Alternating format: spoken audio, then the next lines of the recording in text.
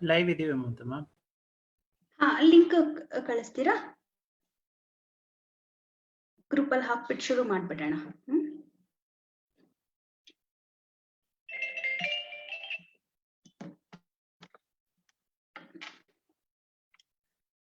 ಎಲ್ರಿಗೂ ನಮಸ್ಕಾರ, ಬೆಳಗಿನ ಶುಭೋದಯಗಳು, ವೆರಿ ಗುಡ್ ಮಾರ್ನಿಂಗ್. ಎಲ್ಲಾ ಮಕ್ಕಳಿಗೂ ಸಹ ಮಕ್ಕಳ ದಿನಾಚರಣೆ ಶುಭಾಶಯಗಳು, ಹಾಗೆ ದೀಪಾವಳಿ ಹಬ್ಬದ ಹಾರ್ದಿಕ ಶುಭಾಶಯಗಳು. ದೇವರು ನಿಮ್ಗೆಲ್ರಿಗೂ ಆಯಸ್ಸು, ಆರೋಗ್ಯ ಹಾಗೆ ಒಳ್ಳೆ ವಿದ್ಯಾ ಬುದ್ಧಿ ಕೊಟ್ಟು ಕಾಪಾಡ್ಲಿ ಅಂತ ಕೇಳ್ತೇವೆ ಯೂತ್ ಫಾರ್ ಸೇವಾ ಸಂಸ್ಥೆ ಕಡೆಯಿಂದ.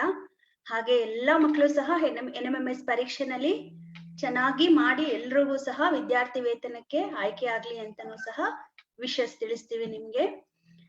ನಿನ್ನೆ ನಿಮ್ಗೆಲ್ರಿಗೂ ಗೊತ್ತಿರೋ ಹಂಗೆ ಮೊದಲನೇ ಕ್ಲಾಸ್ ಇತ್ತು. ಏನು NMMS, ಹೇಗ್ ಬರಿಬೇಕು, ಏನೆಲ್ಲ ಡಾಕ್ಯುಮೆಂಟ್ಸ್ ಬೇಕು, ಮತ್ತೆ ಒಂದಷ್ಟು home works, preparation home work, ಇದೆಲ್ಲವೂ ಸಹ ಪ್ರಸನ್ನ ಸರ್ ನಿಮ್ಗೆ ನೆನ್ನೆ ಪಾಠ ಮಾಡಿದ್ರು. ಇವತ್ತು ಏನು GMAT ಅಲ್ಲಿ ಇದೆ, ಜನರಲ್ ಮೆಂಟಲ್ ಎಬಿಲಿಟಿ ನಲ್ಲಿ ಇರುವಂತಹ ಪಾಠಗಳನ್ನ ಹೇಳ್ಕೊಡೋದಕ್ಕೆ ನಮ್ ಜೊತೆಗೆ ಇವತ್ತು ಹರ್ಷ ಸರ್ ಇರ್ತಾರೆ. ಹರ್ಷ ಸರ್ ಒಂದು ನ್ಯಾಷನಲ್ ಇನ್ಸ್ಟ್ರೂಮೆಂಟ್ಸ್ ಅಂತ ಒಂದು ಬ್ಯಾಂಗ್ಳೂರ್ನಲ್ಲಿ ಸಾಫ್ಟ್ವೇರ್ ಕಂಪನಿ ಇದೆ. ಆ ಕಂಪನಿನಲ್ಲಿ ಸಾಫ್ಟ್ವೇರ್ ಇಂಜಿನಿಯರ್ ಆಗಿ ಕೆಲಸ ಮಾಡ್ತಾರೆ. ಹಾಗೆ ಅವರು ಬ್ಯಾಂಗ್ಳೂರ್ನಲ್ಲಿ 2 ಶಾಲೆಗಳಿದೆ, ಗವರ್ಮೆಂಟ್ ಹೈಸ್ಕೂಲ್ ಉತ್ತರಹಳ್ಳಿ ಮತ್ತೆ ಸ್ವಾಮಿ ವಿವೇಕಾನಂದ ಸ್ಕೂಲ್ ಅಂತ ಏಡೆಡ್ ಸ್ಕೂಲ್. ಆ 2 ಶಾಲೆಗಳಲ್ಲಿ ಮಕ್ಕಳಿಗೆ NMMS ತರಬೇತಿನ ಕೊಡ್ತಿದ್ದಾರೆ. ಹಾಗೆ ಇನ್ನೊಂದು ಪುಣ್ಯದ ಕೆಲಸ ಏನಂತ ಹೇಳಿದ್ರೆ, ಹರ್ಷ ಸರ್ ಎಲ್ಲ NMMS ಪಾಸ್ ಆಗಿರೋ ಮಕ್ಳದು ಆನ್ಲೈನ್ ಅಲ್ಲಿ ಪೋರ್ಟಲ್ ಅಂತ, ನ್ಯಾಷನಲ್ ಸ್ಕಾಲರ್ಶಿಪ್ ಪೋರ್ಟಲ್ ಅಂತ ಇರುತ್ತೆ. ಪಾಸ್ ಆದ ತಕ್ಷಣ ಡೈರೆಕ್ಟ್ ಆಗಿ ನಿಮ್ಗೆ ಅಕೌಂಟಿಗೆ ದುಡ್ಡು ಬರಲ್ಲ, ನಿಮ್ಮೆಲ್ಲಾ ಇನ್ಫಾರ್ಮೇಶನ್ ಸಹ ಪೋರ್ಟಲ್ ಅಲ್ಲಿ ಅಪ್ಲೋಡ್ ಮಾಡ್ಬೇಕು. ಆ ಒಂದು ಮಹತ್ ಕಾರ್ಯನ ಹರ್ಷ ಸರ್ 2 ವರ್ಷದಿಂದ ಮಾಡ್ಕೊಂಡ್ ಬರ್ತಿದ್ದಾರೆ. 100 ಮಕ್ಳದ್ದು ಸ್ಕಾಲರ್ಶಿಪ್ ಬರೋದಕ್ಕೆ ಪೋರ್ಟಲ್ ನಲ್ಲಿ ಅಪ್ಲೋಡ್ ಮಾಡ್ತಿದ್ದಾರೆ. ಅವ್ರು ಇವತ್ತು ನಿಮ್ಗೆ ಕ್ಲಾಸಸ್ ತಗೋತಿದ್ದಾರೆ. 2-3 ಚಾಪ್ಟರ್ ನ ಕವರ್ ಮಾಡ್ತಾರೆ. ಆಲ್ರೆಡಿ ನಾನ್ ನಿಮ್ಗೆ ಗ್ರೂಪ್ ಅಲ್ಲಿ ಹಾಕಿದೀನಿ ಯಾವ್ದಾವ್ದು ಚಾಪ್ಟರ್ ನ ಅವ್ರು ಇವತ್ತು ಕವರ್ ಮಾಡ್ತಾರೆ ಅಂತ. ಕೆಲವೊಂದು ಮಕ್ಳು ಪ್ರಶ್ನೆ ಕೇಳ್ತಾ ಇದ್ರಿ, ನಾವೇ ಎಲ್ಲ ಮಾಡ್ಬೇಕಾ ಅಂತ. ಇವತ್ತು ಅದನ್ನ ಪಾಠ ಮಾಡ್ತಾ ಹೋಗ್ತಾರೆ ಹರ್ಷ ಸರ್. ನೀವು ಅಲ್ಲಿರೋದನ್ನ ಕ್ವೆಶನ್ಸ್ ಗಳನ್ನ ಬರ್ಕೊಳ್ಳೋದಕ್ಕೆ ನಿಮ್ಗೆ ಹೆಲ್ಪ್ ಆಗ್ಲಿ ಅಂತ ಹೇಳ್ಬಿಟ್ಟು ನಿಮ್ಗೆ ಅದನ್ನ ಶೇರ್ ಮಾಡಿರೋಂಥದ್ದು. ಇವತ್ತು 3 ಚಾಪ್ಟರ್ ನ ಹರ್ಷ ಸರ್ ಪಾಠ ಮಾಡ್ತಾರೆ. ನಿಮ್ಗೆಲ್ರಿಗೂ ಆಲ್ ದ ಬೆಸ್ಟ್. ಮತ್ತೊಮ್ಮೆ ಮಕ್ಕಳ ದಿನಾಚರಣೆ ಹಬ್ಬದ ಶುಭಾಶಯಗಳು ನಿಮ್ಗೆಲ್ರಿಗೂ. Okay, over to you Harsha. Thank you Mamata ma'am. So ಮೊದಲನೇದಾಗಿ ಮಮತಾ ಮ್ಯಾಮ್ಗೆ ಥ್ಯಾಂಕ್ಸ್ ಈ ಒಂದು ಅವಕಾಶವನ್ನ ಕಲ್ಪಿಸಿಕೊಟ್ಟಿದ್ದಕ್ಕೆ. ಸೊ ಮಕ್ಕಳೇ, ನಿಮ್ಗೆಲ್ಲಾರ್ಗು ದೀಪಾವಳಿ ಹಬ್ಬದ ಆರ್ಥಿಕ ಶುಭಾಶಯಗಳು ಮತ್ತೆ ಮಕ್ಕಳ ದಿನಾಚರಣೆಯ ಶುಭಾಶಯಗಳು ಕೂಡ. ಇವತ್ತು ನೀವೆಲ್ಲಾನು ಪಟಾಕಿ ಹೊಡೆಯೋದನ್ನ ಬಿಟ್ಟು, ವಾಯು ಮಾಲಿನ್ಯ ಮಾಡೋದನ್ನ ಬಿಟ್ಟು ಒಂದು ಕ್ಲಾಸ್ ಅನ್ನ ಅಟೆಂಡ್ ಮಾಡ್ತಾ ಇದ್ದೀರಾ. ಅದು ಒಂದು ತುಂಬಾ ನಿಜವಾಗ್ಲೂ ಶ್ಲಾಘನೀಯವಾದ ಒಂದು ಕೆಲಸ. ಹಾಗಾಗಿ ಒಳ್ಳೇದಾಗ್ಲಿ ಎಲ್ಲಾರ್ಗುನು. ಇವತ್ತು ಶುರು ಮಾಡೋಣ ಮೊದಲನೇ ಕ್ಲಾಸ್ NMMS. ಸೊ ನಾನು ಇವತ್ತು ತುಂಬಾ ಸುಲಭವಾಗಿರೋ ಪಾಠನ ಆಯ್ಕೆ ಮಾಡ್ಕೊಂಡಿದೀನಿ. ನಿಮ್ಗೆ ಎಲ್ಲಾರ್ಗು ವಾಟ್ಸ್ಆಪ್ ಗ್ರೂಪ್ ಅಲ್ಲೆಲ್ಲ ಕ್ರಿಯೇಟ್ ಮಾಡಿರ್ತಾರೆ ಅನ್ಸುತ್ತೆ. ಸೊ ನಾನು ಇವಾಗ ಸ್ಕ್ರೀನ್ ಶೇರ್ ಮಾಡಕ್ ಶುರು ಮಾಡ್ತೀನಿ.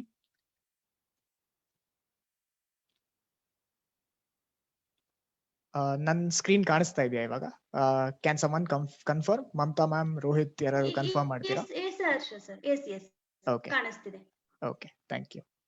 ಸೊ ಇವಾಗ ನಾನು ಮೊದಲನೇದಾಗಿ ಇವಾಗ ನಿಮ್ಗೆ ಈ ಸ್ಪರ್ಧಾ ಕಲಿ ಅಂತ ಒಂದು ರೆಫರೆನ್ಸ್ ಪುಸ್ತಕ ಇರುತ್ತೆ. ಸೊ ಮುಂಚೆ ಎಲ್ಲ ಸ್ಕೂಲ್ ಇದ್ದಾಗ ಮಕ್ಕಳಿಗೆ ಸ್ಕೂಲ್ಗೆ ಹೋಗಿ ಪುಸ್ತಕನ ಕೊಡ್ತಾ ಇದ್ವಿ. ಈ ಸತಿ ಅದ್ ಆಗಲ್ಲ, ಯಾಕೆಂದ್ರೆ ಎಲ್ಲ ಆನ್ಲೈನ್ ಇರೋದ್ರಿಂದ.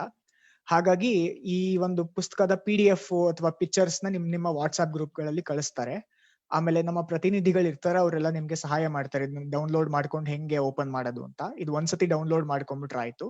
ಇದಕ್ಕೆ PDF ಒಂದು ರೀಡರ್ ನೀವು ಪ್ಲೇ ಸ್ಟೋರ್ ಇಂದ ಇನ್ಸ್ಟಾಲ್ ಮಾಡ್ಕೋಬೇಕು. ಸೊ ಅದಕ್ಕೂ ನಿಮ್ಗೆ ಏನಾದ್ರು ತೊಂದರೆ ಆದ್ರೆ ನೀವು ಆ ವಾಟ್ಸ್ಆಪ್ ಗ್ರೂಪ್ ಅಲ್ಲಿ ಯೂತ್ ಫಾರ್ ಸೇವಾ ಪ್ರತಿನಿಧಿಗಳಿರ್ತಾರೆ, ಅವರಿಂದ ಸಹಾಯನ ಪಡ್ಕೋಬಹುದು. ಸೊ ಇದರಲ್ಲಿ ನಿಮ್ಗೆ ಅದೇ ಎಲ್ಲ ಪಾಠಗಳು, ಒಂದಷ್ಟು ಪ್ರಶ್ನೆಗಳು ಅದೆಲ್ಲಾನು ಇದರಲ್ಲಿ ನಿಮ್ಗೆ ಸಿಗುತ್ತೆ ಈ ಒಂದು ಪುಸ್ತಕದಲ್ಲಿ. ಸೊ ನಾನು ಈ ಒಂದು ಪುಸ್ತಕನ ರೆಫರ್ ಮಾಡ್ಕೊಂಡು ಇವತ್ತು ಅಥವಾ ಮುಂದಿನ ಕ್ಲಾಸ್ ಅಲ್ಲಿ ಯಾರ್ಯಾರು ಮಾಡ್ತಾರೆ ಪಾಠಗಳನ್ನ ಅವರೆಲ್ಲ ಈ ಒಂದು ಪುಸ್ತಕನ ರೆಫರ್ ಮಾಡ್ತಾ ಇರ್ತಾರೆ. ಸೊ ಇವಾಗ ಶುರು ಮಾಡೋಣ ಮೊದಲನೇ ಕ್ಲಾಸು. ನಾನು ಮೊದಲನೇದಾಗಿ ಪ್ರತಿಬಿಂಬ ಅಥವಾ ಮಿರರ್ ಇಮೇಜಸ್ ಆ ಒಂದು ಪಾಠನ ಆಯ್ಕೆ ಮಾಡ್ಕೊಂಡಿದೀನಿ. ಇದು ತುಂಬಾನೇ ಸುಲಭ ಅಂದ್ರೆ ಸುಲಭ. ನೀವು ಈಸಿಯಾಗಿ ಅಂಕಗಳನ್ನ ಪಡ್ಕೋಬಹುದು. ಸೊ ಪ್ರಶ್ನೆ ಹೇಗಿರುತ್ತೆ ಅಂತಂದ್ರೆ, ಉದಾಹರಣೆಗೆ ನೋಡಿ ಇಲ್ಲಿ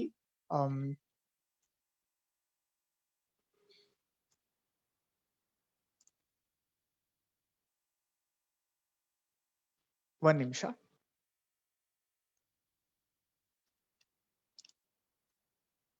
ಉದಾಹರಣೆಗೆ ನೋಡಿ, ಪ್ರಶ್ನೆ ನಿಮ್ಗೆ ಈ ತರ ಇರುತ್ತೆ ಪರೀಕ್ಷೆನಲ್ಲಿ. ಒಂದು ಚಿತ್ರ ಕೊಟ್ಟಿರ್ತಾರೆ, ಇಲ್ಲಿ ಮೇಲ್ಗಡೆ ಇಲ್ಲಿ ಕಾಣಿಸ್ತಾ ಇದೆಯಲ್ಲ ಈ ಚಿತ್ರ ಕೊಟ್ಟು ಪಕ್ಕದಲ್ಲಿ ಈ ತರ ಒಂದು ಉದ್ದನೆ ಗೆರೆ ಹಾಕಿ ಈ ತರ ಕೊಟ್ಟಿರ್ತಾರೆ. ಸೊ ಇದು ಏನನ್ನ ಸೂಚಿಸುತ್ತೆ ಅಂದ್ರೆ ನಿಮ್ಮ ಒಂದು ಕನ್ನಡಿಯನ್ನ ಸೂಚಿಸುತ್ತೆ. ಸೊ ಈ ಒಂದು ಏನಿರುತ್ತೆ ಒಂದು ವಸ್ತು, ಇದರ ಪ್ರತಿಬಿಂಬ ನೀವು ಕಂಡುಹಿಡಿಬೇಕು. ಅದಕ್ಕೆ ನಿಮ್ಗೆ 4 ಆಯ್ಕೆಗಳಿರುತ್ತೆ.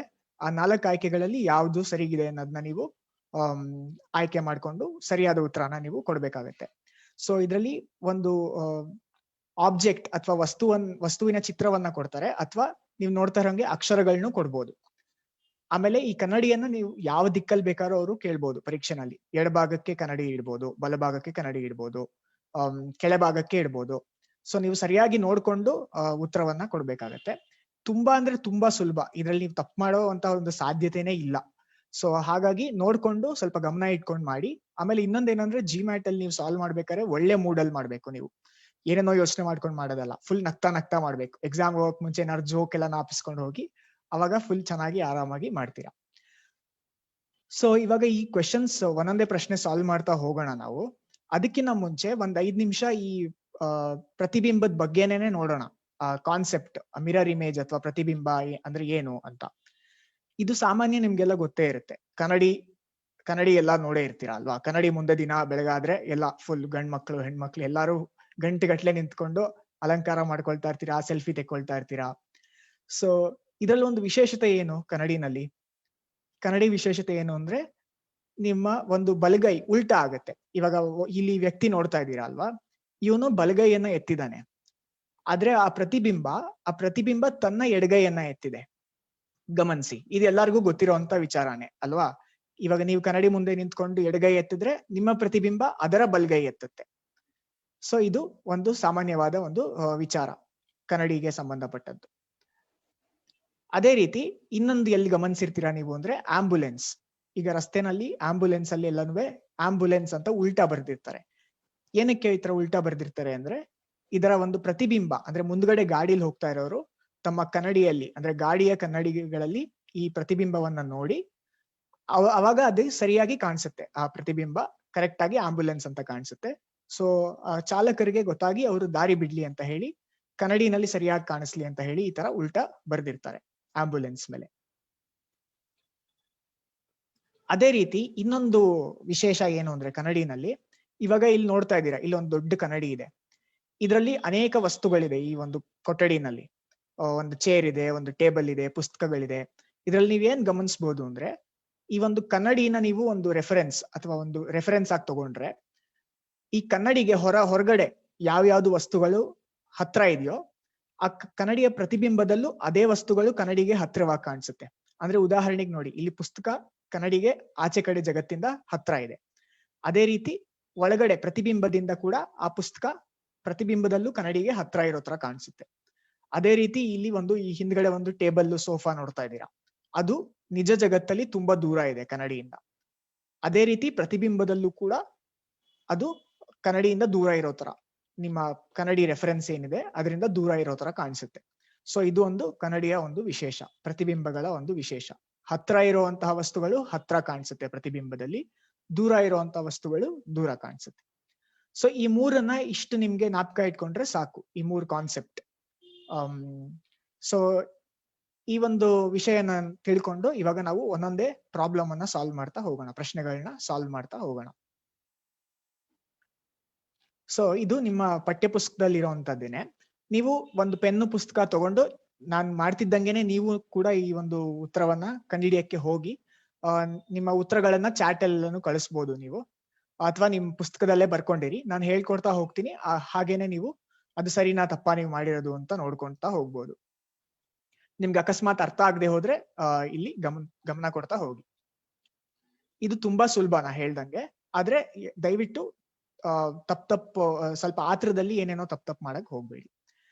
ಸೊ ಇವಾಗ ಮೊದಲನೇದಾಗಿ ಈ ಮೊದಲನೇ ಪ್ರಶ್ನೆಯನ್ನ ನೋಡೋಣ. ಇದೆಲ್ಲ ನೀವು ನೋಡ್ತಿದ್ದಂಗೆನೆ ಎಷ್ಟೊಂದು ಕಂಡಿಡಿದ್ ಬಿಡ್ಬೋದು. ಇವಾಗ ಮೊದಲನೇದಾಗಿ ನಿಧಾನಕ್ಕೆ ತಗೊಳ್ಳೋಣ, ಒಂದೆರಡು ಪ್ರಶ್ನೆಯನ್ನ ನಿಧಾನಕ್ಕೆ ನೋಡ್ತಾ ಹೋಗೋಣ ಹೆಂಗೆ ಬರೆಯೋದು ಅಂತ ಹೇಳಿ.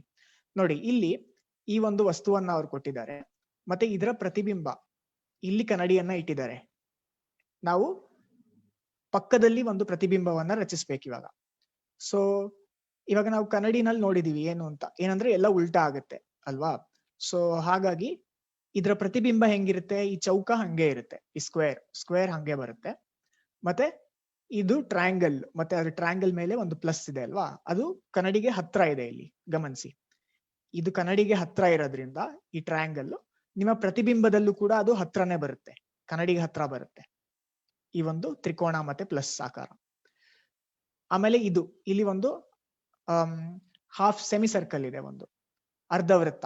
ಆ ಅರ್ಧವೃತ್ತ ಕನ್ನಡಿಯಿಂದ ದೂರ ಇದೆ ಅಲ್ವಾ. ಸೊ ಹಾಗಾಗಿ ನಿಮ್ಮ ಪ್ರತಿಬಿಂಬದಲ್ಲೂ ಕೂಡ ಕನ್ನಡಿಯಿಂದ ಅದು ದೂರ ಹೋಗುತ್ತೆ, ಅಂದ್ರೆ ಈ ಕಡೆ ಬರುತ್ತೆ.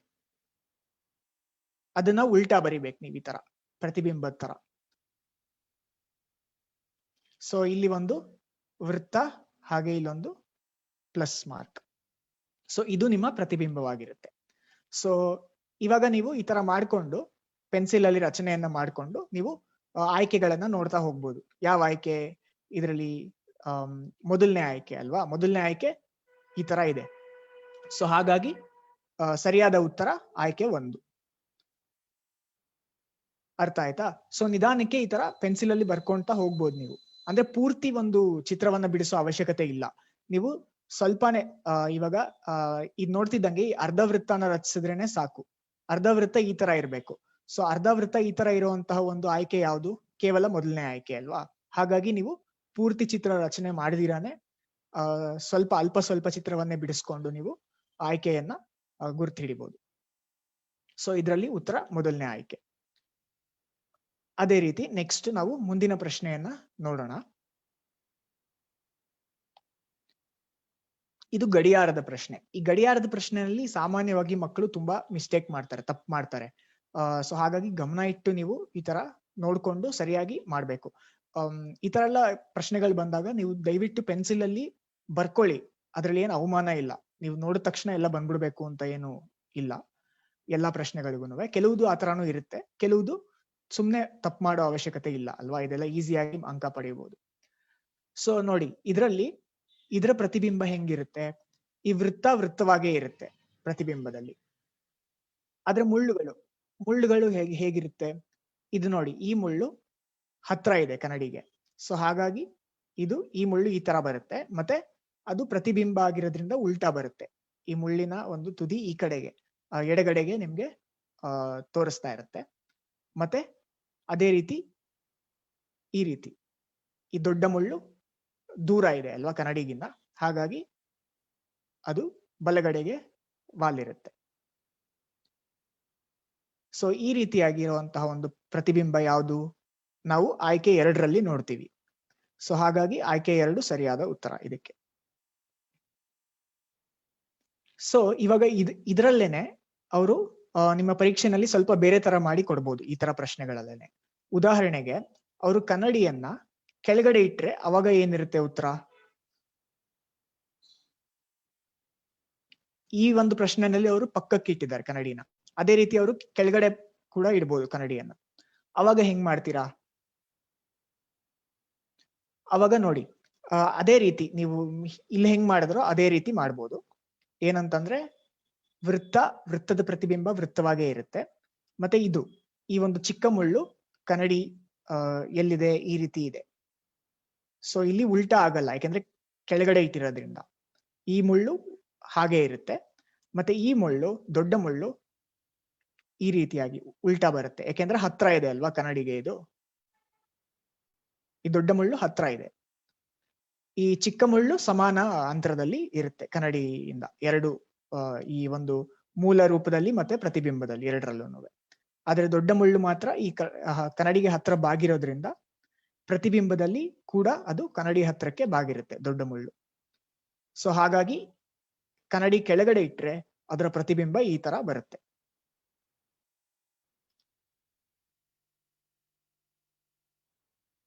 ಸರಿ, ಇವಾಗ ಮುಂದಕ್ಕೆ ಹೋಗೋಣ. ಅದೇ ರೀತಿ ಅವರು ಎಡಭಾಗದಲ್ಲಿ ಕನ್ನಡಿಯನ್ನ ಇಡ್ಬೋದು. ನಿಮ್ಮ ಪ್ರಶ್ನೆನಲ್ಲಿ ಈ ತರ ಕೊಟ್ರೆ ಅದೇ ವಸ್ತು, ಅದೇ ಗಡಿಯಾರ, ಅದೇ ಒಂದು ಮುಳ್ಳಿನ ಸ್ಥಾನಗಳು ಈ ಕಡೆ ಕನ್ನಡಿ ಇಟ್ಟಿದ್ದಾರೆ. ಅವಾಗ ಏನಾಗುತ್ತೆ ನೋಡಿ, ವೃತ್ತದ ಪ್ರತಿಬಿಂಬ ವೃತ್ತವಾಗೇ ಇರುತ್ತೆ. ಈ ಚಿಕ್ಕ ಮುಳ್ಳು ಕನ್ನಡಿಗಿನ ದೂರ ಇದೆ ಅಲ್ವಾ? ಹಾಗಾಗಿ ಇದರಲ್ಲಿ ಪಕ್ಕದಲ್ಲಿ ಇಟ್ಟಿರೋದ್ರಿಂದ ಕನ್ನಡಿ ನಿಮ್ಮ ಚಿಕ್ಕ ಮುಳ್ಳು ವಿರುದ್ಧ ದಿಕ್ಕಿನಲ್ಲಿ ತೋರ್ತಾ ಇರುತ್ತೆ ಪ್ರತಿಬಿಂಬದಲ್ಲಿ, ಯಾಕೆಂದ್ರೆ ಅದು ಕನ್ನಡಿಗಿನ ದೂರ ಇದೆ. ಹಾಗಾಗಿ ಅದೇ ರೀತಿ ದೊಡ್ಡ ಮುಳ್ಳು ಕನ್ನಡಿಯ ಸಮೀಪ ಇರೋದ್ರಿಂದ ಪ್ರತಿಬಿಂಬದಲ್ಲೂ ಕೂಡ ಕನ್ನಡಿಯ ಸಮೀಪಕ್ಕೆ ವಾಲಿರುತ್ತೆ. ಈ ರೀತಿಯಾಗಿ ಇರುತ್ತೆ ಪ್ರತಿಬಿಂಬ.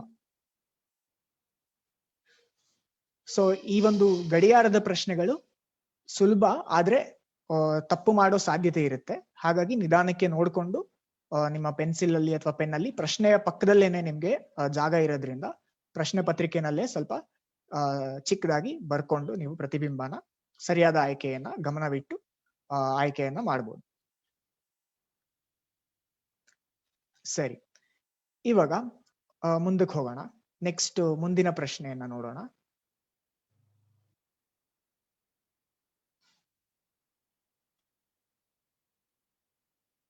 ನೋಡಿ, ಮುಂದಿನ ಪ್ರಶ್ನೆ ಅಕ್ಷರಗಳನ್ನ ಕೊಟ್ಟಿದ್ದಾರೆ. ಅಕ್ಷರಗಳ ಪ್ರತಿಬಿಂಬ.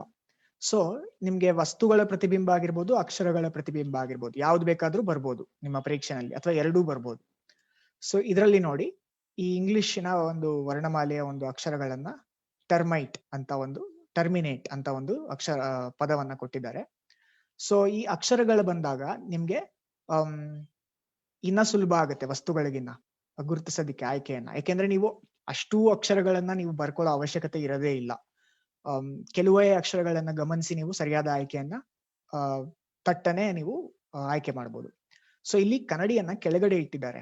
ಸೊ ಹಾಗಾಗಿ ಏನಾಗುತ್ತೆ, ಈ ಅಕ್ಷರಗಳೆಲ್ಲ ಉಲ್ಟಂಬಲ್ಟ ಆಗುತ್ತೆ, ತಲೆ ಕೆಳಗಾಗತ್ತೆ. ಅಂದ್ರೆ ಈಗ ಉದಾಹರಣೆಗೆ ನೋಡಿ, ಟಿ ಅಕ್ಷರ ತಲೆ ಕೆಳಗಾಗತ್ತೆ. ಸೊ ನೀವು ಇದರಿಂದಾನೆ ನೀವು ಇಡೀ ಒಂದು ಪದವನ್ನ ಬರ್ಕೊಳ್ಳೋ ಅವಶ್ಯಕತೆ ಇರೋದೇ ಇಲ್ಲ ಪ್ರತಿಬಿಂಬವಾಗಿ. ನೀವು ಕೇವಲ ಇದನ್ನ ಮೊದಲನೇದು ಅಥವಾ ಮಧ್ಯದ ಯಾವ್ದಾರೋ ಒಂದು ಅಕ್ಷರವನ್ನ ಪ್ರತಿಬಿಂಬವನ್ನ ಬರ್ಕೊಂಡ್ರೆ ಅದರಿಂದಾನೇ ನೀವು ಗುರುತಿಸ್ಬೋದು ಸರಿಯಾದ ಉತ್ತರವನ್ನ. ಸೊ ಈ ಟಿ ಆಕಾರ ಈ ತರ ತಲೆ ಕೆಳಗಾಗಿರೋದ್ರಿಂದ ಈ ಮೊದಲನೇ ಅಕ್ಷರ ಟಿ ಈ ತರ ಉಲ್ಟಾ ಇರುವಂತಹ ಒಂದು ಆಯ್ಕೆ ಯಾವುದು? ಕೇವಲ ಎರಡನೇ ಆಯ್ಕೆ ಮಾತ್ರ ಅಲ್ವಾ ಈ ಒಂದು ಪ್ರಶ್ನೆನಲ್ಲಿ. ಹಾಗಾಗಿ ನಿಮ್ಮ ಸರಿಯಾದ ಉತ್ತರ ಎರಡನೇ ಆಯ್ಕೆ. ಸೊ ಈ ರೀತಿ ನೀವು ಎಕ್ಸಾಮ್ ಅಲ್ಲಿ ಟಿಪ್ಸ್, ಈ ಒಂದು ಪೂರ್ತಿ ಪದವನ್ನ ಪ್ರತಿಬಿಂಬ ಮಾಡ್ಕೊಳ್ದೀರಾ ಕೆಲವು ಅಕ್ಷರಗಳನ್ನ ಪ್ರತಿಬಿಂಬ ಮಾಡಿಕೊಂಡು ಸರಿಯಾದ ಆಯ್ಕೆಯನ್ನ ನೀವು ಆಯ್ಕೆ ಮಾಡ್ಕೋಬಹುದು. ಈ ರೀತಿಯಾಗಿ ಬೇಗ ನೀವು ಪ್ರಶ್ನೆಗಳನ್ನ ಉತ್ತರಿಸ್ತಾ ಹೋಗ್ಬೋದು. ಬಟ್ ಇದು ಕ್ಲಾಸ್ ಆಗಿರೋದ್ರಿಂದ ನಾನು ಫುಲ್ ಈ ಒಂದು ಪೂರ್ತಿಯ ಪದವನ್ನ ಪ್ರತಿಬಿಂಬ ಬರೆದು ತೋರಿಸ್ತೀನಿ ನಿಮ್ಗೆ. ಸೊ ಇಲ್ಲಿ ಟಿ ಅನ್ನೋದು ಈ ರೀತಿ ತಲೆ ಕೆಳಗಾಗಿದೆ. ಅದೇ ರೀತಿ ಈ ಅಕ್ಷರ ಕೂಡ ತಲೆ ಕೆಳಗಾಗತ್ತೆ. ಅದೇ ರೀತಿ ಆರ್ ಅಕ್ಷರ ಕೂಡ, ಎಂ ಅಕ್ಷರ ಕೂಡ ಈ ರೀತಿ ತಲೆ ಕೆಳಗಾಗತ್ತೆ. ಐ ಅಕ್ಷರ ಕೂಡ ಅದೇ ರೀತಿ, ಎನ್ ಅಕ್ಷರ ಕೂಡ ತಲೆ ಕೆಳಗಾಗತ್ತೆ. ಇದು ಎ ಅಕ್ಷರದ ತಲೆ ಕೆಳಗೆ ರೂಪ, ಮತ್ತೆ ಟಿ ತಲೆ ಕೆಳಗಾಗಿದೆ, ಮತ್ತೆ ಈ ಅಕ್ಷರ ತಲೆ ಕೆಳಗಾಗಿದೆ. ಸೊ ಹಾಗಾಗಿ ಸರಿಯಾದ ಆಯ್ಕೆ 2. ಓಕೆ, ನಿಮ್ಗೆಲ್ಲ ಅರ್ಥ ಆಗಿದೆ ಅಂತ ಭಾವಿಸ್ತಿದ್ದೀನಿ. ಸರಿ, ಈ ರೀತಿಯಾಗಿ ನೀವು ಇನ್ನೊಂದಷ್ಟು ಇದೇ ರೀತಿಯಾದ ಪ್ರಶ್ನೆಗಳನ್ನ ನೀವು ಪ್ರಾಕ್ಟೀಸ್ ಮಾಡ್ಕೊಳ್ತಾ ಹೋದ್ರೆ ಅಕ್ಷರಗಳಿರೋದು ಅಥವಾ ವಸ್ತುಗಳಿರೋದು ಅದು ನಿಮ್ಗೆ ಅಭ್ಯಾಸ ಮಾಡ್ತಾ ತುಂಬಾ ಸುಲಭ ಆಗ್ತಾ ಹೋಗುತ್ತೆ. ಸೊ ಇದೇ ಪ್ರಶ್ನೆನ ಅವರು ತಿರುಗಿಸಿ ಕೊಡ್ಬೋದು. ಅಂದ್ರೆ ಅವರು ಇಲ್ಲಿ ಕನ್ನಡಿನ ಕೆಳಗಡೆ ಇಟ್ಟಿದ್ದಾರೆ, ಅದೇ ರೀತಿ ಅವರು ಕನ್ನಡಿಯನ್ನ ಪಕ್ಕಕ್ಕೆ ಇಡ್ಬೋದು. ಸೊ ಇಲ್ಲಿ ಕನ್ನಡಿಯನ್ನ ಬಲಭಾಗಕ್ಕೆ ಇಟ್ಟಿದ್ದಾರೆ ನೋಡಿ. ಈ ತರ ಕೇಳಿದಾಗ ಅವಾಗ ಯಾವ ರೀತಿಯಾಗಿರುತ್ತೆ ನಿಮ್ಮ ಪ್ರತಿಬಿಂಬ? ಹತ್ರ ಇರೋ ಅಕ್ಷರಗಳು ಹತ್ರ ಇರುತ್ತೆ. ಅಂದ್ರೆ ನೋಡಿ, ಈ ಅನ್ನೋದು ಕನ್ನಡಿಗೆ ಹತ್ರ ಇರೋದ್ರಿಂದ ಇಲ್ಲಿ ಈ ಬರುತ್ತೆ. ಬಟ್ ಈ ಉಲ್ಟಾ ಆಗತ್ತೆ ಈ ರೀತಿಯಾಗಿ. ಮತ್ತೆ ನೆಕ್ಸ್ಟ್ ಟಿ ಬರುತ್ತೆ ಮುಂದೆ. ಈ ನಂತರ ಟಿ ಇರೋದ್ರಿಂದ ಕನ್ನಡಿಗೂ ಹತ್ರ ಆಗಿರೋದ್ರಿಂದ ಟಿ, ಈ ನಂತರದಲ್ಲಿ ಟಿ ಕೂಡ ಇಲ್ಲಿ ಟಿ ತಲೆ ಕೆಳಗಾಗಲ್ಲ, ಯಾಕೆಂದ್ರೆ ಕನ್ನಡಿಯನ್ನ ಪಕ್ಕದಲ್ಲಿ ಇಟ್ಟಿರೋದ್ರಿಂದ ತಲೆ ಕೆಳಗಾಗಲ್ಲ. ಬಟ್ ಎಡಬಲ ಉಲ್ಟಾ ಆಗತ್ತೆ. ಸೊ ಟಿ ಎಡಬಲ ಉಲ್ಟಾ ಮಾಡಿದ್ರು ಅದು ಟಿ ಆಗಿ ಉಳಿಯುತ್ತೆ. ಅದೇ ರೀತಿ ನೆಕ್ಸ್ಟ್ ಬರೋದು ಎ ಕೂಡ ಅದೇ ರೀತಿ ಇರುತ್ತೆ. ಎಡ ಬಲ ಎರಡೂನು ಬದಲಾಯಿಸಿದ್ರೆ ಹಾಗೆ ಇರುತ್ತೆ. ನಂತರ ಎನ್ ಬರುತ್ತೆ. ಎನ್ನು ಸ್ವಲ್ಪ ಬೇರೆ ತರ ಈ ರೀತಿಯಾಗಿ ಉಲ್ಟಾ ಆಗುತ್ತೆ. ನಂತರ ಬರೋದು ಐ ಹಾಗೆ ಇರುತ್ತೆ. ಎಂ ಕೂಡ ಹಾಗೆ ಇರುತ್ತೆ. ನಂತರ ಆರ್ ಬರುತ್ತೆ. ಆರು ನೋಡಿ ತಲೆ ಕೆಳಗಾಗಲ್ಲ, ಬಟ್ ಇದು ಅಡ್ಡಡ್ಡವಾಗಿ ಅದ್ಲು ಬದಲಾಗುತ್ತೆ. ಅದೇ ರೀತಿ ಮತ್ತೆ ಇ ಬರುತ್ತೆ, ಈ ಅಕ್ಷರ. ಅದ ನಂತರ ಟಿ ಬರುತ್ತೆ. ಸೊ ಹೀಗೆ ಪ್ರತಿಬಿಂಬವನ್ನ ನೀವು ರಚಿಸ್ತಾ ಹೋಗ್ಬೋದು. ಅಡ್ಡ ಬಂದ್ರೆ ಮಿರರ್ನ ಅಥವಾ ಕನ್ನಡಿಯನ್ನ ಪಕ್ಕದಲ್ಲಿ ಇಟ್ರೆ, ಅಡ್ಡಲಾಗಿ ಇಟ್ರೆ. ಸೊ ಅರ್ಥ ಆಯ್ತಲ್ಲ? ನೀವು ಈ ಒಂದು ಪ್ರಾಕ್ಟೀಸ್ ಅಂತ ಏನು ಈ ಪುಸ್ತಕದಲ್ಲಿ ಅಥವಾ ಹೋಮ್ ವರ್ಕ್ ಆಗಿ ಕೊಡ್ತಾರೆ ನಿಮ್ಗೆ ಟೀಚರ್ಗಳು, ಅದ್ರಲ್ಲೇ ನೀವೇ ಈ ತರ ಬದಲಾವಣೆ ಮಾಡ್ಕೊಳ್ತಾ ಪ್ರಾಕ್ಟೀಸ್ ಮಾಡ್ಬೋದು. ಆ ಕ್ವೆಶ್ಚನ್ ಅಲ್ಲಿ ಒಂದ್ ಕಡೆ ಇಟ್ಟಿರ್ತಾರೆ ಮಿರರ್ನ, ಬಟ್ ನೀವ್ ಅದೇ ರೀತಿ ನೀವೇ ಕ್ವೆಶ್ಚನ್ ನ ಫಾರ್ಮ್ ಮಾಡ್ಕೋಬಹುದು. ಆ ಮಿರರ್ ಅಥವಾ ಕನ್ನಡಿಯನ್ನ ಬೇರೆ ಕಡೆ ಇಟ್ಕೊಂಡು ಹೇಗ್ ಬರುತ್ತವಾಗ ಅಂತ ನೀವೇ ಮಾಡ್ಕೊಳ್ತಾ ಹೋದ್ರೆ ನಿಮ್ಗೆ ಇನ್ನ ಹೆಚ್ಚು ಅಭ್ಯಾಸ ಆಗ್ತಾ ಹೋಗುತ್ತೆ. ಸರಿ, ನೆಕ್ಸ್ಟ್ ಮುಂದಿನ ಪ್ರಶ್ನೆಯನ್ನ ನೋಡೋಣ.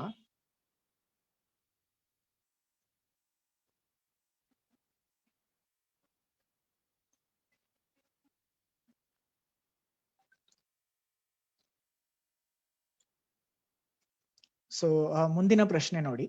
ಇದರಲ್ಲಿ ಒಂದು ಝೆಡ್ ಆಕೃತಿ, ಈ ರೀತಿಯಾದಂತ ಒಂದು ಆಕೃತಿ ಇದೆ. ಅದರ ಒಂದು ಪ್ರತಿಬಿಂಬವನ್ನ ನಾವು ಅಡ್ಡಲಾಗಿ ಪ್ರತಿಬಿಂಬವನ್ನ ನಾವು ಕಂಡುಹಿಡಿಬೇಕಾಗಿದೆ.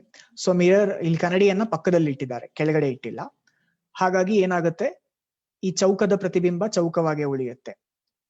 ಅದೆಲ್ಲ ನೀವು ಬರ್ಕೊಳ್ಳೋ ಅವಶ್ಯಕತೆನೂ ಇರಲ್ಲ ಎಕ್ಸಾಮ್ ಅಲ್ಲಿ, ಯಾಕೆಂದ್ರೆ ಈ ಒಂದು ಚೌಕವಾಗಿ ಉಳಿಯುತ್ತೆ ಅನ್ನೋದನ್ನ ನೀವು ಮನಸ್ಸಲ್ಲೇನೆ ಗ್ರಹಿಸ್ಬೋದು. ಅದೇ ರೀತಿ ಈ ಒಂದು ಆಕೃತಿ ನೋಡಿ, ಈ ಚೂಪಾದ ಒಂದು ಏನಿದೆ ಅದು ಕನ್ನಡಿಗೆ ಹತ್ರ ಇರೋದ್ರಿಂದ ನಿಮ್ಮ ಪ್ರತಿಬಿಂಬದಲ್ಲೂ ಕೂಡ ಅದು ಕನ್ನಡಿಗೆ ಹತ್ರ ಇರಬೇಕು, ಈ ರೀತಿಯಾಗಿ ಬರುತ್ತೆ. ಅದೇ ರೀತಿ ಕೆಳಭಾಗ ಕೂಡ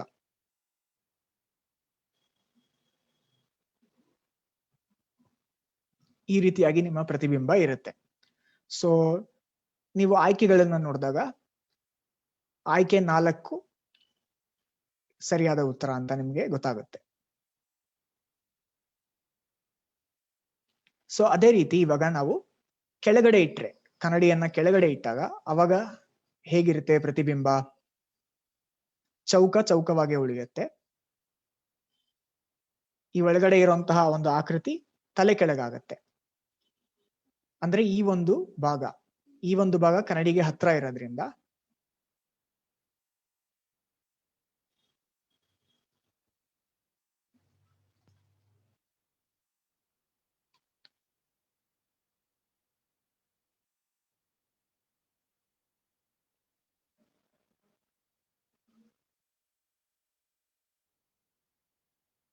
ಈ ರೀತಿಯಾಗಿ ಬರುತ್ತೆ ನಿಮ್ಮ ತಲೆ ಕೆಳಗಾದ ಪ್ರತಿಬಿಂಬ. ಸೊ ನಿಮ್ಗೆಲ್ಲ ಅರ್ಥ ಆಗಿದೆ ಅಂತ ಭಾವಿಸ್ತಾ ಇದ್ದೀನಿ ಈ ಒಂದು ಪ್ರಶ್ನೆ. ಮುಂದಿನ ಪ್ರಶ್ನೆಯನ್ನು ನೋಡೋಣ. ಇದರಲ್ಲಿ ನೋಡಿ, ಮತ್ತೆ ಒಂದು ವೃತ್ತ ಇದೆ, ಮತ್ತೆ ಇಲ್ಲಿ ಒಂದು ಆರೋ ಮಾರ್ಕ್ ಇದೆ ಈ ರೀತಿಯಾಗಿ. ಸೊ ಇದರ ಒಂದು ಪ್ರತಿಬಿಂಬವನ್ನ ಕಂಡುಹಿಡಿಬೇಕು. ಇದು ಪಕ್ಕದಲ್ಲಿ ಇಟ್ಟಿದ್ದಾರೆ ಕನ್ನಡಿಯನ್ನ. ಸೊ ವೃತ್ತಾಕಾರವಾಗೇ ಇರುತ್ತೆ. ಮತ್ತೆ ಇಲ್ಲಿ ಆರೋ ಮಾರ್ಕು ಕನ್ನಡಿಯಿಂದ ವಿರುದ್ಧ ದಿಕ್ಕಿನಲ್ಲಿ ತೋರ್ತಾ ಇದೆ ಅಲ್ವಾ ಇಲ್ಲಿ ಈ ಆರೋ ಮಾರ್ಕು. ಹಾಗಾಗಿ ನಮ್ಮ ಪ್ರತಿಬಿಂಬದಲ್ಲೂ ಕೂಡ ಕನ್ನಡಿಯಿಂದ ವಿರುದ್ಧ ದಿಕ್ಕಿನಲ್ಲಿ ಈ ರೀತಿಯಾಗಿ ತೋರ್ಬೇಕು. ಸೊ ನೀವು ಆಯ್ಕೆಗಳನ್ನ ನೋಡಿದಾಗ ಈ ತರ ಆರೋ ಮಾರ್ಕ್ ಇರುವಂತ ಆಯ್ಕೆ ಯಾವುದು? ಕೇವಲ ಆಯ್ಕೆ 1 ಮಾತ್ರ ಅಲ್ವಾ? ಹಾಗಾಗಿ ಆಯ್ಕೆ 1 ಸರಿಯಾದ ಉತ್ತರ ಆಗತ್ತೆ. ಸೊ ಈ ರೀತಿಯಾಗಿ ನೀವು ನೋಡಿದ ತಕ್ಷಣನೇ ಇದನ್ನ ನೀವು ಕಂಡುಹಿಡಿದು ಬಿಡ್ಬೋದು. ಅಂದ್ರೆ ನೀವು ಇಡೀ ಚಿತ್ರವನ್ನ ಗಮನಿಸೋ ಅವಶ್ಯಕತೆನೇ ಇರೋದಿಲ್ಲ. ಕೆಲವು ಸತಿ ಆಯ್ಕೆಗಳನ್ನ ಮತ್ತೆ ಪ್ರಶ್ನೆಯನ್ನ ಗಮನಿಸಿದ್ರೆ ಬೇಗ ಈ ರೀತಿಯಾಗಿ ಪ್ರಶ್ನೆಗಳಿಗೆ ಉತ್ತರಿಸ್ತಾ ಹೋಗ್ಬೋದು. ಅದೇ ರೀತಿ ಈ ಒಂದು ಮಧ್ಯದಲ್ಲಿರುವಂತಹ ಒಂದು ಭಾಗಕ್ಕ ಏನಿದೆ ಅದು ಈ ರೀತಿಯಾಗಿ ಬರುತ್ತೆ, ಉಲ್ಟಾ ಆಗಿ ಬರುತ್ತೆ. ಸೊ ಹಾಗಾಗಿ ಆಯ್ಕೆ 1 ಸರಿಯಾದ ಉತ್ತರ. ಸೊ ಇವಾಗ ನೆಕ್ಸ್ಟ್ ಕನ್ನಡಿಯನ್ನ ಕೆಳಗೆ ಇಟ್ಟು ನೋಡೋಣ. ಏನಾಗುತ್ತೆ ಅಂತ. ಅವಾಗ ಈ ಒಂದು ಆಕೃತಿ ತಲೆ ಕೆಳಗಾಗತ್ತೆ. ಸೊ ತಲೆ ಕೆಳಗಾದಾಗ ಏನಾಗುತ್ತೆ, ವೃತ್ತವಾಗೇ ಇರುತ್ತೆ. ಮತ್ತೆ ಈ ಒಂದು ಆರೋ ಈ ರೀತಿಯಾಗಿ ಕನ್ನಡಿಯಿಂದ ತದ್ವಿರುದ್ಧವಾಗಿ ಸೂಚಿಸ್ತಾ ಇರುತ್ತೆ. ಮತ್ತೆ ಈ ಒಂದು ಭಾಗಕ ಏನಿದೆ ಮಧ್ಯದಲ್ಲಿ, ಅದು ಈ ರೇಖೆ ಈ ರೀತಿಯಾಗಿ ಬರುತ್ತೆ, ತಲೆ ಕೆಳಗಾಗಿ ಬರುತ್ತೆ. ಸೊ ಈ ಒಂದು ಚಿತ್ರದ ಪ್ರತಿಬಿಂಬ ಈ ರೀತಿಯಾಗಿರುತ್ತೆ ಕನ್ನಡಿಯನ್ನ ಕೆಳಗಡೆ ಇಟ್ಟಾಗ.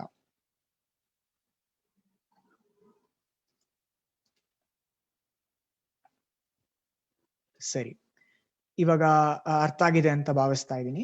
ನೆಕ್ಸ್ಟ್ ಮುಂದಿನ ಪ್ರಶ್ನೆಗೆ ಹೋಗೋಣ.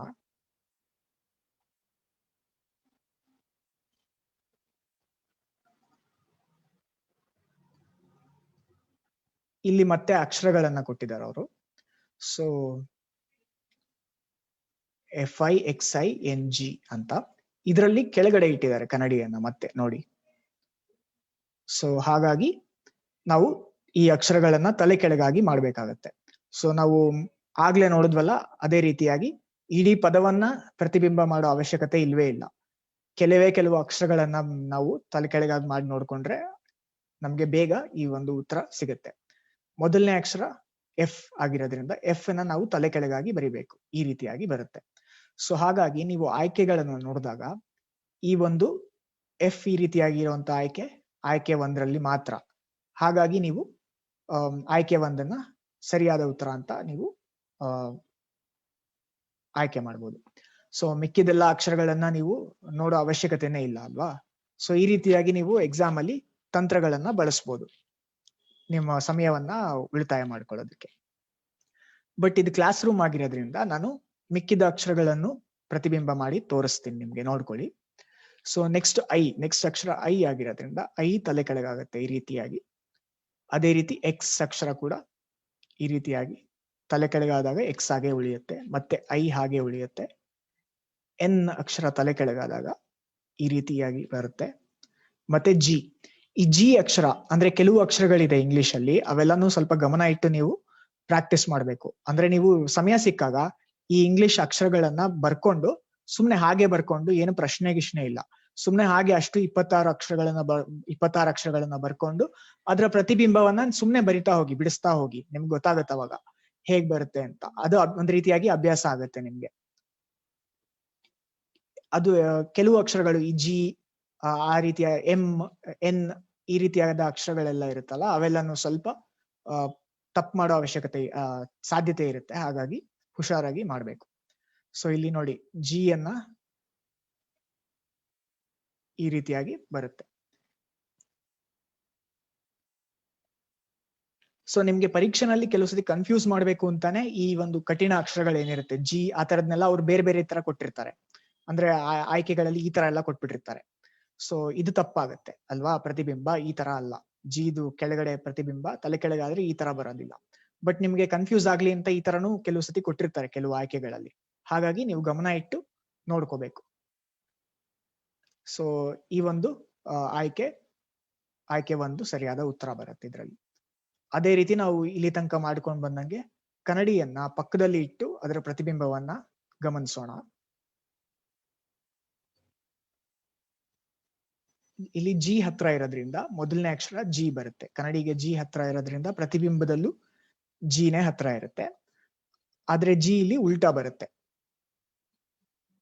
ಅದ್ಲ ಬದಲಾಗಿ ಬರುತ್ತೆ ಈ ರೀತಿಯಾಗಿ.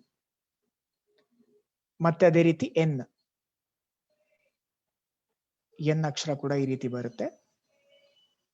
ನಂತರ ಐ ಬರುತ್ತೆ. ನಂತರದ ಅಕ್ಷರ ಕನ್ನಡಿಗೆ ಹತ್ರ ಇರೋದು ಎಕ್ಸ್ ಆಗಿರೋದ್ರಿಂದ ಎಕ್ಸ್ ಬರುತ್ತೆ. ಮತ್ತೆ ಐ ಬರುತ್ತೆ. ಮತ್ತೆ ಎಫ್ ಮತ್ತೆ ಉಲ್ಟಾ ಬರುತ್ತೆ, ಅದ್ಲ ಬದಲಾಗಿ ಈ ತರ ಬರುತ್ತೆ. ಸೊ ಹಾಗಾಗಿ ಕನ್ನಡಿಯನ್ನ ಪಕ್ಕದಲ್ಲಿಟ್ರೆ ಈ ರೀತಿಯಾದ ಪ್ರತಿಬಿಂಬವನ್ನು ನಾವು ನೋಡ್ಬೋದು. ಸೊ ಹಾಗಾಗಿ ಈ ಒಂದು ಅಕ್ಷರಗಳು ಹಾಗೂ ಚಿತ್ರಗಳ ಒಂದು ಪ್ರತಿಬಿಂಬವನ್ನ ನಾವು ಕಲ್ತ್ಕೊಂಡ್ವಿ. ಸೊ ನಿಮ್ಗೆ ಒಂದು ಹೋಮ್ ವರ್ಕ್ ಏನಂದ್ರೆ, ನೀವು ಇದನ್ನ ಪ್ರಯತ್ನ ಪಡ್ಬೇಕು ಮನೆಗೆ ಹೋಗಿ. ಇಂಗ್ಲಿಷ್ ಆಲ್ಫಾಬೆಟ್ ಅಂದ್ರೆ ಎಲ್ಲಾ ಅಕ್ಷರಗಳನ್ನ A B C D ಇದೆಲ್ಲ ಬರ್ಕೊಂಡು Z ತನಕ ಬರ್ಕೊಳ್ಳಿ. ಇದರ ಒಂದು ಪ್ರತಿಬಿಂಬವನ್ನ ಬರಿತಾ ಹೋಗಿ. ಅಂದ್ರೆ ಕನ್ನಡಿ ಕೆಳಗಡೆ ಇಟ್ಟಾಗ ಯಾವ ರೀತಿ ಬರುತ್ತೆ ಅಂತ. ಈ ರೀತಿ ಪ್ರತಿಬಿಂಬವನ್ನ ಬರ್ಕೊಳ್ತಾ ಹೋಗಿ ನೀವು. ಅದೇ ರೀತಿ ಕನ್ನಡಿಯನ್ನ ಪಕ್ಕದಲ್ಲಿ ಇಟ್ಟಾಗ ಯಾವ ರೀತಿ ಪ್ರತಿಬಿಂಬ ಬರುತ್ತೆ, ಈ ರೀತಿಯಾಗಿ ಒಂದೊಂದೇ ಅಕ್ಷರಕ್ಕೂ ನೀವು ಮಾಡ್ತಾ ಹೋಗಿ. ಸೊ ನಿಮ್ಗೆ ಅವಾಗ ಇದನ್ನ ಒಂದ್ಸತಿ ನೀವು ಮಾಡಿದ್ರೆ ಅವಾಗ ನಿಮ್ಗೆ ಪರೀಕ್ಷೆನಲ್ಲಿ ಸುಲಭ ಆಗುತ್ತೆ. ನೀವು ಸ್ವಲ್ಪ ಕನ್ಫ್ಯೂಸಿಂಗ್ ಆಗಿ ಅವ್ರು ಕೊಟ್ರುನುವೆ ಆಯ್ಕೆಗಳನ್ನ ನೀವು ಕನ್ಫ್ಯೂಸ್ ಆಗಲ್ಲ ಈ ರೀತಿಯಾಗಿ ಅಭ್ಯಾಸ ಮಾಡ್ಕೊಂಡ್ರೆ. ಅದೇ ರೀತಿ ಸಣ್ಣ ಅಕ್ಷರನು ಕೊಡ್ಬೋದು ಅವರು. ಸಣ್ಣ ಅಕ್ಷರ ಅಂದ್ರೆ ಈ ರೀತಿಯಾಗಿ ABC, ಇಲ್ಲಿ ನೀವು ನೋಡಿದ್ದು ದೊಡ್ಡ ಅಕ್ಷರಗಳು. ಅದೇ ರೀತಿ ಸಣ್ಣ ಅಕ್ಷರಗಳನ್ನು ಕೊಡ್ಬೋದು. ಸೊ ಇದನ್ನು ಅದೇ ರೀತಿಯಾಗಿ ನೀವು ಅಭ್ಯಾಸ ಮಾಡ್ಕೊಳ್ತಾ ಹೋಗಿ. ಇದರ ಒಂದು ಪ್ರತಿಬಿಂಬಗಳನ್ನು ಬರ್ಕೊಂಡು ಅಭ್ಯಾಸ ಮಾಡ್ಕೊಳ್ತಾ ಹೋಗಿ. ಹಾಗಾಗಿ ನಿಮ್ಗೆ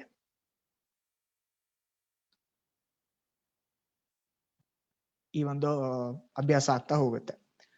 ಅದೇ ರೀತಿ ಕೆಳಗಡೆ ಕನ್ನಡಿ ಇಟ್ಟಾಗ ಹೆಂಗಿರುತ್ತೆ ಮತ್ತೆ ಪಕ್ಕದಲ್ಲಿ ಕನ್ನಡಿ ಇಟ್ಟಾಗ ಹೇಗಿರುತ್ತೆ, ಇವೆರಡನ್ನ ನೀವು ಅಭ್ಯಾಸ ಮಾಡ್ಕೊಳ್ತಾ ಹೋದ್ರೆ ನಿಮ್ಗೆ ಪರೀಕ್ಷೆನಲ್ಲಿ ತುಂಬಾ ಸುಲಭ ಆಗುತ್ತೆ. ಸೊ ಆಗ್ಲೇ ಹೇಳ್ದಂಗೆ ಇದು ತುಂಬಾ ಸುಲಭ ಆದಂತಹ ಒಂದು ಪಾಠ. ಈ ಒಂದು ಪ್ರಶ್ನೆಗಳಲ್ಲಿ ನೀವು ತಪ್ಪು ಮಾಡೋ ಅವಶ್ಯಕತೆನೇ ಇಲ್ಲ, ಸಾಧ್ಯತೆನೇ ಇಲ್ಲ. ಹಾಗಾಗಿ ಚೆನ್ನಾಗಿ ಒಂದೆರಡು ಸತಿ ನೀವು ಅಭ್ಯಾಸ ಮಾಡ್ಕೊಂಡ್ಬಿಟ್ರೆ ಆಗೋಯ್ತು. ನಿಮ್ಗೆ ಜೀವನ್ ಪರ್ಯಂತ ಇದು ಜ್ಞಾಪಕ ಇರುತ್ತೆ. ಸರಿ, ಅದೇ ರೀತಿ ಒಂದೆರಡು ಕ್ವೆಶನ್ಸ್ ನ ನೋಡೋಣ. ಇದು ನಾನು ಹಳೆಯ ಪುಸ್ತಕದಿಂದ ಸ್ಪರ್ಧಾಕಲಿ 2 ಆಯ್ಕೆ ಮಾಡ್ಕೊಂಡಿದ್ದೀನಿ. ಸುಮ್ನೆ ನಿಮ್ಗೆ ಅಭ್ಯಾಸ ಆಗ್ಲಿ ಅಂತ ಅಷ್ಟೇನೆ. ಇದು 2-3 ಪ್ರಶ್ನೆಗಳನ್ನ ಮುಗಿಸಿ ಮುಂದಿನ ಪಾಠಕ್ಕೆ ಹೋಗೋಣ. ಸೊ ಇದರಲ್ಲಿ ನೋಡಿ, ಸೊ ಆದಷ್ಟು ನೀವು ಹಳೆಯ ಒಂದು ಪ್ರಶ್ನೆ ಪತ್ರಿಕೆಗಳನ್ನ, ಹಳೆಯ ಪುಸ್ತಕಗಳನ್ನು ಕೂಡ ಅಭ್ಯಾಸ ಮಾಡ್ತಾ ಹೋಗಿ. ಯಾಕೆಂದ್ರೆ ಈ ಒಂದು GMAT ಅಲ್ಲಿ ನೀವು ಸಾಮಾನ್ಯವಾಗಿ ನಿಮ್ಮ ಬೇರೆ ಒಂದು ಪಠ್ಯಕ್ರಮಗಳ ತರ ಉರು ಹೊಡೆಯೋದು, ಜ್ಞಾಪಕ ಇಟ್ಕೊಳ್ಳೋದು ಆ ರೀತಿಯಾಗಿ ಹೆಚ್ಚಾಗಿ ಇರೋದಿಲ್ಲ. ಇದರಲ್ಲೆಲ್ಲಾನು ಅಭ್ಯಾಸ ಮಾಡಿ ನೀವು ಕಲ್ತ್ಕೊಳ್ಳೋದು ಅದೇ ರೀತಿಯಾಗಿ ಇರುವಂತಹ ಒಂದು ಪ್ರಶ್ನೆಗಳಿರುತ್ತೆ. ಸೊ ಇವಾಗ ನೋಡಿ, ಈ ಒಂದು ಮುಂದಿನ ಪ್ರಶ್ನೆಯನ್ನ ನೋಡೋಣ. ಇದರಲ್ಲಿ ಒಂದು ತ್ರಿಕೋಣ ಅಂದ್ರೆ ಟ್ರಯಾಂಗಲ್ ಇದೆ, ಮತ್ತೆ ಒಳಗಡೆ ಒಂದು ಈ ರೀತಿಯಾದಂತಹ ಒಂದು ಚಿತ್ರ ಇದೆ. ಅವರು ಕನ್ನಡಿಯನ್ನ ಕೆಳಗಡೆ ಇಟ್ಟಿದ್ದಾರೆ. ಇದರ ಒಂದು ಪ್ರತಿಬಿಂಬ ಹೇಗಿರುತ್ತೆ? ತ್ರಿಕೋಣ ತಲೆ ಕೆಳಗಾಗಿರುತ್ತಲ್ವಾ, ಇಲ್ಲಿ ಕೆಳಗಡೆ ಇಟ್ಟಿರೋದ್ರಿಂದ ತ್ರಿಕೋಣ ತಲೆ ಕೆಳಗಾಗಿ ಬರುತ್ತೆ, ಉಲ್ಟಾ ಈ ರೀತಿಯಾಗಿ. ಸೊ ಇದನ್ನ ನೋಡ್ತಿದ್ದಂಗೆ ನೀವು ಆಯ್ಕೆಗಳನ್ನ ನೋಡ್ಬಿಟ್ಟು ಆಯ್ಕೆ 1 ಅಥವಾ 4 ಸಾಧ್ಯ ಆಗಲ್ಲ. ಯಾಕೆಂದ್ರೆ ತ್ರಿಕೋಣ ತಲೆ ಕೆಳಗಾಗಿರೋದ್ರಿಂದ ನಿಮ್ಮ ಆಯ್ಕೆ 2 ಅಥವಾ 3 ಆಗಿರ್ಬೇಕು. 1 ಅಥವಾ 4 ಆಗಕ್ ಸಾಧ್ಯ ಇಲ್ಲ. ಆಮೇಲೆ ನೋಡಿ ಮುಂದೆ 2 ಮತ್ತೆ 3 ಏನ್ ಅಂತರ ಇದೆ ನೋಡ್ಕೊಳ್ಳಿ. ಈ ಒಂದು ಒಳಗಡೆ ಇರುವಂತಹ ಒಂದು ಚಿತ್ರ ಏನಿದೆ ಅದು 2ರಲ್ಲಿ ಹಾಗೆ ಇದೆ, ಅದ್ರ ಒಂದು ತಲೆ ಕೆಳಗಾಗಿ ಮಾಡೇ ಇಲ್ಲ. ಆದ್ರೆ 3ನೇ ಚಿತ್ರದಲ್ಲಿ ಅದನ್ನ ತಲೆ ಕೆಳಗಾಗಿ ಸರಿಯಾಗಿ ಬಿಡಿಸಿದ್ದಾರೆ. ಹಾಗಾಗಿ 3ನೇ ಆಯ್ಕೆ ನಿಮ್ಗೆ ಸರಿಯಾದ ಆಯ್ಕೆ ಆಗತ್ತೆ. ಸೊ ಹೀಗಾಗಿ ನೀವು ನೋಡಿದ ತಕ್ಷಣನೇ ಇದಲ್ಲ ಅಂತ ಹೇಳ್ಕೊಂಡೇನೆ ನೀವು ಸರಿಯಾದ ಉತ್ತರವನ್ನ ಗುರುತಿಸ್ಬಿಡ್ಬೋದು ಬೇಗ. ಇದು ಕೆಲವು ತಂತ್ರಗಳು, ನೀವು ಪರೀಕ್ಷೆನಲ್ಲಿ ಬಳಸಬಹುದಂತಹ ಒಂದು ತಂತ್ರಗಳು. ನೋಡೋಣ, ನಾವು ಇದರಲ್ಲಿ ಬಿಡಿಸಿ ನೋಡೋಣ. ಇದು ಕ್ಲಾಸ್ ಆಗಿರೋದ್ರಿಂದ ಹೇಗಿರುತ್ತೆ ಅಂದ್ರೆ, ಈ ಒಂದು ಒಳಗಡೆ ಇರುವಂತ ಚಿತ್ರ ಈ ರೀತಿಯಾಗಿ ತಲೆ ಕೆಳಗಾಗಿ ಬರುತ್ತೆ.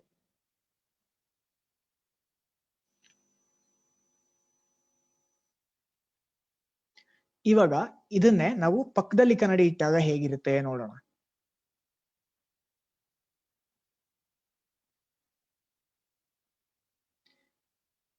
ಕನ್ನಡಿಯನ್ನ ಪಕ್ಕದಲ್ಲಿ ಇಟ್ಟಿದ್ದಾರೆ ಇವಾಗ. ಸೊ ಇದು ಅದ್ಲು ಬದಲಾಗತ್ತೆ. ಸೊ ಹೇಗೆ ತ್ರಿಕೋಣ ಹಾಗೆ ಉಳಿಯುತ್ತೆ, ತ್ರಿಕೋಣ ತಲೆ ಕೆಳಗೆ ಆಗಲ್ಲ ಈಗ, ಯಾಕೆಂದ್ರೆ ನಾವು ಕನ್ನಡಿಯನ್ನ ಪಕ್ಕದಲ್ಲಿ ಇಟ್ಟಿದೀವಿ.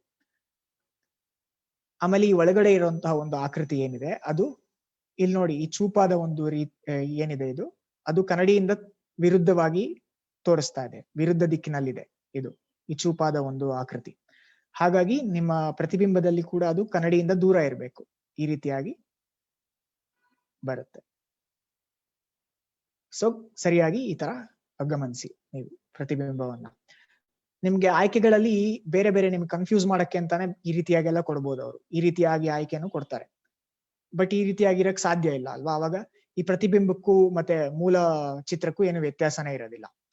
ಸೊ ನೀವು ಒಂದು ಮುಖ್ಯವಾದ ಅಂಶ ಕನ್ನಡಿನಲ್ಲಿ ಏನ್ ಗಮನ ಇಟ್ಕೋಬೇಕು ಅಂದ್ರೆ, ಹತ್ರ ಇರೋದು ಕನ್ನಡಿನ ಪ್ರತಿಬಿಂಬದಲ್ಲೂ ಹತ್ರ ಇರುತ್ತೆ. ಮೂಲ ರೂಪದಲ್ಲಿ ಹತ್ರ ಇರುವಂತಹ ಒಂದು ವಸ್ತು ಅಥವಾ ಒಂದು ಭಾಗ ಈ ಒಂದು ಪ್ರತಿಬಿಂಬದಲ್ಲೂ ಕೂಡ ಕನ್ನಡಿಗೆ ಹತ್ರವಾಗಿರುತ್ತೆ.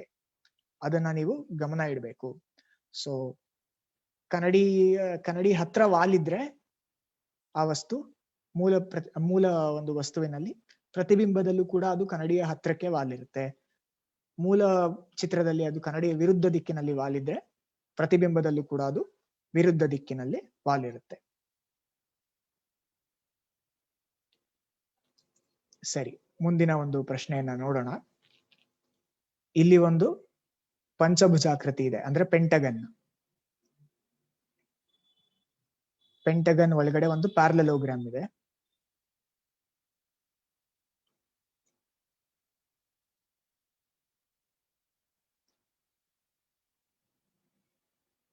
ಆಮೇಲೆ ಮೇಲ್ಗಡೆ ಒಂದು ಈ ಆಕೃತಿಯ ಒಂದು ಇಂಗ್ಲಿಷ್ ಅಕ್ಷರ ಈ ಆಕೃತಿಯ ಒಂದು ಚಿತ್ರ ಇದೆ. ಇದರ ಪ್ರತಿಬಿಂಬ ನಾವು ಹೇಗೆ ಕಂಡುಹಿಡಿಯೋದು? ಪಕ್ಕದಲ್ಲಿ ಕನ್ನಡಿಯನ್ನ ಇಟ್ಟಿದ್ದಾರೆ ನೋಡಿ. ಸೊ ಹಾಗಾಗಿ ಈ ಪಂಚಭುಜಾಕೃತಿ ಹಾಗೆ ಉಳಿಯುತ್ತೆ, ತಲೆ ಕೆಳಗೆ ಆಗಲ್ಲ. ಆದ್ರೆ ಈ ಒಂದು ಪ್ಯಾರಲಲೋಗ್ರಾಮ್ ಏನಿದೆ ನೋಡಿ, ಈ ಪ್ಯಾರಲಲೋಗ್ರಾಮ್ ಮೂಲ ಒಂದು ಚಿತ್ರದಲ್ಲಿ ಕನ್ನಡಿಯ ದಿಕ್ಕಿನಲ್ಲೇ ವಾಲಿದೆ. ಹಾಗಾಗಿ ಈ ನಿಮ್ಮ ಪ್ರತಿಬಿಂಬದಲ್ಲೂ ಕೂಡ ಅದು ಕನ್ನಡಿಯ ದಿಕ್ಕಿನಲ್ಲೇ ವಾಲ್ಬೇಕು. ಈ ರೀತಿಯಾಗಿ ವಿರುದ್ಧ ದಿಕ್ಕಿನಲ್ಲಿ ವಾಲ್ಬಾರ್ದು ನಿಮ್ಮ ಪ್ರತಿಬಿಂಬದಲ್ಲಿ, ಇದು ತಪ್ಪಾಗತ್ತೆ. ಇದು ಕನ್ನಡಿಯ ಹತ್ತಿರಕ್ಕೆ ವಾಲ್ಬೇಕು ಈ ರೀತಿಯಾಗಿ. ಅದೇ ರೀತಿ ಈ ಒಂದು ಮೇಲ್ಗಡೆ ಇರುವಂತಹ ಒಂದು ಭಾಗ ನೋಡಿ, ಈ ಒಂದು ಈ ಆಕೃತಿಯ ಚಿತ್ರ, ಇದು ಕೂಡ ಈ ರೀತಿಯಾಗಿ ಅದ್ಲ ಬದಲಾಗಿ ಬರುತ್ತೆ. ಅದು ಕನ್ನಡಿಯ ಹತ್ತಿರಕ್ಕೆ ಮುಖ ಮಾಡಿಕೊಂಡಿದೆ ಈ ಅಂತ ಒಂದು ಆಕೃತಿ ಏನಿದೆ. ಹಾಗಾಗಿ ಪ್ರತಿಬಿಂಬದಲ್ಲೂ ಕೂಡ ಅದು ಈ ರೀತಿಯಾಗಿ ಕನ್ನಡಿಯ ಒಂದು ಭಾಗಕ್ಕೆ ಮುಖ ಮಾಡ್ಕೊಂಡಿರ್ಬೇಕಾಗತ್ತೆ. ಸೊ ಹಾಗಾಗಿ ಆಯ್ಕೆ 4 ನಿಮ್ಮ ಸರಿಯಾದ ಉತ್ತರ ಆಗುತ್ತೆ.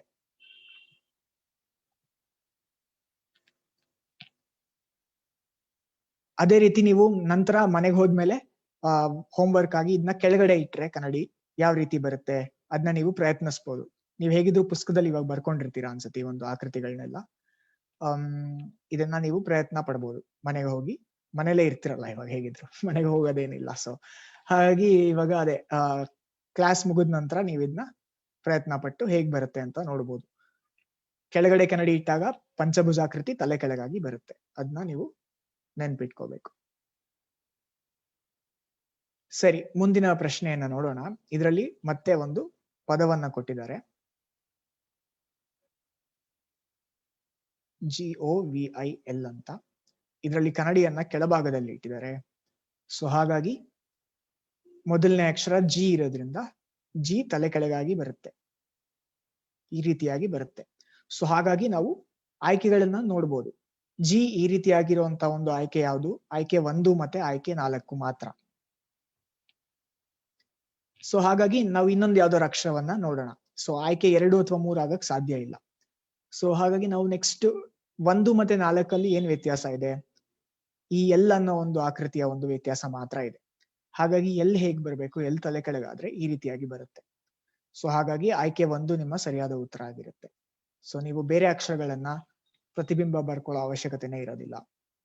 ಇದೇ ಒಂದು 2 ಅಕ್ಷರವನ್ನ ಮಾಡ್ಕೊಂಡು ಮಾತ್ರ ನೀವು ಸರಿಯಾದ ಆಯ್ಕೆಯನ್ನ ಗುರುತಿಸ್ಬೋದು. ಆದ್ರೂ ನಾವು ಪೂರ್ತಿಯಾಗಿ ಮಾಡೋಣ, ಈ ತರಗತಿ ಆಗಿರೋದ್ರಿಂದ. ಓ ಅಕ್ಷರದ ಪ್ರತಿಬಿಂಬ ಓ ಆಗಿ ಉಳಿಯುತ್ತೆ, ವಿ ತಲೆ ಕೆಳಗಾಗತ್ತೆ, ಈ ರೀತಿಯಾಗಿ ಬರುತ್ತೆ, ಐ ಹಾಗೆ ಇರುತ್ತೆ. ಹಾಗಾಗಿ ಇದು ನಿಮ್ಮ ಸರಿಯಾದ ಆಯ್ಕೆ ಆಗುತ್ತೆ. ಹೇಳಿ ಮಕ್ಳಿಗೆ ಸ್ವಲ್ಪ ಹೊತ್ತು ಟೈಮ್ ಬಿಡ್ತೀರಾ ಬರ್ಕೊಳ್ಳೋದಕ್ಕೆ? ಮಧ್ಯ ಕ್ವೆಶ್ಚನ್ ಆದ ತಕ್ಷಣ ಸ್ವಲ್ಪ ನೋಟ್ ಮಾಡ್ಕೊಳ್ಳೋದಕ್ಕೆ. ಸರಿ ಸರಿ, thank you sir.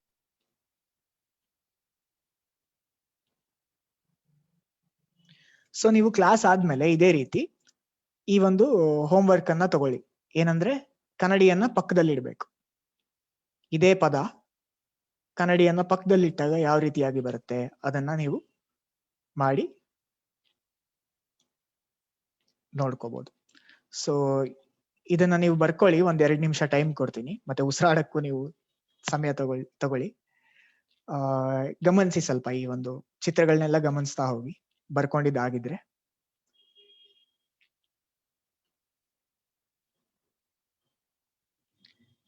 Harsha sir, ಒಂದೇ ಒಂದು ಸ್ಮಾಲ್ ಅನೌನ್ಸ್ಮೆಂಟ್ ಮಾಡ್ತೀನಿ. ಹಾ ಮಾಡಿ ಮ್ಯಾಮ್. ಓಕೆ, ಏನಂದ್ರೆ ಕೆಲವರು ನನ್ ಗ್ರೂಪ್ಗೆ ಜಾಯ್ನ್ ಆಗಿಲ್ಲ ಅಂತ ಮೆಸೇಜ್ ಕಳಿಸ್ತಿದ್ರೆ ಚಾಟ್ ಅಲ್ಲಿ.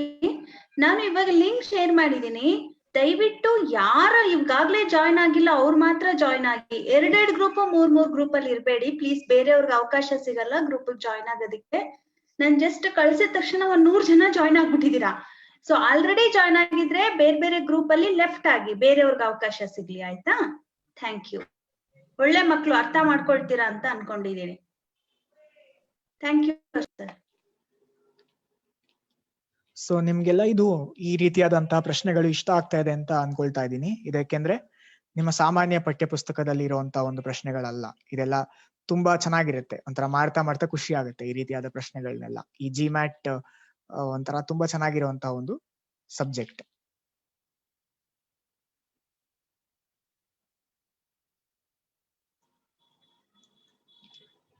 ಸರಿ, ಇದು ನೀವು ಬರ್ಕೊಂಡಿದ್ದೀರಾ ಅಂತ ಭಾವಿಸ್ತಾ ಇದ್ದೀನಿ.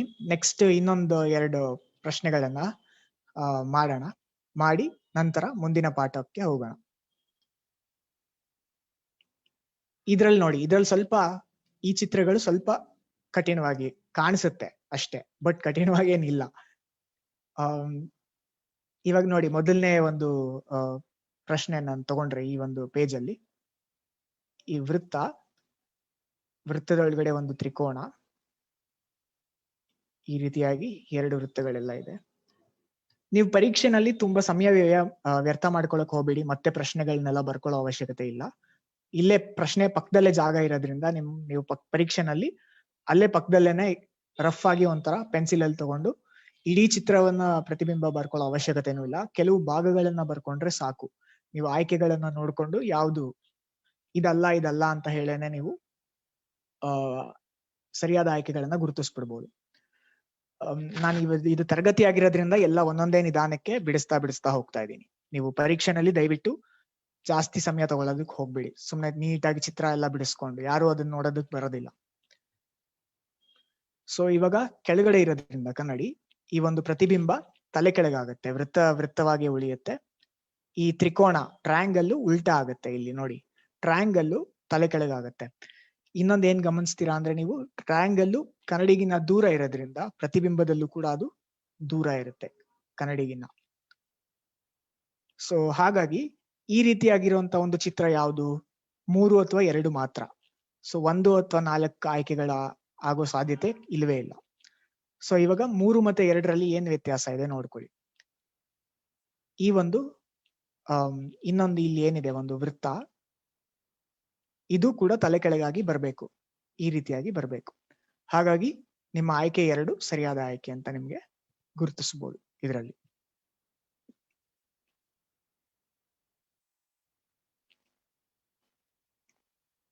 ಅದೇ ರೀತಿ ನೀವು ತರಗತಿ ಮುಗಿದ ನಂತರ, ಕ್ಲಾಸ್ ಮುಗಿದ ನಂತರ ಕನ್ನಡಿಯನ್ನ ಪಕ್ಕದಲ್ಲಿ, ಈ ಒಂದು ಚಿತ್ರದ ಪಕ್ಕದಲ್ಲಿ ಕನ್ನಡಿ ಬಂದಾಗ ಯಾವ ರೀತಿ ಇರುತ್ತೆ ಅದನ್ನ ನೀವು ಬಿಡಿಸಿ ನೋಡಿ.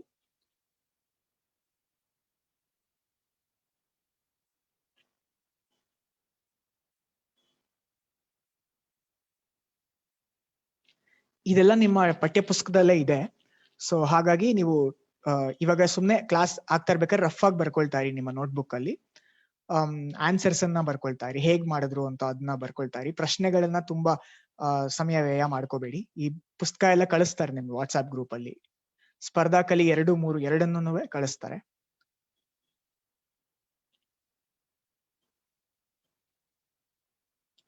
ಸರಿ, ಇವಾಗ ಮುಂದೆ ಹೋಗೋಣ ಮುಂದಿನ ಪ್ರಶ್ನೆಗೆ. ಇದ್ರಲ್ಲಿ ನೋಡಿ, ಇದು ಎಷ್ಟೊಂದು ರೇಖೆಗಳಿರೋ ತರ ಕಾಣಿಸುತ್ತೆ, ಬಟ್ ಆದ್ರೆ ಇದು ಕೂಡ ತುಂಬಾ ಸುಲಭವಾದ ಒಂದು ಪ್ರಶ್ನೆನೆ. ಇದ್ರಲ್ಲಿ ನೋಡಿ, ಈ ರೀತಿಯಾಗಿ ಪಕ್ಕದಲ್ಲಿ ಕನ್ನಡಿಯನ್ನ ಇಟ್ಟಿದ್ದಾರೆ. ಹಾಗಾಗಿ ಇದರ ಪ್ರತಿಬಿಂಬ ಈ ರೀತಿಯಾಗಿ ಇರ್ಬೇಕು ಅಲ್ವಾ, ಇದು ಅದ್ಲು ಬದಲಾಗಿರ್ಬೇಕು. ಸೊ ಹಾಗಾಗಿ ನಿಮ್ಮ ಆಯ್ಕೆ 1 ಅಥವಾ 3 ಆಗಕ್ಕೆ ಸಾಧ್ಯನೇ ಇಲ್ಲ. ಇದನ್ನ ನೋಡ್ತಿದ್ದಂಗೆ ನೀವು ಹೇಳ್ಬೋದು ಆಯ್ಕೆ 2 ಅಥವಾ 4 ಆಗಿರ್ಬೇಕು, 1 ಅಥವಾ 3 ಆಗಕ್ ಸಾಧ್ಯ ಇಲ್ಲ ಅಂತ. ತದನಂತರ ಗಮನಿಸಿ, ಈ ಮಿಕ್ಕಿದ ಭಾಗ 2 ಮತ್ತೆ 4ರಲ್ಲಿ ಏನ್ ವ್ಯತ್ಯಾಸ ಇದೆ ಅದನ್ನ ಗಮನಿಸ್ಕೊಳ್ಳಿ. ಸೊ ಈ ಒಂದು ಆರ್ಕ್ ಏನಿದೆ, ಈ ಒಂದು ಯು ಶೇಪ್, ಟಂಗ್ ಶೇಪ್, ನಾಲಿಗೆ ಆಕೃತಿ ಏನಿದೆ ಒಳಗಡೆ, ಅದ್ರಲ್ಲಿ ಮಾತ್ರ ವ್ಯತ್ಯಾಸ ಇರೋದು. ಸೊ ನಿಮ್ಮ ಮೂಲ ಚಿತ್ರದಲ್ಲಿ ಯಾವ ರೀತಿಯಾಗಿದೆ ಆ ಒಂದು ನಾಲಿಗೆ ಆಕೃತಿ ಈ ರೀತಿಯಾಗಿದೆ, ಕನ್ನಡಿಯಿಂದ ವಿರುದ್ಧ ದಿಕ್ಕಿನಲ್ಲಿದೆ ಅದು. ಹಾಗಾಗಿ ನಿಮ್ಮ ಪ್ರತಿಬಿಂಬದಲ್ಲೂ ಸಹ ಅದು ಕನ್ನಡಿಯ ವಿರುದ್ಧ ದಿಕ್ಕಿನಲ್ಲೇ ಬರ್ಬೇಕು, ಅದು ಈ ರೀತಿಯಾಗಿ ಬರ್ಬೇಕು ಆ ನಿಮ್ಮ ನಾಲಿಗೆ ಆಕೃತಿ. ಸೊ ಹಾಗಾಗಿ ಆಯ್ಕೆ 2 ಆಗಿರೋದಕ್ಕೆ ಸಾಧ್ಯ ಇಲ್ಲ, ಆಯ್ಕೆ 4ನೇ ಸರಿಯಾದ ಉತ್ತರ. ಯಾಕೆಂದ್ರೆ ಇದರಲ್ಲಿ ಈ ಹೊರಗಡೆ ಇರುವಂತಹ ದೊಡ್ಡ ಆಕೃತಿ ಅದ್ಲು ಬದಲಾಗಿದೆ, ಮತ್ತೆ ಒಳಗಡೆ ಇರುವಂತಹ ನಾಲಿಗೆಯ ಆಕೃತಿ ಕೂಡ ವಿರುದ್ಧ ದಿಕ್ಕಿನಲ್ಲಿ ಇರೋದ್ರಿಂದ ಆಯ್ಕೆ 4 ಸರಿಯಾದ ಉತ್ತರ ಆಗುತ್ತೆ. ಅದೇ ರೀತಿ ನೀವು ತರಗತಿ ಮುಗಿದ ನಂತರ ಇದನ್ನ ಹೋಮ್ವರ್ಕ್ ಆಗಿ ತಗೋಬಹುದು. ಕನ್ನಡಿಯನ್ನ ಕೆಳಗಡೆ ಇಟ್ಟಾಗ ಯಾವ ರೀತಿಯಾಗಿ ಪ್ರತಿಬಿಂಬ ಬರುತ್ತೆ ಅಂತ.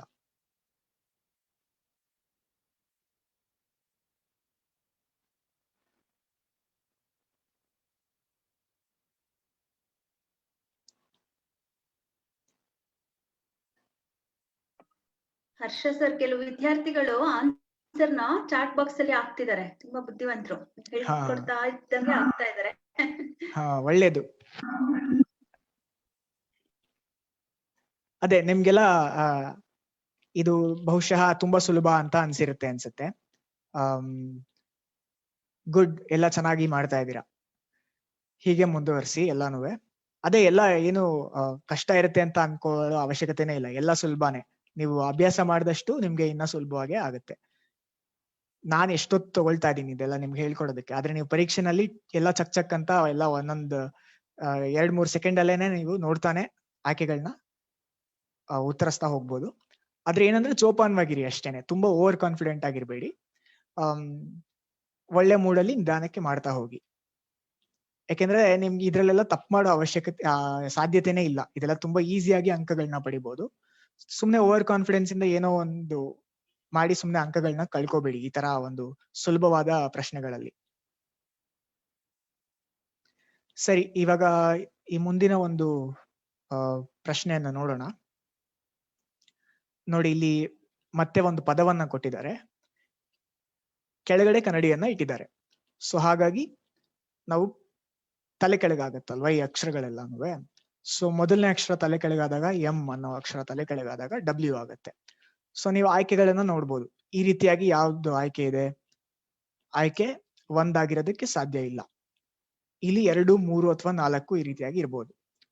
ಸೊ ಇವೆಲ್ಲ ಅದರಲ್ಲೂ ವ್ಯತ್ಯಾಸ ಏನಿದೆ ನೋಡ್ಕೊಳ್ಳಿ. ಸೊ ಆ ವ್ಯತ್ಯಾಸ ಯಾವ್ದಿದೆ ಆ ಅಕ್ಷರ ಮಾತ್ರ ನೀವು ತಲೆ ಕೆಳಗಾಗಿ ಬರ್ಕೊಂಡ್ರೆ ಸಾಕು. ಈ 2, 3 ಮತ್ತೆ 4ರಲ್ಲಿ ನೀವು ಗಮನಿಸಿದಾಗ ಆಯ್ಕೆಗಳನ್ನ ಯಾವ ಅಕ್ಷರಗಳ ವ್ಯತ್ಯಾಸ ಇದೆ, ಈ ಆರ್ ಅನ್ನೋ ಅಕ್ಷರ ವ್ಯತ್ಯಾಸ ಇದೆ ಅಲ್ವಾ 3ರಲ್ಲೂ. ಸೊ ಇದ್ರಲ್ಲಿ ನೀವು ಆರ್ನ ಪ್ರತಿಬಿಂಬ ಬರ್ಕೊಂಡ್ರೆ ನಿಮ್ಗೆ ಗೊತ್ತಾಗ್ಬಿಡುತ್ತೆ ಯಾವ್ದು ಉತ್ತರ ಅಂತ. ಸೊ ಆರ್ನ ತಲೆ ಕೆಳಗಾದಾಗ ಹೇಗಿರುತ್ತೆ, ಈ ರೀತಿಯಾಗಿ ಬರುತ್ತೆ. ಸೊ ಹಾಗಾಗಿ ಈ ರೀತಿಯಾಗಿರುವಂತ ಒಂದು ಆಯ್ಕೆ 2 ಮಾತ್ರ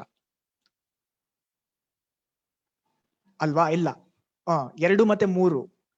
ಸೊ ಹಾಗಾಗಿ ನೆಕ್ಸ್ಟ್ ನೀವು ಇನ್ನೊಂದು ಅಕ್ಷರವನ್ನ ನೋಡ್ಬೇಕಾಗತ್ತೆ, ಎ ಅನ್ನೋ ಅಕ್ಷರ ಕೂಡ ತಲೆ ಕೆಳಗಾಗಿದೆ. ಸೊ ಎ ಹೀಗೆ ಬರುತ್ತೆ. ಹಾಗಾಗಿ ಆಯ್ಕೆ 3 ನಿಮ್ಮ ಸರಿಯಾದ ಉತ್ತರ ಆಗುತ್ತೆ. ನೋಡಿ, ನಂತರ ಆತ್ರದಲ್ಲಿರ್ಬೇಡಿ, ಎಲ್ಲ ಸರಿಯಾಗಿ ಗಮನಿಸಿ ಉತ್ತರವನ್ನ ನೀವು ಆಯ್ಕೆ ಮಾಡ್ಕೊಳ್ಳಿ. ಸೊ ನಿಮ್ಗೆ 6, G ಈ ಅಕ್ಷರಗಳಲ್ಲಿ ಸ್ವಲ್ಪ ಕನ್ಫ್ಯೂಷನ್ ಆಗುತ್ತೆ ಎಕ್ಸಾಮ್ ಅಲ್ಲಿ. ಹಾಗಾಗಿ ನೀವು ಚೆನ್ನಾಗಿ ಪ್ರಾಕ್ಟೀಸ್ ಮಾಡ್ಕೊಂಡಿದ್ರೆ ಬರ್ದು ಈ ಒಂದು ತಪ್ಪು ಮಾಡೋದನ್ನ ನೀವು ಅವಾಯ್ಡ್ ಮಾಡ್ಬೋದು ಎಕ್ಸಾಮ್ ಅಲ್ಲಿ. ಅದೇ ರೀತಿ ಹೋಮ್ವರ್ಕ್ ತಗೊಳ್ಳಿ. ಈ ಒಂದು ಪದದ ಪಕ್ಕ ಕನ್ನಡಿ ಇಟ್ಟಾಗ ಯಾವ ರೀತಿ ಪ್ರತಿಬಿಂಬ ಬರುತ್ತೆ ಅನ್ನೋದನ್ನ ನೀವು ಮಾಡ್ಕೊಳ್ಳಿ ತರಗತಿಯ ನಂತರ. ಸರಿ, ಇವಾಗ ಕಡೆಯ ಪ್ರಶ್ನೆ ಈ ಪಾಠದಲ್ಲಿ, ಇದನ್ನ ಬೇಗ ಮಾಡಿ ಮುಂದಿನ ಪಾಠಕ್ಕೆ ಹೋಗೋಣ. ಪಂಚ್ ಅನ್ನೋ ಒಂದು ಪದ ಇಲ್ಲಿದೆ. ಸೊ ಕನ್ನಡಿಯನ್ನ ಇಲ್ಲಿ ಪಕ್ಕದಲ್ಲಿ ಇಟ್ಟಿದ್ದಾರೆ.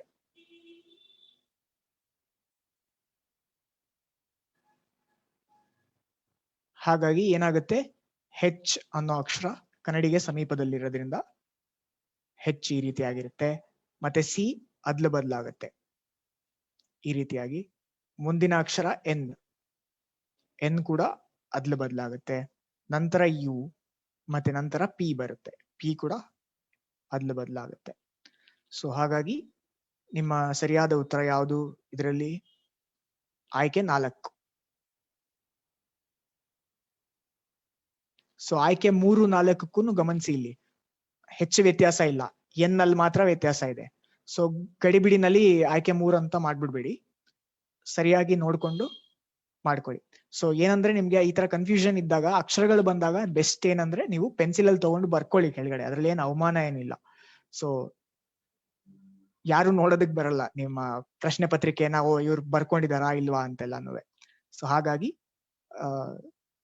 1-2 ಸೆಕೆಂಡ್ ಜಾಸ್ತಿ ಸಮಯ ತಗೊಂಡ್ರು ಸಹ ಬರ್ದು ಖಚಿತಪಡಿಸ್ಕೊಂಡು ನಂತರ ಆಯ್ಕೆ ಮಾಡ್ಕೊಳ್ಳಿ. ಯಾಕೆಂದ್ರೆ ಇದೆಲ್ಲ ತುಂಬಾ ಸುಲಭವಾದ ಪ್ರಶ್ನೆಗಳಾಗಿರೋದ್ರಿಂದ ಅನ್ಯಾಯವಾಗಿ ಅಂಕಗಳನ್ನ ಕಳ್ಕೋಬೇಡಿ. ಸರಿ, ಈ ಒಂದು ಪಾಠ ನಿಮ್ಗೆ ಅರ್ಥ ಆಯ್ತು ಅಂತ ಅನ್ಕೊಂಡಿದೀನಿ. ಮುಂದಿನ ಪಾಠಕ್ಕೆ ಹೋಗಕ್ ಮುಂಚೆ 1-2 ನಿಮಿಷ ಬ್ರೇಕ್ ತಗೊಳ್ಳೋಣ. ಇದನ್ನೆಲ್ಲ ಗಮನಿಸ್ತಾ ಬನ್ನಿ. 1 ನಿಮಿಷ ಬ್ರೇಕ್ ತಗೊಳ್ಳೋಣ. ಇದನ್ನೆಲ್ಲ ಗಮನಿಸ್ತಾ ಬನ್ನಿ, ಅಥವಾ ನಿಮ್ದೇನಾದ್ರು ಬರ್ಕೊಳ್ಳೋ ಹಂಗಿದ್ರೆ ಬರ್ಕೊಳ್ಳಿ ಪ್ರಶ್ನೆಗಳನ್ನ. ಏನಾದ್ರೂ ಹರ್ಷ ಸರ್ ಪ್ರಶ್ನೆಗಳು ಇವಾಗ್ಲೇ ತಗೋಬೋದ? 1 ಚಾಪ್ಟರ್ ಆದ್ಮೇಲೆ 10 ನಿಮಿಷ ಹಾಗೂ ನೋಡ್ಬೋದಾ? ಏನು ಮಾ? ಅದೇ ಪ್ರಶ್ನೆಗಳನ್ನ ಈ ಚಾಪ್ಟರ್ ಸಂಬಂಧಿಸಿರೋದು ಏನಾದ್ರೂ ಡೌಟ್ಸ್ ಇದ್ರೆ ಮಕ್ಳಿಂದ ತಗೋಬಹುದು. ಏನಾದ್ರು ಡೌಟ್ಸ್ ಇದೆಯಾ ಯಾರಿಗಾರು? ನೀವು ಚಾಟ್ ವಿಂಡೋ ನಲ್ಲಿ ಹಾಕಿ. ಖಂಡಿತ ತಗೋಬಹುದು. ಕೀರ್ತನ ಅವರೇ? Yes ma'am. ನೀವು ಮಕ್ಳ ಏನಾದ್ರು ಡೌಟ್ಸ್ ಇದ್ರೆ ಇಲ್ಲಿ ಚಾಟ್ ವಿಂಡೋನಲ್ಲಿ ಹಾಕಿ. ಕೀರ್ತನ ಮಿಸ್ ಇದಾರಲ್ಲ, ಕೀರ್ತನ ಮಿಸ್ಗೆ ಹಾಕಿ, ಅವರು ಹರ್ಷ ಸರ್ಗೆ ಕನ್ವೆ ಮಾಡ್ತಾರೆ ಏನ್ ಪ್ರಶ್ನೆಗಳಿದೆ ಅಂತ. ಈ ಒಂದು ಚಾಪ್ಟರ್ಗೆ ಸಂಬಂಧಪಟ್ಟ ಈ ಚಾಪ್ಟರ್ಗೆ ಸಂಬಂಧಪಟ್ಟಿರೋದು ಮಾತ್ರ.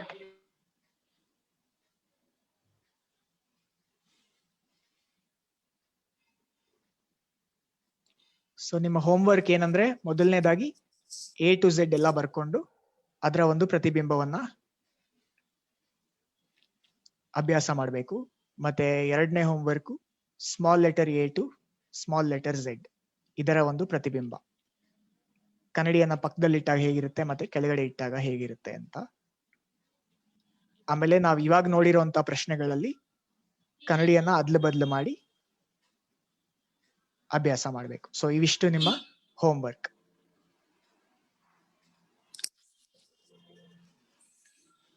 ಇಲ್ಲೊಂದು ಪ್ರಶ್ನೆ ಇದೆ ನನಗೆ. ಲಾಸ್ಟ್ ಮಿರರ್ ಅಲ್ಲಿ ಆರ್ ಯಾಕೆ ಆಪೋಸಿಟ್ ಆಗಿಲ್ಲ ಸರ್ ಅಂತ ಏನೋ ಕಳ್ಸಿದ್ದಾರೆ. ಓಕೆ ಸರಿ, ಇವಾಗ ಮ್ಯಾಟ್ರಿಕ್ಸ್ ಅನ್ಸುತ್ತೆ ಇದರಲ್ಲಿ ಈ ಪ್ರಶ್ನೆ ಅಂತ ಭಾವಿಸ್ತಾ ಇದೀನಿ. ಮ್ಯಾಟ್ರಿಕ್ಸ್ ಇದರಲ್ಲಿ ಆರ್ ಇರೋದ್ರಿಂದ. ಹೌದು. ಸೊ ಇದರಲ್ಲಿ ಆರ್ ಉಲ್ಟಾ ಆಗಿದೆಯಲ್ಲ, ಸೊ ತಲೆ ಕೆಳಗಾಗಿದೆ ಇದರಲ್ಲಿ. ನೋಡಿ, ಕನ್ನಡಿ ಕೆಳಗಡೆ ಇಟ್ಟಿರೋದ್ರಿಂದ ಆರ್ ಈ ರೀತಿಯಾಗಿದೆ. ತಲೆ ಕೆಳಗಾಗಿರೋದ್ರಿಂದ ಕನ್ನಡಿಗೆ ಹತ್ರ ಭಾಗ ಕನ್ನಡಿಗೆ ಹತ್ತಿರದಲ್ಲೇ ಬರಬೇಕು. ಪ್ರತಿಬಿಂಬದಲ್ಲಿ ನೋಡಿ ಈ ತರ ಬರಬೇಕು. ಈ ಕೆಳಗೆ ಭಾಗ, ಆರಿನ ಕೆಳಗಡೆ ಭಾಗ ಈ ರೀತಿಯಾಗಿ ಕನ್ನಡಿಗೆ ಹತ್ರ ಇದೆ ಅಲ್ವಾ ಪ್ರತಿಬಿಂಬದಲ್ಲಿ. ನೀವು 6 ಅಕ್ಷರನ 2 ಭಾಗವಾಗಿ ಮಾಡ್ಕೊಂಡ್ರೆ ಮೇಲ್ಗಡೆ ಭಾಗ ಮತ್ತೆ ಕೆಳಗಡೆ ಭಾಗ ಅಂತ. ಕೆಳಗಡೆ ಭಾಗ ಕನ್ನಡಿಗೆ ಹತ್ರ ಇದೆ, ಹಾಗಾಗಿ ಅದು ಈ ರೀತಿಯಾಗಿ ಬರ್ಬೇಕು. ಮತ್ತೆ ಮೇಲ್ಗಡೆ ಭಾಗ ಈ ರೀತಿಯಾಗಿ ಬರ್ಬೇಕು. ತಲೆ ಕೆಳಗೆ ಆಗಿದೆ ಇದರಲ್ಲಿ. ಇಲ್ಲಿ ಇನ್ನೊಂದು ಪ್ರಶ್ನೆ ma'am, paper cutting images and mirror images are same or not ಅಂತ ಕಳಿಸಿದ್ದಾರೆ. ಅದು ಕರೆಕ್ಟ್. ಅದು ನೀವು ಅರ್ಥ ಮಾಡ್ಕೊಂಡಿರೋದು ಕರೆಕ್ಟ್, ವೆರಿ ಗುಡ್. ಅದು ಈ ಮಿರರ್ ಇಮೇಜ್ ಆದ ನಂತರ ಆ ಪೇಪರ್ ಕಟ್ಟಿಂಗ್ ಅಥವಾ ಪಂಚಿಂಗ್ ಏನಿದೆ ಅದು ತುಂಬಾನೇ ಸಾಮ್ಯತೆ ಇದೆ ಆ ಒಂದು ಪ್ರಶ್ನೆಗಳಿಗೂ ಮತ್ತೆ ಇದಕ್ಕೂನುವೆ. ಅದನ್ನ ಮುಂದಿನ ಬರುವಂತ ಒಂದು ತರಗತಿಗಳಲ್ಲಿ ಅದನ್ನು ಹೇಳ್ಕೊಡ್ತಾರೆ. ಸೊ ಹಾಗಾಗಿ ನಾವು ಫಸ್ಟ್ ಈ ಪ್ರತಿಬಿಂಬವನ್ನ ಆಯ್ಕೆ ಮಾಡ್ಕೊಂಡ್ವಿ. ಯಾಕೆಂದ್ರೆ ಇದು ಗೊತ್ತಾಗ್ಬಿಟ್ರೆ ಆ ಒಂದು ಪಂಚಿಂಗ್ ಅಥವಾ ಪೇಪರ್ ಕಟ್ಟಿಂಗ್ ತುಂಬಾ ಸುಲಭ ಆಗುತ್ತೆ ನಿಮ್ಗೆ ಅರ್ಥ ಮಾಡ್ಕೊಳ್ಳೋದಕ್ಕೆ. ಹಾಗಾಗಿ ಅದು ಬರುವಂತ ತರಗತಿಗಳಲ್ಲಿ ಅದನ್ನ ಮಾಡ್ತಾರೆ. ಹರ್ಷ, ಇಲ್ಲಿ ಇನ್ನೊಬ್ರದ್ದು ಡೌಟ್ ಇದೆ. ಮಿರರ್ ನ ಲೆಫ್ಟ್ ಸೈಡ್ ಮತ್ತೆ ಡಿಫ್ರೆಂಟ್ ಆಂಗಲ್ಸ್ ಅಲ್ಲಿ ಸ್ವಲ್ಪ ಕನ್ಫ್ಯೂಸ್ ಆಗ್ತಾ ಇದೆ ಅಂತ ಹೇಳಿದ್ದಾರೆ. ಇನ್ನೊಂದ್ಸಲ ಎಕ್ಸ್ಪ್ಲೇನ್ ಮಾಡಕ್ಕಾಗತ್ತಾ? ಸುಮಾರು ಜನ ಕೇಳಿದಾರೆ ಅದನ್ನ. ಸರಿ, ಓಕೆ. ಸೊ ಇವಾಗ ನೋಡಿ, ಮೊದಲನೇದಾಗಿ ನಾನು ಅಕ್ಷರವನ್ನ ತಗೊಳ್ತಾ ಇದ್ದೀನಿ ನೋಡಿ. ಎ ಬೇಡ, ಯಾವ್ದಾದ್ರು ಜಿ ತಗೊಳ್ಳೋಣ. ಸೊ ಅದಕ್ಕಿಂತ ಮುಂಚೆ ನಾನು ಆಗ್ಲೇ ಒಂದು ಚಿತ್ರವನ್ನ ತೋರಿಸ್ದೆ ನಿಮ್ಗೆ. ಈ ಚಿತ್ರ ನೋಡಿ, ಇಲ್ಲಿ ಏನಾಗಿದೆ ಈ ಚಿತ್ರದಲ್ಲಿ, ಇದನ್ನ ಗಮನಿಸಿ ಸರಿಯಾಗಿ ನೋಡಿ. ಇದರಲ್ಲಿ ಈ ಒಂದು ಚಿತ್ರದಲ್ಲಿ ನಿಜ ಜೀವನದಲ್ಲಿ ಅಂದ್ರೆ ನಿಜ ಒಂದು ಮೂಲ ಜಗತ್ತಿನಲ್ಲಿ ಇಲ್ಲಿ ಏನೇನಿದೆ, ಪುಸ್ತಕ ಇದೆ, ಟೇಬಲ್ಗಳಿದೆ, ಅದೆಲ್ಲ ಸೋಫಾ ಇದೆ, ಇದೆಲ್ಲ ಇದೆ ಅಲ್ವಾ. ಆಮೇಲೆ ಈ ಕನ್ನಡಿನಲ್ಲಿ ಇರುವಂತಹ ಪ್ರತಿಬಿಂಬವನ್ನ ಗಮನಿಸಿ ನೀವು. ಅದರಲ್ಲೂ ಕೂಡ ಈ ಪುಸ್ತಕದ ಪ್ರತಿಬಿಂಬ ಇದೆ, ಈ ಟೇಬಲ್ನ ಪ್ರತಿಬಿಂಬ ಇದೆ, ಈ ಚೇರ್ ಸೋಫಾ ಏನಿದೆ ಅದರ ಪ್ರತಿಬಿಂಬ ಕೂಡ ಇದೆ. ಸೊ ಇಲ್ಲಿ ನೀವು ಗಮನಿಸಬಹುದಾಗಿರೋದು ಏನಂದ್ರೆ, ಹತ್ರ ಇರೋದು ಅಂದ್ರೆ ಈ ಪುಸ್ತಕ ಕನ್ನಡಿಗೆ ತುಂಬಾ ಹತ್ರ ಇದೆ ಅಲ್ವಾ. ಹಾಗಾಗಿ ನಿಮ್ಮ ಪ್ರತಿಬಿಂಬದಲ್ಲೂ ಕೂಡ ನಿಮ್ಗೆ ಹತ್ರ ಇರೋ ತರ ಕಾಣಿಸುತ್ತೆ ಈ ಪುಸ್ತಕ. ನೋಡಿ, ಈ ಪ್ರತಿಬಿಂಬವನ್ನ ಗಮನಿಸಿದಾಗ ಈ ಒಂದು ಗೆರೆಯನ್ನ ನೀವು ರೆಫರೆನ್ಸ್ ಆಗಿ ತಗೊಂಡ್ರೆ, ಕೆಳಗಡೆ ಇರುವಂತಹ ಗೆರೆ ಒಂದು ರೆಫರೆನ್ಸ್ ಆಗಿ ತಗೊಂಡ್ರೆ ಕನ್ನಡಿಯ ಗೆರೆಯನ್ನ, ಆ ಗೆರೆಗೆ ಈ ಒಂದು ಪುಸ್ತಕದ ಪ್ರತಿಬಿಂಬ ತುಂಬಾ ಹತ್ರ ಕಾಣಿಸ್ತಾ ಇದೆ. ಅದೇ ರೀತಿ ಈ ಟೇಬಲ್ ಮತ್ತೆ ಸೋಫಾ ದೂರ ಕಾಣಿಸ್ತಾ ಇದೆ. ಸೊ ಇದನ್ನ ನೀವು ಅರ್ಥ ಮಾಡ್ಕೊಂಡ್ರೆ ನಿಮ್ಗೆ ಸುಲಭ ಆಗತ್ತೆ. ಏನಂದ್ರೆ ನಿಜ ಜಗತ್ತಲ್ಲಿ ಹತ್ರ ಇರೋ ವಸ್ತುಗಳು ಪ್ರತಿಬಿಂಬದಲ್ಲೂ ಸಹ ಹತ್ರ ಇರುತ್ತೆ, ನಿಜ ಜಗತ್ತಲ್ಲಿ ದೂರ ಇರೋ ವಸ್ತುಗಳು ಪ್ರತಿಬಿಂಬದಲ್ಲೂ ಸಹ ದೂರ ಇರುತ್ತೆ. ಸೊ ಹಾಗಾಗಿ ಇದರಲ್ಲಿ ನೀವು ನೋಡಿ, ಈ ಪಕ್ಕದಲ್ಲಿ ಲೆಫ್ಟ್ ಸೈಡ್ ಇಟ್ಟಾಗ ಮಿರರ್ ಈ ರೀತಿ ನೀವು ಅಕ್ಷರಗಳನ್ನ ಭಾಗವಾಗಿ ಮಾಡ್ಕೊಂತಾ ಹೋದಾಗ ನೋಡಿ, ಈ ಭಾಗ ಫಸ್ಟ್ ಈ ಭಾಗ ತಗೊಂಡ್ರೆ ಈ ಭಾಗ ಹತ್ರ ಇರಬೇಕು ಕನ್ನಡಿಗೆ ಪ್ರತಿಬಿಂಬದಲ್ಲೂ ಸಹ. ಆದ್ರೆ ಇದು ಕನ್ನಡಿ ಆಗಿರೋದ್ರಿಂದ ಉಲ್ಟಾನೂ ಆಗ್ಬೇಕಿದು ಅಲ್ವಾ, ಈ ರೀತಿಯಾಗಿ ಆಗ್ಬೇಕು. ಸೊ ಪ್ರತಿಬಿಂಬದಲ್ಲಿ ಹೀಗ್ ಬರೋದಿಲ್ಲ, ಉಲ್ಟಾ ಬರುತ್ತಲ್ವಾ ಪ್ರತಿಬಿಂಬದಲ್ಲಿ. ಎಡ ಬಲ ಆಗತ್ತೆ, ಬಲ ಎಡ ಆಗತ್ತೆ. ಸೊ ಹಾಗಾಗಿ ಅಡ್ಡಡ್ಡ ಆಗತ್ತೆ ಇದು. ಸೊ ಹಾಗಾಗಿ ಈ ರೀತಿಯಾಗಿ ಬರುತ್ತೆ.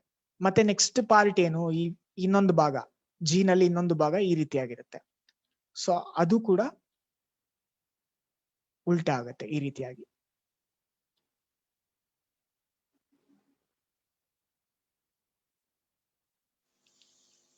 ಸೊ ಅದೇ ರೀತಿ ನೀವು ಆರ್ ನ ತಗೊಳ್ಳಿ. ಆರ್ ಪಕ್ಕ ಈ ತರ ಕನ್ನಡಿಯನ್ನ ಇಟ್ಟಾಗ ಆರ್ ನ ನೀವು ಎರಡು ಭಾಗ ಮಾಡ್ಕೊಂಡ್ರೆ, ಮೇಲ್ಗಡೆ ಭಾಗ ಕೆಳಗಡೆ ಭಾಗ ಅಂತ ಮಾಡ್ಕೋಬಹುದು, ಅಥವಾ ಎಡಗಡೆ ಭಾಗ ಬಲ್ಗಡೆ ಭಾಗ ಅಂತಾನು ಕೂಡ ಮಾಡ್ಕೋಬಹುದು. ಸೊ ಇವಾಗ ನೋಡಿ, ಈ ತರ ಉದ್ದುದಕ್ಕೆ ಆರ್ ನ ಭಾಗ ಮಾಡ್ಕೊಂಡ್ರೆ ಈ ರೀತಿಯಾಗಿ ಬರುತ್ತೆ ಉಲ್ಟಾ. ಮತ್ತೆ ಈ ಕಡ್ಡಿ ಭಾಗ ಈ ರೀತಿಯಾಗಿರುತ್ತೆ. ಕಡ್ಡಿ ಭಾಗ ಕನ್ನಡಿಯಿಂದ ದೂರ ಇರೋದ್ರಿಂದ ಪ್ರತಿಬಿಂಬದಲ್ಲೂ ಸಹ ದೂರ ಇರಬೇಕು. ಮತ್ತೆ ಈ ಒಂದು ಭಾಗ ಬೆಂಡ್ ಆಗಿರೋ ಭಾಗ ಹತ್ರ ಇರೋದ್ರಿಂದ ಕನ್ನಡಿಗೆ ಅದು ಹತ್ರ ಇರಬೇಕು, ಬಟ್ ಉಲ್ಟಾ ಆಗಿರ್ಬೇಕು.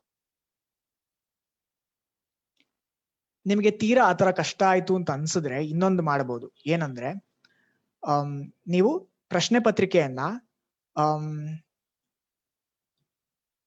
ತಿರುಗಿಸ್ಕೋಬಹುದು. ನೀವು ಪ್ರಶ್ನೆ ಪತ್ರಿಕೆ ತಿರುಗಿಸ್ಕೊಂಡ್ರೆ ಅವಾಗ ಅಂದ್ರೆ ಉದಾಹರಣೆಗೆ ತೋರಿಸ್ತೀನಿ ನೋಡಿ.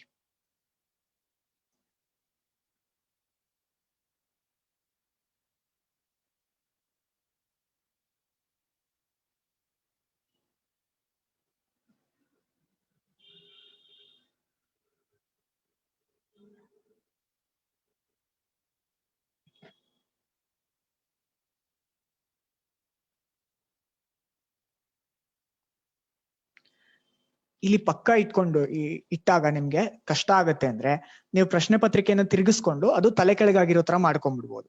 ಇವಾಗ ಸುಲಭ ಆಗತ್ತಲ್ವಾ ನಿಮ್ಗೆ, ತಲೆ ಕೆಳಗಾಗಿ ಬರ್ಕೊಂಡ್ಬಿಡ್ಬೋದು ಜೀನ. ಸೊ ಇದೊಂದು ಇನ್ನೊಂದು ರೀತಿಯಾದಂತ ಒಂದು ಟ್ರಿಕ್. ನಿಮ್ಗೆ ಅಕಸ್ಮಾತ್ ಪಕ್ಕದಲ್ಲಿ ಇಟ್ಟಾಗ ಮಿರರ್ ತೊಂದರೆ ಆಗತ್ತೆ ಅಂತ ಅನ್ಸಿದ್ರೆ. ಸೊ ಸರಿ, ಇನ್ನೊಂದು ಸೈಡ್ ಅಲ್ಲಿ ಇಟ್ಟಿರೋದು ಇನ್ನೊಂದು ಫಿಗರ್ ನ ನೋಡೋಣ ಬೇಕಾದ್ರೆ ಇನ್ನೊಂದ್ಸತಿ. ನೋಡಿ, ಇದೇ ತಗೊಳ್ಳಿ. ಇದು ಸ್ವಲ್ಪ ತುಂಬಾ ರೇಖೆಗಳಿರೋದ್ರಿಂದ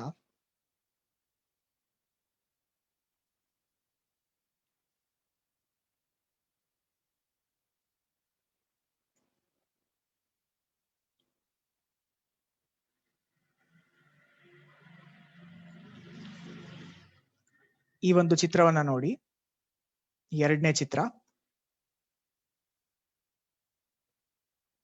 ಈ ರೀತಿಯಾಗಿ ಇದೆ ಅಲ್ವಾ, ನಿಮ್ಮ ಒಂದು ನಾಲಿಗೆ ತರ ಇದೆ. ಇದು ನಾಲಿಗೆ ಆಕಾರ. ನಾಲಿಗೆ ಆಕಾರ ಯಾವ ಕಡೆ ತಿರ್ಕೊಂಡಿದೆ? ಬಲಗಡೆಗೆ ತಿರ್ಕೊಂಡಿದೆ. ಸೊ ನೀವು ಕನ್ನಡಿಯನ್ನ ಪಕ್ಕಕ್ಕೆ ಇಟ್ಟಾಗ ಆ ನಾಲಿಗೆ ಆಕಾರ ಉಲ್ಟಾ ಆಗ್ಬೇಕು, ಅಂದ್ರೆ ಎಡಕ್ಕೆ ತಿರ್ಕೋಬೇಕು ಇವಾಗ, ಈ ರೀತಿಯಾಗಿ. ಅದೇ ರೀತಿ ನಿಮ್ಗೆ ಈ ಒಂದು ತ್ರಿಕೋಣಾಕೃತಿ ಏನಿದೆ ಒಳಗಡೆ, ಅದು ಸಹ ಎಡಕ್ಕೆ ತಿರ್ಕೋಬೇಕು, ಈ ರೀತಿಯಾಗಿ. ಆಮೇಲೆ ಒಳಗಡೆ ಇನ್ನೊಂದು ನಾಲಿಗೆ ಆಕೃತಿ ಇದೆ. ಬೇಕಾದ್ರೆ ಬೇರೆ ಒಂದು ಬಣ್ಣದಲ್ಲಿ ತೋರಿಸ್ತೇನೆ.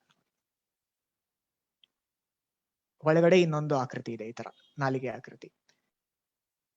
ಇದು ಕೂಡ ದಿಕ್ಕನ್ನ ಬದಲಾಯಿಸ್ಬೇಕಲ್ವಾ, ಈ ರೀತಿಯಾಗಿ. ಇದು ಈ ಒಂದು ಮೂಲ ಚಿತ್ರದಲ್ಲಿ ಎಡಗಡೆಗೆ ತಿರ್ಕೊಂಡಿದೆ, ಸೊ ಪ್ರತಿಬಿಂಬದಲ್ಲಿ ಬಲಗಡೆಗೆ ತಿರ್ಕೋಬೇಕು, ಈ ತರ.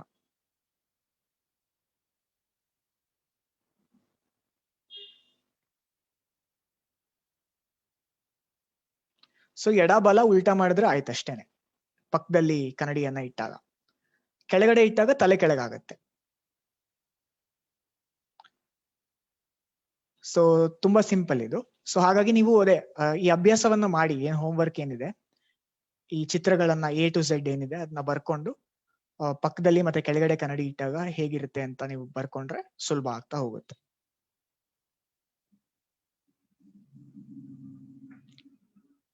ಇನ್ನೊಂದಷ್ಟು ಪ್ರಾಕ್ಟೀಸ್ ಕ್ವೆಶನ್ಸ್ ನ ಕಳಿಸ್ತೀನಿ ನಾನು ಆಮೇಲೆ. ನಿಮ್ ಟ್ರೈನರ್ಸ್ಗೆ ನಾನೊಂದಷ್ಟು ಮಾಡಿದೀನಿ ಬೇರೆ ಕ್ವೆಶನ್ಸ್ ಗಳು, ಇದಲ್ದೇನೆ. ಅದನ್ನ ನಾನು ಶೇರ್ ಮಾಡ್ತೀನಿ ಬೇರೆ ಟ್ರೈನರ್ಸ್, ಟೀಚರ್ಸ್ ಜೊತೆ. ಅವರು ನಿಮ್ಮ ವಾಟ್ಸ್ಆಪ್ ಗ್ರೂಪ್ ಗಳಲ್ಲಿ ಕಳಿಸ್ತಾರೆ ಆಮೇಲೆ ಕ್ಲಾಸ್ ನಂತರ, ಈ ಮಿರರ್ ಪ್ರತಿಬಿಂಬಕ್ಕೆ ಸಂಬಂಧಪಟ್ಟಂತಹ ಒಂದು ಪ್ರಶ್ನೆಗಳನ್ನ.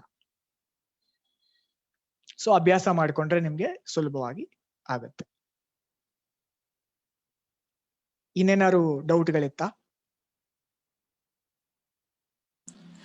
ಹರ್ಷ, ಇದು ಪಂಚ್ ಕ್ವೆಶ್ಚನ್ ಅನ್ನ ಇನ್ನೊಂದ್ಸಲ ಎಕ್ಸ್ಪ್ಲೇನ್ ಮಾಡ್ಬೇಕು ಅಂತ ಕೇಳ್ತಾ ಇದ್ದಾರೆ. ಓಕೆ. ಸೊ ಪಂಚ್ ಕ್ವೆಶ್ಚನ್ ಇವತ್ತು ಬರೋ ಒಂದು ವಾರಗಳಲ್ಲಿ ಮತ್ತೆ ಹೇಳ್ಕೊಡ್ತಾರೆ ಪಂಚ್ ಮಾಡೋ. ಈ ಒಂದು ಪಂಚ್ ಕ್ವೆಶ್ಚನ್? ಹೌದು ಹೌದು. ಓಕೆ ಓಕೆ, ಸರಿ. ಓಕೆ.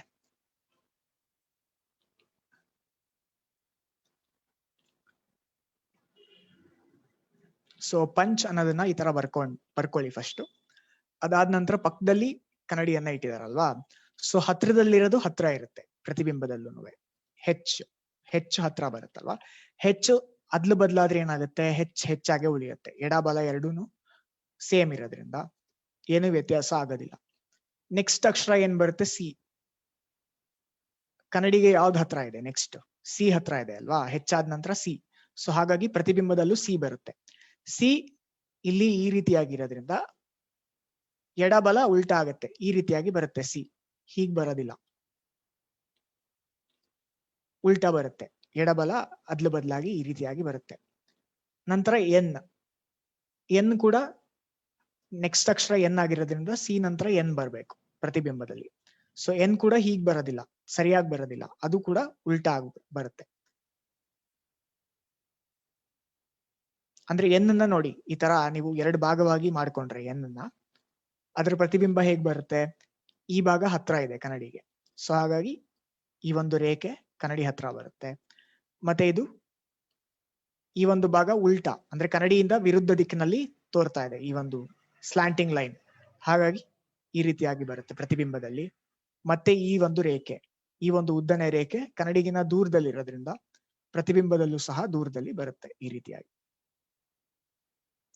ಸೊ ನೆಕ್ಸ್ಟ್ ಎನ್ ಬರುತ್ತೆ. ಎನ್ ಆದ ನಂತರ ಬರೋ ಒಂದು ಅಕ್ಷರ ಯಾವುದು? ಯು. ಯು ಅದ್ಲು ಬದ್ಲು ಮಾಡಿದ್ರೆ ಹಾಗೆ ಉಳಿಯುತ್ತೆ, ಯು ಏನು ವ್ಯತ್ಯಾಸ ಆಗೋದಿಲ್ಲ. ನಂತರ ಬರೋದು ಪಿ. ಪಿ ಕೂಡ ಅದ್ಲು ಬದಲಾಗುತ್ತೆ. ಸೊ ಪಿ ಇದ್ರಲ್ಲಿ ಏನಾಗಿದೆ? ಪಿ ಬಲಭಾಗಕ್ಕೆ ಮುಖ ಮಾಡ್ತಾ ಇದೆ ಇದರಲ್ಲಿ. ಸೊ ನಿಮ್ಮ ಪ್ರತಿಬಿಂಬದಲ್ಲಿ ಅದು ಅದ್ಲು ಬದಲಾದಾಗ ಎಡಭಾಗಕ್ಕೆ ಮುಖ ಮಾಡಬೇಕು ಪಿ. ಅಂದ್ರೆ ನಿಮ್ಮ ಫ್ಲಾಗ್ ತಗೊಂಡ್ರೆ, ನ್ಯಾಷನಲ್ ಫ್ಲಾಗ್, ಇದು ಈ ರೀತಿಯಾಗಿ ಒಂದು ದಿಕ್ಕಿನಲ್ಲಿ ತೋರ್ತಾ ಇದೆ. ಪ್ರತಿಬಿಂಬದಲ್ಲಿ ಅದು ಉಲ್ಟಾ ಈ ರೀತಿಯ ದಿಕ್ಕಿನಲ್ಲಿ ತೋರ್ಬೇಕು. ಅದೇ ರೀತಿ ನೀವು ಕೆಳಗಡೆ ಇಟ್ರೆ ಕನ್ನಡಿಯನ್ನ, ಅವಾಗ ಏನಾಗುತ್ತೆ?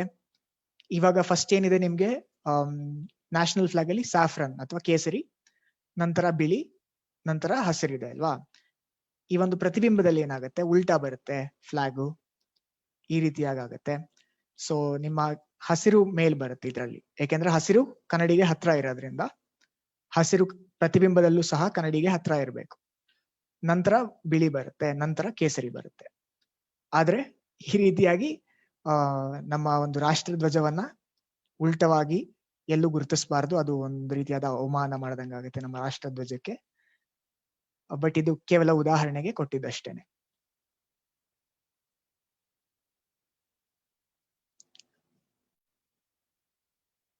ಸೊ ಇದರ ಹೋಮ್ ವರ್ಕ್ ನಾನು ಆಗ್ಲೇ ಹೇಳ್ದಂಗೆ, ಇದು ಕನ್ನಡಿ ಕೆಳಗಡೆ ಇದೆ ಅಂತ ಅನ್ಕೊಂಡು ನೀವು ಪ್ರಯತ್ನ ಪಡಿ ಯಾವ ರೀತಿಯಾಗಿ ಇದರ ಪ್ರತಿಬಿಂಬ ಬರುತ್ತೆ ಅಂತ. ಸೊ ಇದು ಅರ್ಥ ಆಗಿದೆ ಅಂತ ನಾನು ಭಾವಿಸ್ತೀನಿ. ಇದ್ರಲ್ಲಿ ಏನಂದ್ರೆ ನೋಡಿ, ಆಪ್ಷನ್ಗಳಲ್ಲಿ ಸ್ವಲ್ಪ ಈ ಸಾಮ್ಯತೆ ಇದೆ. 3 ಮತ್ತೆ 4 ಎರಡು ಆಪ್ಷನ್ ಅಲ್ಲೂ ಸಾಮ್ಯತೆ ಇದೆ. ವ್ಯತ್ಯಾಸ ಏನಿದೆ ಅಂತಂದ್ರೆ ಎನ್ ಅಕ್ಷರದಲ್ಲಿ ಮಾತ್ರ ವ್ಯತ್ಯಾಸ ಇದೆ. ಸೊ ಎನ್ ಅಕ್ಷರ ಪ್ರತಿಬಿಂಬ ಆದಾಗ ಅದೇ ರೀತಿಯಾಗಿ ಉಳಿಯಲ್ಲ ಅಲ್ವಾ, ಎನ್ ಆಗೇ ಇರಲ್ಲ, ಅದು ಉಲ್ಟಾ ಆಗತ್ತೆ. ಎನ್ ಆಗೇ ಉಳಿಯಲ್ಲ ಪ್ರತಿಬಿಂಬದಲ್ಲಿ, ಈ ತರ ಇರಲ್ಲ, ಅದು ಉಲ್ಟಾ ಆಗತ್ತೆ. ಸೊ ಹಾಗಾಗಿ ಆಯ್ಕೆ 4 ಸರಿಯಾದ ಉತ್ತರ ಅಂತ ನೀವು ಗುರುತಿಸಬಹುದು.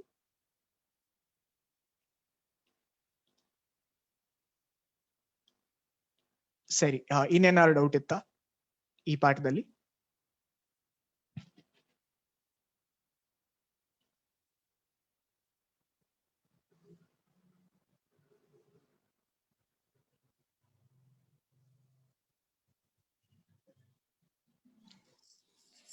ಆಕ್ಚುಲಿ ಅವರು ಸುಮಾರು ಕ್ವೆಶ್ಚನ್ಸ್ ಕೇಳ್ತಾ ಇದಾರೆ ಹರ್ಷ. ಅಂದ್ರೆ ಮ್ಯಾಟ್ರಿಕ್ಸ್ ಕ್ವೆಶ್ಚನ್ ಮತ್ತೆ ಸುಮಾರು, ಅಂದ್ರೆ ಒಬ್ರೊಬ್ರು ಒಂದೊಂದು ಕ್ವೆಶ್ಚನ್ಸ್ ಕೇಳ್ತಾ ಇದಾರೆ. So it is definitely not possible to explain everything once again. ಇದು ರೆಕಾರ್ಡ್ ಆಗ್ತಾ ಇದೆ, ನಿಮ್ಗೆ ರೆಕಾರ್ಡ್ ಶೇರ್ ಮಾಡ್ತಾರ ಆಮೇಲೆ, ಸೊ ಮತ್ತೆ ಹೋಗಿ ನೋಡ್ಕೋಬಹುದು.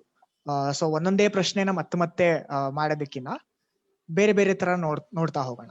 ಸೊ ಈ ರೆಕಾರ್ಡಿಂಗ್ ಇರುತ್ತೆ ನಿಮ್ಗೆ, ಮತ್ತೆ ಯಾವ ಪ್ರಶ್ನೆ ಅರ್ಥ ಆಗಿಲ್ವೋ ಅದನ್ನ ನೀವು ಮತ್ತೆ ನೋಡ್ಕೋಬಹುದು ಆಮೇಲೆ ಹೋಗಿ. ಈ ಅಕ್ಷರಗಳದು ನೋಡಕ್ ಹಂಗ ಅನ್ಸುತ್ತೆ, ನೀವು ಮೊದಲನೇ ಸತಿ ನೋಡ್ತಾ ಇರೋದ್ರಿಂದ ಸ್ವಲ್ಪ ಕಷ್ಟ ಅನ್ಸ್ಬೋದು.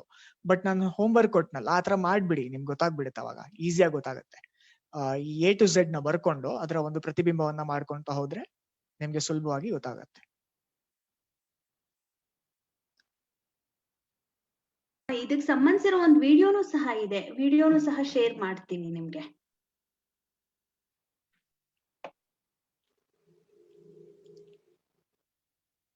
ಸರಿ, ಆದ್ಮೇಲೂ ನಿಮ್ಗೆ ಅರ್ಥ ಆಗ್ಲಿಲ್ಲ ಅಂದ್ರೆ ನಿಮ್ಮ ವಾಟ್ಸ್ಆಪ್ ಗ್ರೂಪ್ ಅಲ್ಲಿ ಕೇಳ್ಬೋದು.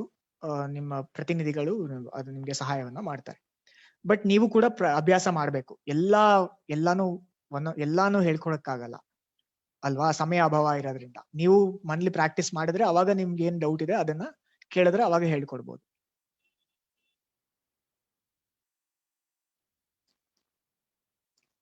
ಸರಿ, ಹಾಗಾದ್ರೆ ಮುಂದಿನ ಪಾಠಕ್ಕೆ ಹೋಗೋಣ. ಮುಂದಿಂದು ಯಾವ್ದು ಹೇಳಿದ್ರು?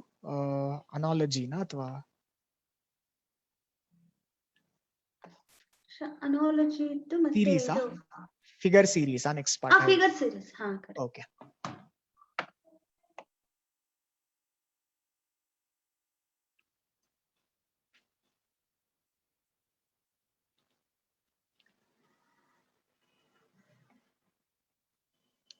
ಸರಿ, ಮುಂದಿನ ಪಾಠ ನೋಡೋಣ.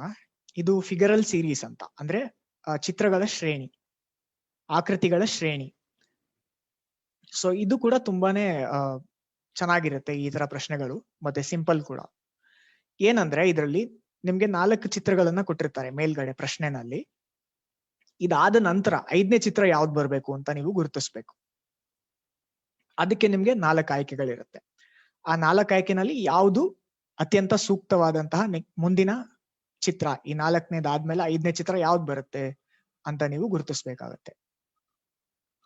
ಸೊ ಇದು ಕೂಡ ತುಂಬಾನೇ ಸುಲಭವಾದಂತಹ, ಬೇಗ ಮಾಡಬಹುದಂತ ಒಂದು ಪ್ರಶ್ನೆಗಳು. ಸೊ ಇಲ್ಲಿ ನೋಡಿ, ಮೊದಲನೇ ಪ್ರಶ್ನೆಯನ್ನ ತಗೊಳ್ಳೋಣ. ಸೊ ಇದು ಸಹ ನೀವು ಹಿಂದಿನ ಪ್ರಶ್ನೆ ತರನೇ ಪೆನ್ಸಿಲ್ ತಗೊಂಡು ಇಲ್ಲೇ ಪ್ರಶ್ನೆಯ ಪಕ್ಕದಲ್ಲೇ ನೀವು ಡ್ರಾ ಮಾಡ್ಕೊಂಡು ಖಚಿತಪಡಿಸ್ಕೋಬಹುದು. ಸುಮ್ನೆ ಓವರ್ ಕಾನ್ಫಿಡೆಂಟ್ ಆಗಿ ಏನೇನೋ ಆಯ್ಕೆ ಮಾಡ್ಕೊಳಕ್ ಹೋಗ್ಬಿಡ್ಬೇಡಿ. ಬೇಗ ರಫ್ ಆಗಿ ಅಲ್ಲೇನೆ ಪಕ್ಕದಲ್ಲೇನೆ ನೀವು ಡ್ರಾ ಮಾಡ್ಕೊಂಡು ಚಿತ್ರ ಬಿಡಿಸ್ಕೊಂಡು ಖಚಿತಪಡಿಸ್ಕೋಬಹುದು ಯಾವ್ದು ಆಯ್ಕೆ ಅಂತ. ಇದ್ರಲ್ಲಿ ನೋಡಿ, ಮೊದಲನೇದಾಗಿ ಈ ರೀತಿಯಾಗಿ ಒಂದು ಎಲ್ ಆಕೃತಿ ಇದೆ ಎಲ್ಲಾದ್ರಲ್ಲೂ. ಆಮೇಲೆ ನೀವು ಈ ಒಂದು ಸರ್ಕಲ್ ಮತ್ತೆ ಆರೋ ಇದೆ ಅಲ್ವಾ, ಸೊ ಅದನ್ನ ಪರಿಗಣಿಸಿ, ಒಂದೊಂದಾಗಿ ಪರಿಗಣಿಸಿ ಸರ್ಕಲ್ ಮತ್ತೆ ಆರೋ. ಸೊ ಇದ್ರಲ್ಲಿ ಏನಾಗಿದೆ, ಒಂದೊಂದು ಆಕೃತಿನಲ್ಲೂ ಸಮಾನವಾಗಿರುವಂತ ಒಂದು ಏನು ಅಂದ್ರೆ ಈ ಎಲ್ಲ ಆಕೃತಿ, ಈ ರೀತಿಯಾದಂತಹ ಒಂದು ತಲೆ ಕೆಳಗಾದಂತಹ ಎಲ್ಲ ಆಕೃತಿ ಸಮಾನವಾಗಿರೋದು. ಈ ಆರೋನ ನೀವು ಗಮನಿಸ್ತಾ ಹೋದ್ರೆ ಆರೋ ಏನಾಗಿದೆ, ಮೊದಲನೇದ್ರಲ್ಲಿ ಬಲಭಾಗಕ್ಕೆ ಬಂದಿದೆ, ಎರಡನೇದ್ರಲ್ಲಿ ಕೆಳಭಾಗಕ್ಕೆ ಬಂದಿದೆ,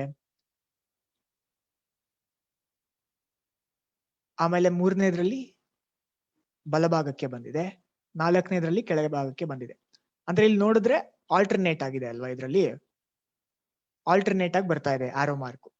ಬಲ ಕೆಳ ಬಲ್ಗಡೆಗೆ ಕೆಳಗಡೆಗೆ, ಬಲ್ಗಡೆಗೆ ಕೆಳಗಡೆಗೆ ಆತರ ಬರ್ತಾ ಇದೆ. ಸೊ ನೆಕ್ಸ್ಟ್ ಏನಿರಬೇಕು, ನೆಕ್ಸ್ಟ್ ಈ ತರ ಈ ಎಲ್ ಶೇಪೇ ಇರಬೇಕು, ಮತ್ತೆ ಆರೋ ಮಾರ್ಕ್ ಈ ಕಡೆ ಬಲ್ಗಡೆಗೆ ಪಾಯಿಂಟ್ ಆಗ್ಬೇಕು. ಯಾಕೆಂದ್ರೆ ಬಲ್ಗಡೆ ಕೆಳಗಡೆ ಬಲ್ಗಡೆ ಕೆಳಗಡೆ ನೆಕ್ಸ್ಟ್ ಬಲ್ಗಡೆ ಬರ್ಬೇಕು. ಸೊ ಆರೋ ಮಾರ್ಕ್ ಇಲ್ಲಿ ಬರ್ಬೇಕು. ನೆಕ್ಸ್ಟ್ ಸರ್ಕಲ್ ವೃತ್ತ ಎಲ್ಲಿ ಬರ್ಬೇಕು, ಇಲ್ಲಿ ನೋಡಿ, ಫಸ್ಟ್ ಇಲ್ಲಿ ಬಂದಿದೆ, ನೆಕ್ಸ್ಟ್ ಇಲ್ಲಿ ಬಂದಿದೆ, ನೆಕ್ಸ್ಟ್ ಕೆಳಗಡೆ ಬಂದಿದೆ, ನೆಕ್ಸ್ಟ್ ಬಲ್ಗಡೆ ಬಂದಿದೆ, ನೆಕ್ಸ್ಟ್ ಕೆಳಗಡೆ ಬರ್ಬೇಕು. ಇದೊಂಥರ ಆಲ್ಟರ್ನೇಟ್ ಅಲ್ವಾ. ಸೊ ಹಾಗಾಗಿ ಆಯ್ಕೆ 1 ನಿಮ್ಮ ಸರಿಯಾದ ಉತ್ತರ.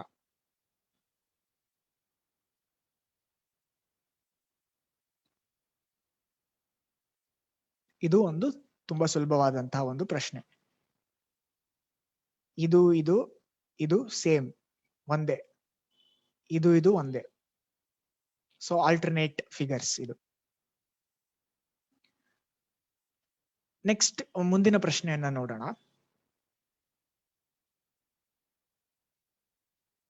ಇದರಲ್ಲೂ ಸಹ ಆರೋಗಳಿದೆ, 2 ಆರೋ ಇದೆ ಇದರಲ್ಲಿ. ಸೊ ಗಮನಿಸಿ, ಎಲ್ಲಾದ್ರಲ್ಲೂ ಈ ಒಂದು ಚತುರ್ಭುಜಾಕೃತಿ ಇದೆ, ರೆಕ್ಟಾಂಗಲ್ ಇದೆ ಒಂದು, ಪ್ಲಸ್ ಅದ್ರ ಜೊತೆ 2 ಆರೋಗಳಿದೆ ಈ ತರ. ಸೊ ಒಂದೊಂದೇ ಆರೋಗಳನ್ನ ಪರಿಗಣಿಸ್ತಾ ಹೋಗಿ, ಗಮನಿಸ್ತಾ ಹೋಗಿ. ಸೊ ಈ ಏನಾಗ್ತಾ ಇದೆ, ಒಳಗಡೆ ಇರುವಂತಹ ಒಂದು ಆರೋ ಏನಾಗಿದೆ ನೋಡಿ, ಇದು ಇಲ್ಲಿ ಬಲ್ಗಡೆಗೆ ತೋರಿಸ್ತಾ ಇದೆ ಈ ಆರೋ. ಎರಡನೇ ಒಂದು ಚಿತ್ರದಲ್ಲಿ ಈ ರೀತಿಯಾಗಿ ಬರ್ತಾ ಇದೆ, ಮೂರನೇ ಚಿತ್ರದಲ್ಲಿ ಕೆಳಗಡೆ ತೋರಿಸ್ತಾ ಇದೆ, ನಾಲ್ಕನೇ ಚಿತ್ರದಲ್ಲಿ ಈ ಎಡಭಾಗಕ್ಕೆ ಬರ್ತಾ ಇದೆ. ಸೊ ಇದೊಂಥರ ಕ್ಲಾಕ್ ವೈಸ್ ಅಲ್ವಾ. ನೀವು clockwise, anti clockwise ಗೊತ್ತಲ್ವಾ ನಿಮ್ಗೆ. ಕ್ಲಾಕ್ ವೈಸ್ ಅಂದ್ರೆ ಏನು, 1 2 3 ಅಂತ ಕ್ಲಾಕ್ ಅಲ್ಲಿ ಇರುತ್ತಲ್ಲ, ಈ ರೀತಿಯಾಗಿ ಏರುವ ಕ್ರಮದಲ್ಲಿ ಹೋದ್ರೆ ಅದು ಕ್ಲಾಕ್ ವೈಸ್ ಆಗುತ್ತೆ. ಆಂಟಿ ಕ್ಲಾಕ್ ವೈಸ್ ಅಂದ್ರೆ ಏನಾಗುತ್ತೆ, 12 11 10 ಈ ತರ ಇಳಿಕೆಯ ಕ್ರಮದಲ್ಲಿ ಈ ರೀತಿ ಹೋದಾಗ ಅದು ಆಂಟಿ ಕ್ಲಾಕ್ ವೈಸ್ ಆಗುತ್ತೆ. ಸೊ ಇಲ್ಲಿ ಈ ಆರೋ ಕ್ಲಾಕ್ ವೈಸ್ ಬರ್ತಾ ಇದೆ. ಸೊ ನೆಕ್ಸ್ಟ್ ಏನಾಗ್ಬೇಕು, ಅದು ಈ ರೀತಿಯಾಗಿ ಬರ್ಬೇಕಲ್ವಾ, ಕ್ಲಾಕ್ ವೈಸ್ ಬರ್ತಾ ಇದೆ ಈ ತರ, ಈ ಒಳಗಡೆ ಇರುವಂತ ಆರೋ. ಸೊ ನೆಕ್ಸ್ಟ್ ಅದು ಈ ರೀತಿಯಾಗಿ ಬರಬೇಕು. ಈ ಆಚೆ ಕಡೆ ಇರುವಂತ ಒಂದು ಆರೋ ಗಮನಿಸ್ತಾ ಹೋಗಿ, ಇದೇನಾಗತ್ತೆ, ಇದು ಇಲ್ಲಿ ಬಂದಿದೆ, ಮುಂದೆ ಇಲ್ಲಿ ಬಂದಿದೆ, ನೆಕ್ಸ್ಟ್ ಇಲ್ಲಿ ಬಂದಿದೆ, ನೆಕ್ಸ್ಟ್ ಮೇಲ್ಗಡೆ ಬಂದಿದೆ. ಸೊ ನೆಕ್ಸ್ಟ್ ಎಲ್ಲಿ ಬರ್ಬೇಕು, ಎಡಗಡೆ ಬರ್ಬೇಕು. ಇದು ಯಾಕೆಂದ್ರೆ ಆಂಟಿ ಕ್ಲಾಕ್ ವೈಸ್ ಹೋಗ್ತಾ ಇದೆ, ಈ ಆಚೆ ಕಡೆ ಇರೋ ಆರೋ ಅಲ್ವಾ, ಆಚೆ ಕಡೆ ಇರೋ ಆರೋ ಆಂಟಿ ಕ್ಲಾಕ್ ವೈಸ್ ಹೋಗ್ತಾ ಇದೆ ಈ ರೀತಿಯಾಗಿ. ಇಲ್ಲಿ ಬಂತು, ಆಮೇಲೆ ಇಲ್ಲಿ ಬಂತು, ಫಸ್ಟ್ ಇಲ್ಲಿತ್ತು, ಆಮೇಲೆ ಇಲ್ಲಿ ಹೋಯ್ತು, ಆಮೇಲೆ ಇಲ್ಲಿ ಬಂತು, ಆಮೇಲೆ ಇಲ್ಲಿ ಬಂತು. ಸೊ ಮತ್ತೆ ಇವಾಗ ಇಲ್ಲೇ ಬರ್ಬೇಕು. ಸೊ ಹಾಗಾಗಿ ಇಲ್ಲಿ ಆರೋ ಮಾರ್ಕ್ ಬರುತ್ತೆ. ಒಳಗಡೆ ಇರೋ ಆರೋ ಹೀಗೆ ಹೋಗ್ತಾ ಇದೆ ಕ್ಲಾಕ್ ವೈಸ್ ಅಲ್ಲಿ, ಫಸ್ಟ್ ಇಲ್ಲಿತ್ತು, ಆಮೇಲೆ ಇಲ್ಲಿಗೆ ಹೋಯ್ತು, ಆಮೇಲೆ ಕೆಳಗೆ ಬಂತು, ಆಮೇಲೆ ಈ ಕಡೆ ಬಂತು. ಸೊ ನೆಕ್ಸ್ಟ್ ಈ ಕಡೆ ಬರ್ಬೇಕು. ಸೊ ಹಾಗಾಗಿ ಒಳಗಡೆ ಇರೋ ಆರೋ ಈ ರೀತಿಯಾಗಿ ಇದೆ. ಸೊ ನಿಮ್ಮ ಆಯ್ಕೆ 2 ಸರಿಯಾದ ಉತ್ತರ ಆಗತ್ತೆ ಇದರಲ್ಲಿ. ಸೊ ಇದನ್ನ ಬರ್ಕೊಳ್ಳಿ ಬೇಕಾದ್ರೆ. ಇದನ್ನ ಇನ್ನೊಂದು ರೀತಿಯಾಗಿ ಮಾಡ್ಬೋದು, ಏನಂದ್ರೆ ಡೈರೆಕ್ಷನ್ಸ್. ನಿಮ್ಗೆ ಡೈರೆಕ್ಷನ್ಸ್ ಗೊತ್ತಿರುತ್ತೆ ಅನ್ಸುತ್ತೆ, ನಾರ್ತ್ ಸೌತ್ ಈಸ್ಟ್ ವೆಸ್ಟ್ ಅಂತ. ಸೊ ಅದೇ ರೀತಿಯಾಗಿ ಈ 4 ದಿಕ್ಕುಗಳ ಮಧ್ಯಭಾಗದಲ್ಲೂ ಇರುತ್ತಲ್ವಾ, ನಾರ್ತ್ ಈಸ್ಟ್ ಅಂದ್ರೆ ಈಶಾನ್ಯ ಭಾಗ, ಅದೇ ರೀತಿ ಸೌತ್ ಈಸ್ಟ್ ನೈಋತ್ಯ ಭಾಗ, ಅಲ್ಲ ಏನದು ಆಗ್ನೇಯ ಭಾಗ, ಇದು ಸೌತ್ ವೆಸ್ಟ್ ನೈಋತ್ಯ ಭಾಗ, ಮತ್ತೆ ನಾರ್ತ್ ವೆಸ್ಟ್ ಅನ್ನೋದು ವಾಯುವ್ಯ ಭಾಗ. ಈ ರೀತಿಯಾಗಿ ದಿಕ್ಕುಗಳ ಪ್ರಕಾರನು ನೀವು ಇದನ್ನ ಉತ್ತರವನ್ನ ಕಂಡುಹಿಡಿಬಹುದು. ಏನಂದ್ರೆ ಮೊದಲನೇದಾಗಿ ಒಳಗಡೆ ಇರುವಂತ ಆರೋ ಈಸ್ಟ್ ಪಾಯಿಂಟ್ ಆಗ್ತಾ ಇದೆ. ನೆಕ್ಸ್ಟ್ ಸೌತ್ ಈಸ್ಟ್ ಬಂದಿದೆ. ನೆಕ್ಸ್ಟ್ ಮೂರನೇ ಚಿತ್ರದಲ್ಲಿ ಸೌತ್ ಬಂದಿದೆ. ನೆಕ್ಸ್ಟ್ ಸೌತ್ ವೆಸ್ಟ್ ಬಂದಿದೆ. ನೆಕ್ಸ್ಟ್ ವೆಸ್ಟ್ ಬರ್ಬೇಕಲ್ವಾ? ಸೊ ಹಾಗಾಗಿ ಒಳಗಡೆ ಇರುವಂತ ಆರೋ ಈ ರೀತಿಯಾಗಿ ವೆಸ್ಟ್ ಗೆ ಪಾಯಿಂಟ್ ಆಗ್ಬೇಕು. ಸೊ ಈ ರೀತಿ ನೀವು ಗುರುತಿಸಬಹುದು ಆಯ್ಕೆಯನ್ನು. ಸೊ ಒಂದೇ ಪ್ರಶ್ನೆಗೆ ಹಲವಾರು ರೀತಿಯಾಗಿ ನೀವು ಉತ್ತರವನ್ನ ಕಂಡುಹಿಡಿಬಹುದು. ಒಂದೇ ತರ ಮಾಡ್ಬೇಕು ಅಂತ ಏನಿಲ್ಲ, ನಿಮಗ್ ಬಿಟ್ಟಿದ್ದು. ನೀವು ಅಭ್ಯಾಸ ಮಾಡ್ಕೊಳ್ತಾ ಹೋದ್ರೆ ಒಂದೇ ಪ್ರಶ್ನೆಗೆ ಹಲವಾರು ರೀತಿಯಾದ ಉತ್ತರಗಳನ್ನ ನೀವು ಕಂಡುಹಿಡಿಬಹುದು. ಹರ್ಷ, 1 ಸೆಕೆಂಡ್. Yeah. ಇಲ್ಲಿ ಚಾಟ್ ಬಾಕ್ಸ್ ಅಲ್ಲಿ ತುಂಬಾ ಜನ ಈ ಕ್ವೆಶ್ಚನ್ ಅರ್ಥ ಆಗಿಲ್ಲ ಅಂತ ಹಾಕ್ತಾ ಇದ್ದಾರೆ. ಓಕೆ, ಇನ್ನೊಂದ್ಸತಿ ಹೇಳ್ತೀನಿ.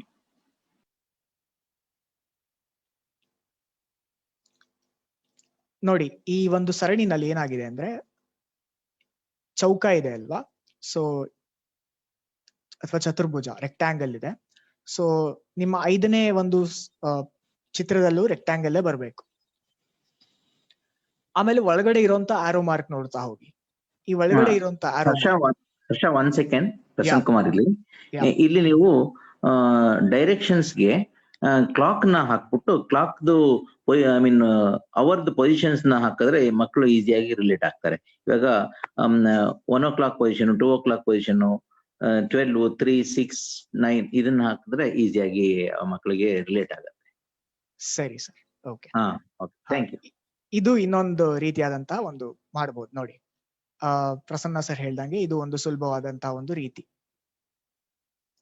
ನೀವು ಗಡಿಯಾರ ಎಲ್ಲರಿಗೂ ಗೊತ್ತೇ ಇರುತ್ತೆ. ಇಲ್ಲಿ ಏನಾಗಿದೆ, ಇಲ್ಲಿ ಮೊದಲನೇ ಒಂದು ಚಿತ್ರದಲ್ಲಿ 3 o'clock ಅಲ್ವಾ? 3 o'clock ಅಲ್ಲಿ ಇದೆ ಮೊದಲನೇ ಚಿತ್ರದಲ್ಲಿ. ಎರಡನೇ ಚಿತ್ರದಲ್ಲಿ ಏನಾಗಿದೆ, ಒಳಗಡೆ ಇರುವಂತ ಆರೋ ಇಲ್ಲಿ ಬಂದಿದೆ 5 o'clock, 4 ಅಥವಾ 5 ಮಧ್ಯ ಈ ರೀತಿಯಾಗಿ ಬಂದಿದೆ. ನೆಕ್ಸ್ಟ್ ಮೂರನೇ ಚಿತ್ರದಲ್ಲಿ ಏನಾಗಿದೆ, 6 o'clock ಬಂದಿದೆ, ಕೆಳಗಡೆ ಬಂದಿದೆ ಈ ರೀತಿ.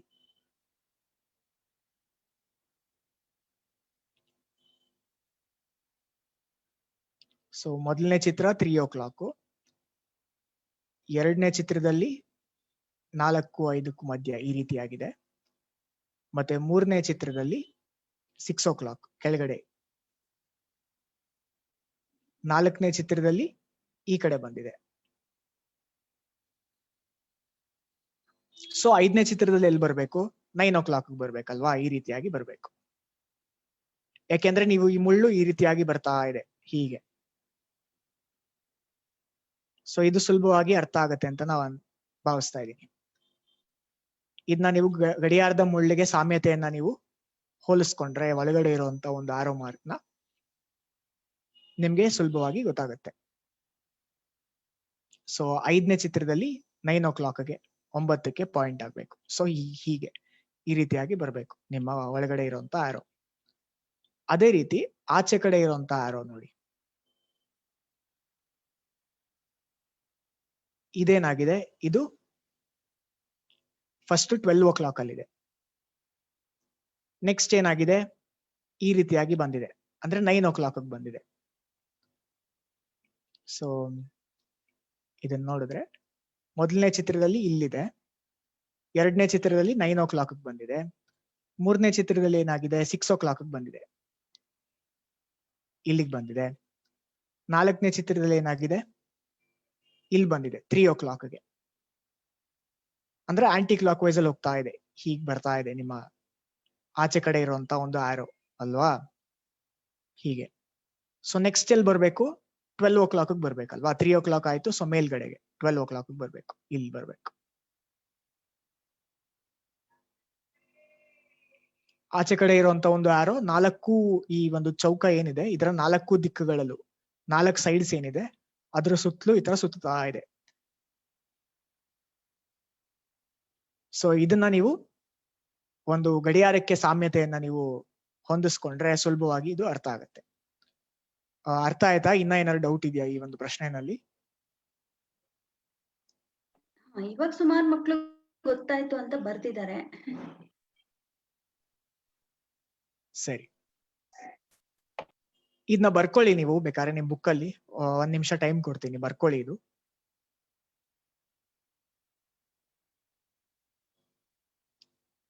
ನಿಮ್ ಹತ್ರ ಕಲರ್ ಪೆನ್ಸಿಲ್ ಇವಾಗ ಇಲ್ಲ ಅಂತಂದ್ರೆ ಇಲ್ಲೇ ಬರ್ಕೊಂಡ್ಬಿಡಿ ಬೇಕಾದ್ರೆ. ಇಲ್ಲಿ 3 o'clock,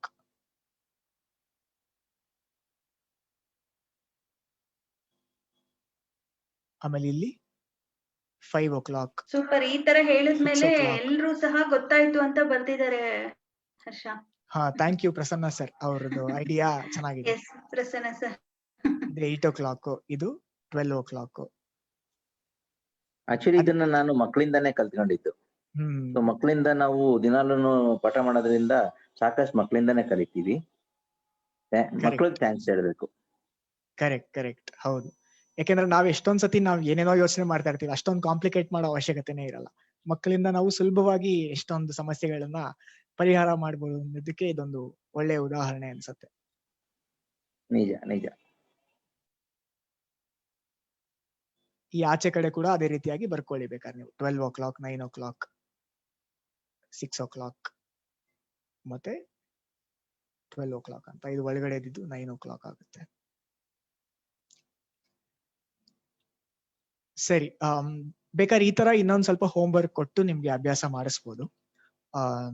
ಈ ರೀತಿಯಾದ ಆರೋಗಳ ಇರುವಂತ ಒಂದು ಪ್ರಶ್ನೆಗಳನ್ನ. ಸರಿ, ಇದನ್ನ ಮುಂದೆ ನೋಡೋಣ. ಇನ್ನೊಂದಷ್ಟು ಹೋಮ್ ವರ್ಕ್ ಕೊಟ್ಟು ಅಭ್ಯಾಸ ಮಾಡ್ಕೊಳ್ಳಿ ನೀವು, ಇದರಲ್ಲಿ ಕೊಡ್ತೀವಿ. ಮುಂದಿನ ಪ್ರಶ್ನೆಯನ್ನ ನೋಡೋಣ. ಇದರಲ್ಲಿ ಈ ಒಂದು ಕೈಟ್ ಆಕೃತಿ ಇದೆ, ನೀವು ನೋಡ್ತಾ ಇದೀರಾ ಅಲ್ವಾ?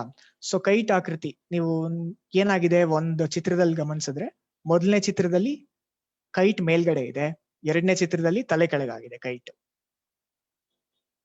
ಈ ರೀತಿ. ಮತ್ತೆ ಮೂರನೇ ಚಿತ್ರದಲ್ಲಿ ಈ ರೀತಿಯಾಗಿ ಮೇಲ್ಗಡೆ ಇದೆ, ಮತ್ತೆ ನಾಲ್ಕನೇ ಚಿತ್ರದಲ್ಲಿ ತಲೆ ಕೆಳಗಾಗಿದೆ. ಸೊ ಮತ್ತೆ ಐದನೇ ಚಿತ್ರದಲ್ಲಿ ಏನಾಗ್ಬೇಕು, ಈ ರೀತಿ ಆಲ್ಟರ್ನೇಟ್ ಇರೋದ್ರಿಂದ ಮೇಲ್ಗಡೆ ಬರ್ಬೇಕು ಕೈಟ್. ಸೊ ಇದು ತುಂಬಾ ಸುಲಭ, ಗೊತ್ತಾಯ್ತಲ್ವಾ? ಆಲ್ಟರ್ನೇಟ್, ಮೇಲೆ ಕೆಳಗೆ, ನೆಕ್ಸ್ಟ್ ಮತ್ತೆ ಮೇಲ್ ಬರ್ಬೇಕು ಕೈಟ್. ನೆಕ್ಸ್ಟ್ ಡಾಟ್ ನೋಡಿ, ಇಲ್ಲೊಂದು ಡಾಟ್ ಇದೆ ಕೈಟ್ ಒಳಗಡೆ. ಸೊ ಇಲ್ಲಿ ಏನಾಗಿದೆ, ಈ ಡಾಟ್ ಫಸ್ಟ್ ಇಲ್ಲಿದೆ, ನೆಕ್ಸ್ಟ್ ಇಲ್ಲಿ ಬಂತು, ಬಲ್ಗಡೆಗೆ ಬಂತು, ನೆಕ್ಸ್ಟ್ ಕೆಳಗಡೆಗೆ ಬಂತು, ನೆಕ್ಸ್ಟ್ ಎಡಗಡೆಗೆ ಬಂತು, ನೆಕ್ಸ್ಟ್ ಎಲ್ಲಿ ಬರ್ಬೇಕು, ಮೇಲ್ಗಡೆ ಬರ್ಬೇಕು. ಮತ್ತೆ ಕ್ಲಾಕ್ ಅಂತ ತಗೊಂಡಾಗ ನೀವು ಇದರಲ್ಲಿ ಎಲ್ಲಿದೆ, 12 o'clock ಅಲ್ಲಿದೆ, ಇದರಲ್ಲಿ 3 o'clock ಅಲ್ಲಿದೆ, ಇದರಲ್ಲಿ 6 o'clock ಅಲ್ಲಿದೆ, ಇದರಲ್ಲಿ 9 o'clock ಅಲ್ಲಿದೆ. ಸೊ ಮತ್ತೆ 12 o'clock ಬರ್ಬೇಕು ಇಲ್ಲಿ. ಈ ರೀತಿಯಾಗಿ ಕ್ಲಾಕ್ ವೈಸ್ ಬರ್ತಾ ಹೋಗ್ತಾ ಇದೆ ನೋಡಿ ಈ ಒಂದು ಡಾಟ್. 12, 3, 6, 9 ಮತ್ತೆ 12 ಹಂಗೆ ಕಂಟಿನ್ಯೂ ಆಗ್ತಾ ಇರುತ್ತೆ. ಈ ಸರಣಿನ ಮುಂದುವರಿಸಬೇಕು ಅಂದ್ರೆ ನೀವು ನೆಕ್ಸ್ಟ್ ಹಂಗೇನೆ ಈ ರೀತಿ ತಲೆ ಕೆಳಗಾಗುತ್ತೆ. ನೆಕ್ಸ್ಟ್ ಏನ್ ಬರುತ್ತೆ, 3 o'clock ಬರುತ್ತೆ. ಆತರ ಮುಂದುವರಿಸ್ತಾ ಹೋಗ್ಬೋದು ಸರಣಿಯನ್ನ ನೀವು.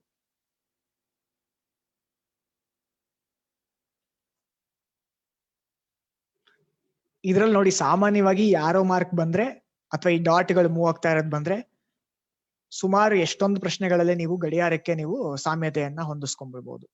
ಅವಾಗ ನಿಮ್ಗೆ ಸುಲಭ ಆಗುತ್ತೆ ಸುಮಾರು ಎಲ್ಲಾ ಪ್ರಶ್ನೆಗಳಲ್ಲೂ ಈ ರೀತಿಯಾದಂತಹ ಸರಣಿ ಪ್ರಶ್ನೆಗಳಲ್ಲಿ.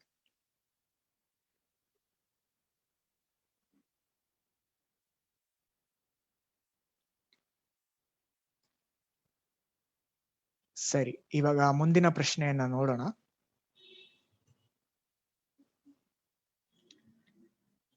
ಇಲ್ಲೇನಾಗಿದೆ, ತ್ರಿಕೋಣ ಇದೆ, ಟ್ರಯಾಂಗಲ್ ಇದೆ.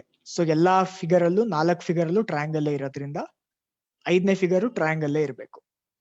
ಈ ರೀತಿಯಾಗಿ ಟ್ರಯಾಂಗಲ್ ಇರಬೇಕು. ನೆಕ್ಸ್ಟ್ ಡಾಟ್, ಚುಕ್ಕೆನ ನೋಡ್ಕೊಳ್ಳಿ. ಚುಕ್ಕೆ ಹೆಂಗಿದೆ, ಮತ್ತೆ ಅಲ್ಲಿ ನಾವು ಹಿಂದಿನ ಪ್ರಶ್ನೆಯಲ್ಲಿ ನೋಡ್ದಂಗೆನೆ ಚುಕ್ಕೆ ಇದೆ ಅಲ್ವಾ? ಫಸ್ಟ್ ಮೇಲ್ಗಡೆ ಇದೆ, ಆಮೇಲೆ ಎಡಗಡೆಗೆ ಬಂತು, ಆಮೇಲೆ ಈ ಕಡೆ ಬಂತು, ಆಮೇಲೆ ಮೇಲ್ಗಡೆ ಬಂತು. ನೆಕ್ಸ್ಟ್ ಎಲ್ಲಿ ಬರ್ಬೇಕು, ಇದು ಕ್ಲಾಕ್ ವೈಸ್ ಈ ತರ ಹಿಂಗ್ ನೋಡ್ತಾ ಹೋದಾಗ ಇಲ್ಲಿ ಬರ್ಬೇಕಲ್ವಾ ಚುಕ್ಕೆ. ಸೊ ಇದು 12 o'clock, ಇದು 3 o'clock. ತ್ರಿಕೋಣದಲ್ಲಿ 4ನೇ ಸೈಡ್ ಇರೋದಿಲ್ಲ, ಹಾಗಾಗಿ ಇದು 9 o'clock, ಮತ್ತೆ 12 o'clock, ಮತ್ತೆ 3 o'clock. ಈ ರೀತಿಯಾಗಿ ಬರ್ತಾ ಹೋಗ್ತಾ ಇರುತ್ತೆ ಕ್ಲಾಕ್ ವೈಸ್ ಬರ್ತಾ ಇದೆ ಡಾಟ್. ಅದೇ ರೀತಿ ಸರ್ಕಲ್ ಹೆಂಗ್ ಬರ್ತಾ ಇದೆ?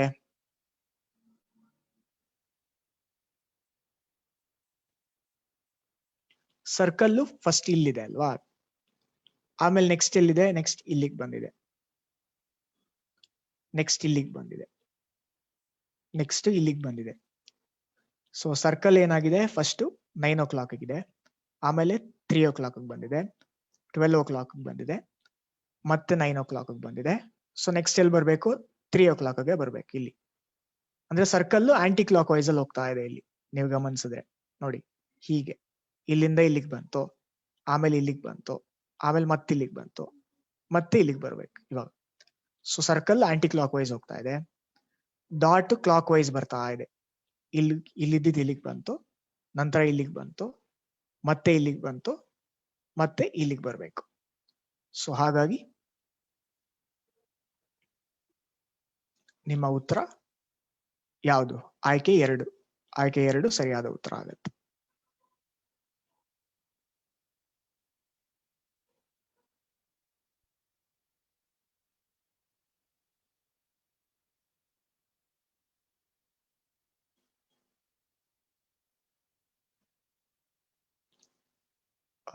ಮುಂದಿನ ಪ್ರಶ್ನೆಯನ್ನ ನೋಡೋಣ. ಇದರಲ್ಲಿ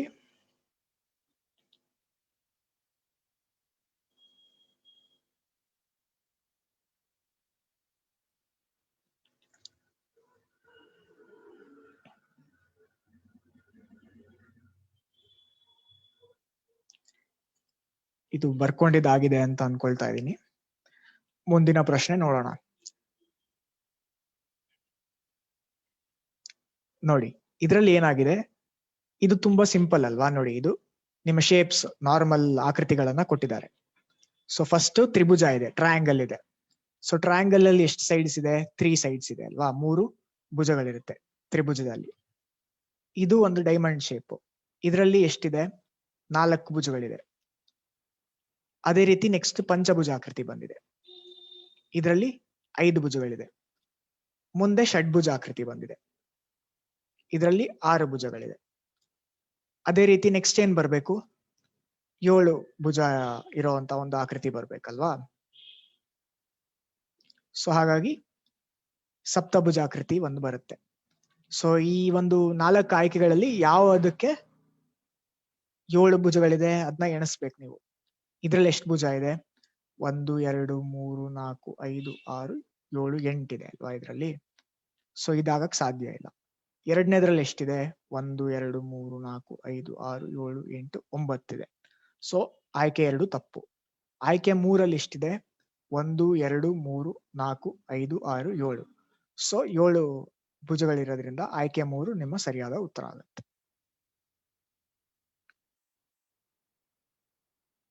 ಇದು ತುಂಬಾ ಸಿಂಪಲ್ ಅಂತ ಭಾವಿಸ್ತಾ ಇದ್ದೀನಿ, ಯಾಕೆಂದ್ರೆ ನೀವು ಶೇಪ್ಸ್ ಎಲ್ಲ ಗೊತ್ತೇ ಇರುತ್ತೆ. ನೀವು ಹಿಂದಿನ ಕ್ಲಾಸ್ ಅಲ್ಲೆಲ್ಲ ಓದಿರ್ತೀರಾ. ಟ್ರಯಾಂಗಲ್ ಆದ್ಮೇಲೆ ನೆಕ್ಸ್ಟ್ ಕ್ವಾಡ್ರಿಲ್ಯಾಟ್ರಲ್ ಬರುತ್ತೆ, ಪೆಂಟಗನ್, ಹೆಕ್ಸಗನ್, ಹೆಪ್ಟಗನ್ ಆ ತರ. ಅದೇ ಕನ್ನಡದಲ್ಲಿ ಹೇಳ್ತಾ ಇದ್ರೆ ತ್ರಿಭುಜ, ಚತುರ್ಭುಜ, ಪಂಚಭುಜ, ಷಡ್ಭುಜ, ಸಪ್ತಭುಜಾಕೃತಿ, ಅಷ್ಟಭುಜಾಕೃತಿ ಈ ತರ ಹೋಗ್ತಾ ಇರುತ್ತೆ. ಒಂದೊಂದೇ ಇನ್ಕ್ರೀಸ್ ಆಗ್ತಾ ಹೋಗ್ತಾ ಇರುತ್ತೆ.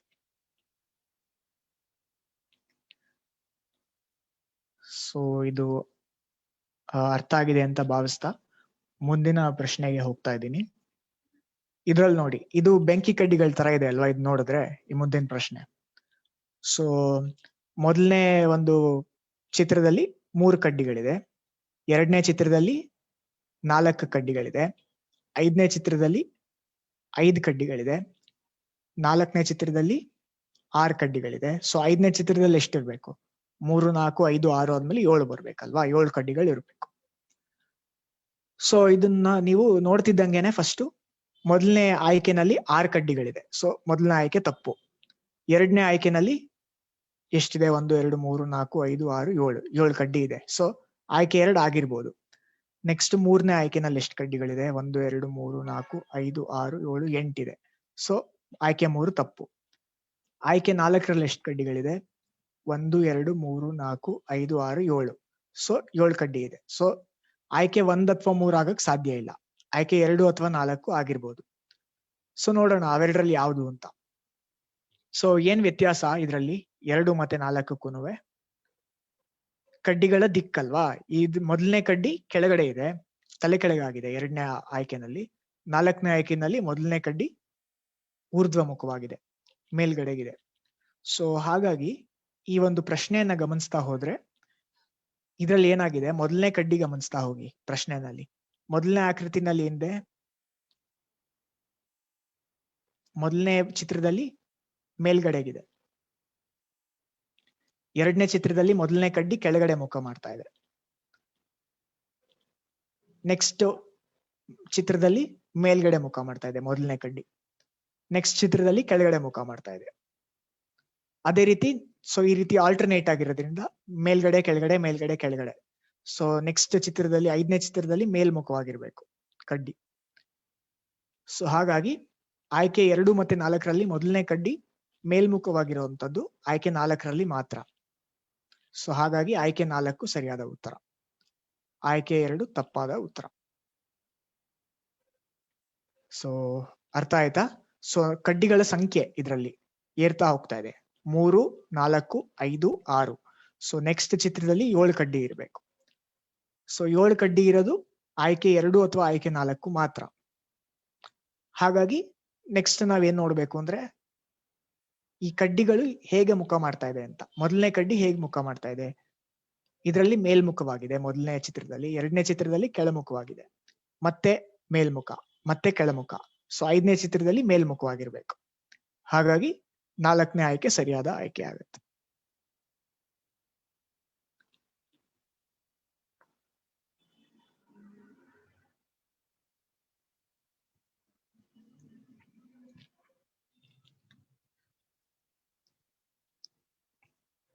ನೆಕ್ಸ್ಟ್ ಮುಂದಿನ ಪ್ರಶ್ನೆಯನ್ನ ನೋಡೋಣ.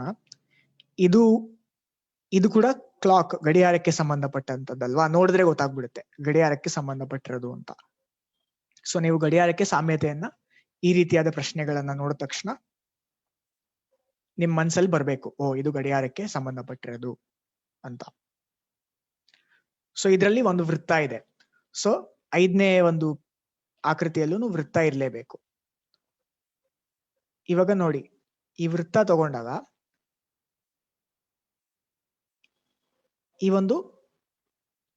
ಈ ಆಕೃತಿ ಫಸ್ಟ್ ಏನಾಗಿದೆ, ಮೇಲ್ಗಡೆ ಬಂದಿದೆ, ನಂತರ ಮೇಲ್ಗಡೆನೆ ಉಲ್ಟಾ ಆಗಿದೆ, ಈ ರೀತಿಯಾಗಿ ಆಗಿದೆ. ನೆಕ್ಸ್ಟ್ ಚಿತ್ರದಲ್ಲಿ 3 o'clock ಬಂದಿದೆ. ಫಸ್ಟ್ 12 o'clock ಅಲ್ಲಿದೆ, 12 o'clock ಅಲ್ಲಿ ಉಲ್ಟಾ ಆಗಿದೆ. ನೆಕ್ಸ್ಟ್ 3 o'clock ಬಂದಿದೆ. ನೆಕ್ಸ್ಟ್ ಚಿತ್ರದಲ್ಲಿ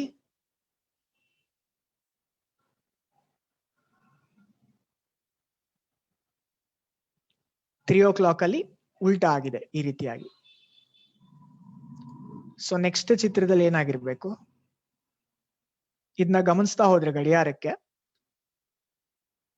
12, 3, 6, 9. ಸೊ 12 o'clock, ನೆಕ್ಸ್ಟ್ 2 3 o'clock ಅಲ್ಲಿದೆ, ನೆಕ್ಸ್ಟ್ 6 o'clock ಬರ್ಬೇಕಲ್ವಾ, ಇಲ್ಲಿ ಬರ್ಬೇಕು. ಸೊ ಇಲ್ಲಿ ಬರ್ಬೇಕು. ಸೊ ಇಲ್ಲಿಗೆ ಏನಾಗಿದೆ ನೋಡಿ, ಈ 2ನೇ ಚಿತ್ರಕ್ಕೂ ಮತ್ತೆ 3ನೇ ಚಿತ್ರಕ್ಕೂ ಇದು ಡೈರೆಕ್ಷನ್ ಚೇಂಜ್ ಆಗಿಲ್ಲ, ಈ ರೀತಿಯಾಗೇ ಇದೆ, ತಳ್ಕೊಂಬಲ್ಕ ಆಗಿಲ್ಲ. ಈ ಒಂದು ಇದು ಸಿಂಬಲ್ ಹಾಗೆ ಇದೆ. ಹಾಗಾಗಿ ಇಲ್ಲೂ ಕೂಡ ಹಾಗೆ ಇರಬೇಕು, ಈ ರೀತಿಯಾಗಿ ಆಗಲ್ಲ. ಈ 4ನೇ ಚಿತ್ರದಿಂದ 5ನೇ ಚಿತ್ರಕ್ಕೆ ಇದೇನಿದೆಯೋ ಅದು ಹಂಗೆ ಬರುತ್ತೆ ಇಲ್ಲಿಗೆ 6 o'clock ಪೊಸಿಷನ್ಗೆ. ನೆಕ್ಸ್ಟ್ ಈ ಸ್ಟಾರ್ ಸಿಂಬಲ್ ನ ಗಮನಿಸಿ. ಅದು ಮೊದಲು 3 o'clock ಅಲ್ಲಿದೆ, ನೆಕ್ಸ್ಟ್ 6 o'clock ಬಂದಿದೆ, ನೆಕ್ಸ್ಟ್ 9 o'clock ಬಂದಿದೆ, ನೆಕ್ಸ್ಟ್ 12 o'clock ಬಂದಿದೆ ಇಲ್ಲಿ. ನೆಕ್ಸ್ಟ್ ಎಲ್ಲಿಗೆ ಬರ್ಬೇಕು, ಈ ರೀತಿಯಾಗಿ 3, 6, 9, 12 ಆದ್ಮೇಲೆ ಮತ್ತೆ 3 o'clock ಕ್ಲಾಕ್ ವೈಸ್ ಹೋಗ್ತಾ ಇದೆ ಅಲ್ವಾ. ಸೊ ಹಾಗಾಗಿ 3 o'clock ಬರ್ಬೇಕಿದು, ಇಲ್ಲಿಗೆ ಬರ್ಬೇಕು.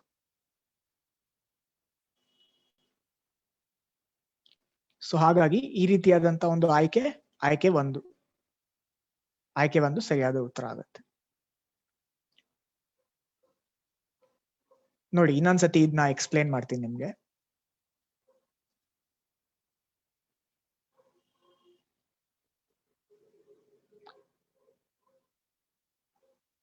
ಇಲ್ಲಿ ಏನಾಗಿದೆ, 4 ವೃತ್ತಗಳಿದೆ.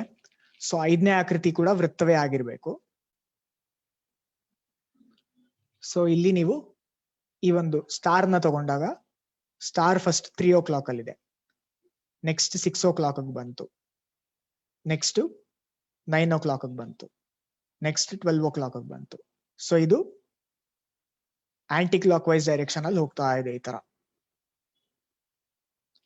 ಸೊ 12 o'clock ಆದ್ಮೇಲೆ ಮತ್ತೆ 3 o'clock ಗೆ ಬರ್ಬೇಕು ಇಲ್ಲಿಗೆ,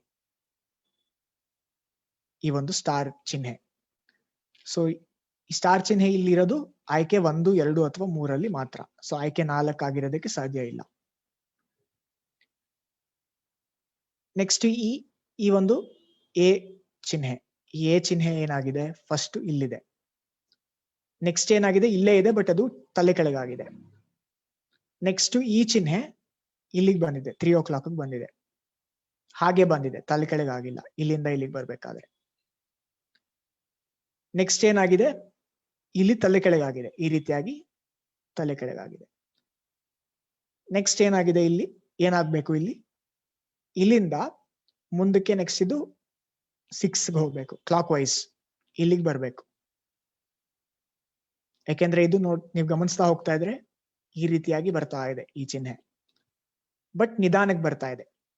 ಅಂದ್ರೆ ಒಂದೇ ಕಡೆ 2 ಸತಿ ಇದೆ. 12 o'clock ಅಲ್ಲೇ ಇದು 2 ಸತಿ ಇದೆ, ಬಟ್ ತಲೆ ಕೆಳಗಾಗಿದೆ. 3 o'clock ಅಲ್ಲೇ 2 ಸತಿ ಇದೆ, ತಲೆ ಕೆಳಗಾಗಿದೆ. ನೆಕ್ಸ್ಟ್ 6 o'clock ಬರ್ಬೇಕು. 6 o'clock ಬಂದಾಗ ಅದು ತಲೆ ಕೆಳಗೆ ಆಗ್ಬಾರ್ದು.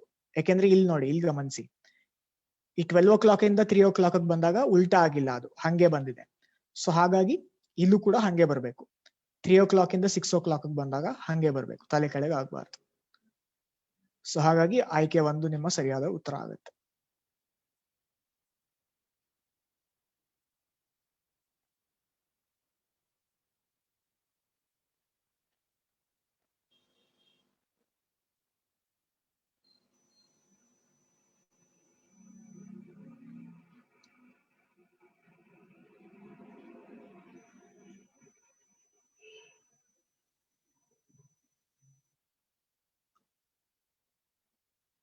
ಸರಿ, ಇವಾಗ ಮುಂದಿನ ಪ್ರಶ್ನೆಗೆ ಹೋಗೋಣ.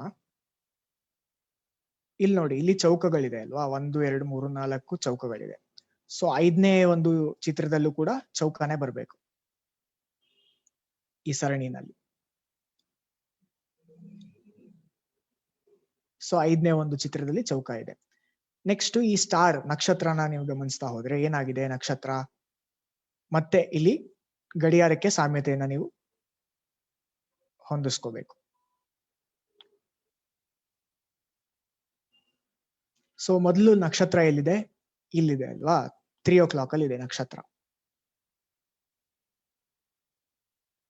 3 o'clock ಅಲ್ಲಿ ಇದೆ. ನೆಕ್ಸ್ಟ್ 12 o'clock ಬಂತು ನಕ್ಷತ್ರ. ನೆಕ್ಸ್ಟ್ ಎಲ್ಲಿಗೆ ಬಂತು, 9 ಇಲ್ಲಿ ಕೆಳಗಡೆಗೆ ಬಂತು. ಓಕೆ,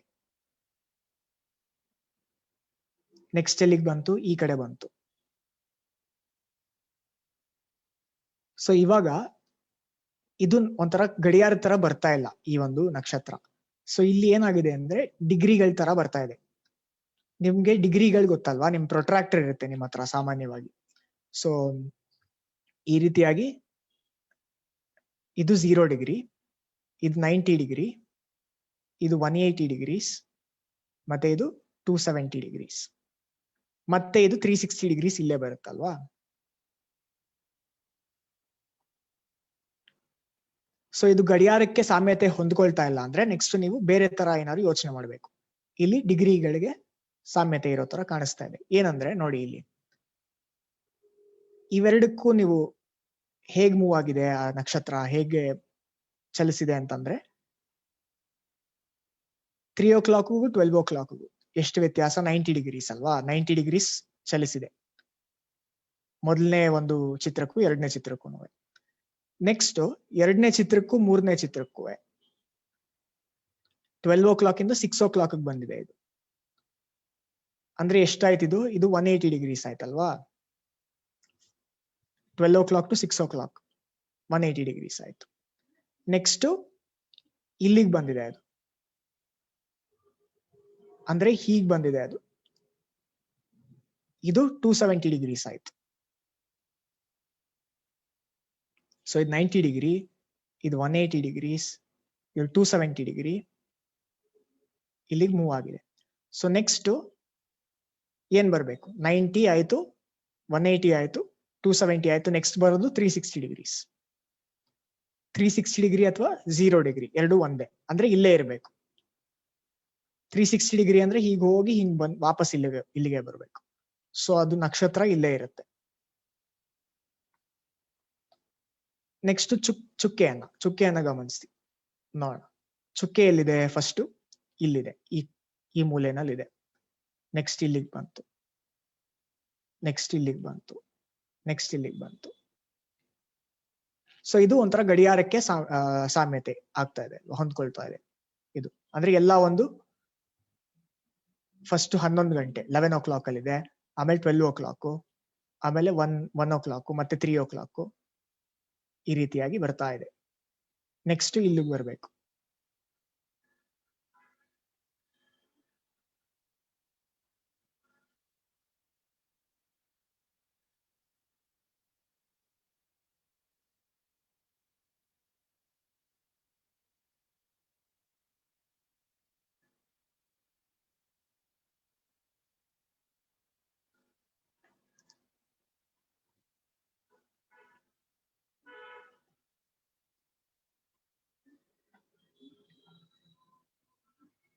ಇಲ್ಲಿಗೆ ಬರ್ಬೇಕು ಚುಕ್ಕೆ.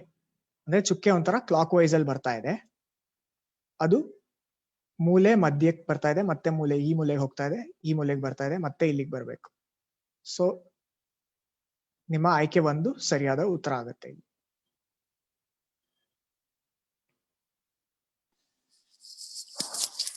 ಹರ್ಷ, ಈ ಕ್ವೆಶ್ಚನ್ ಕೂಡ ತುಂಬಾ ಜನ ಅರ್ಥ ಆಗಿಲ್ಲ ಅಂತ ಮೆಸೇಜ್ ಮಾಡ್ತಾ ಇದ್ದಾರೆ.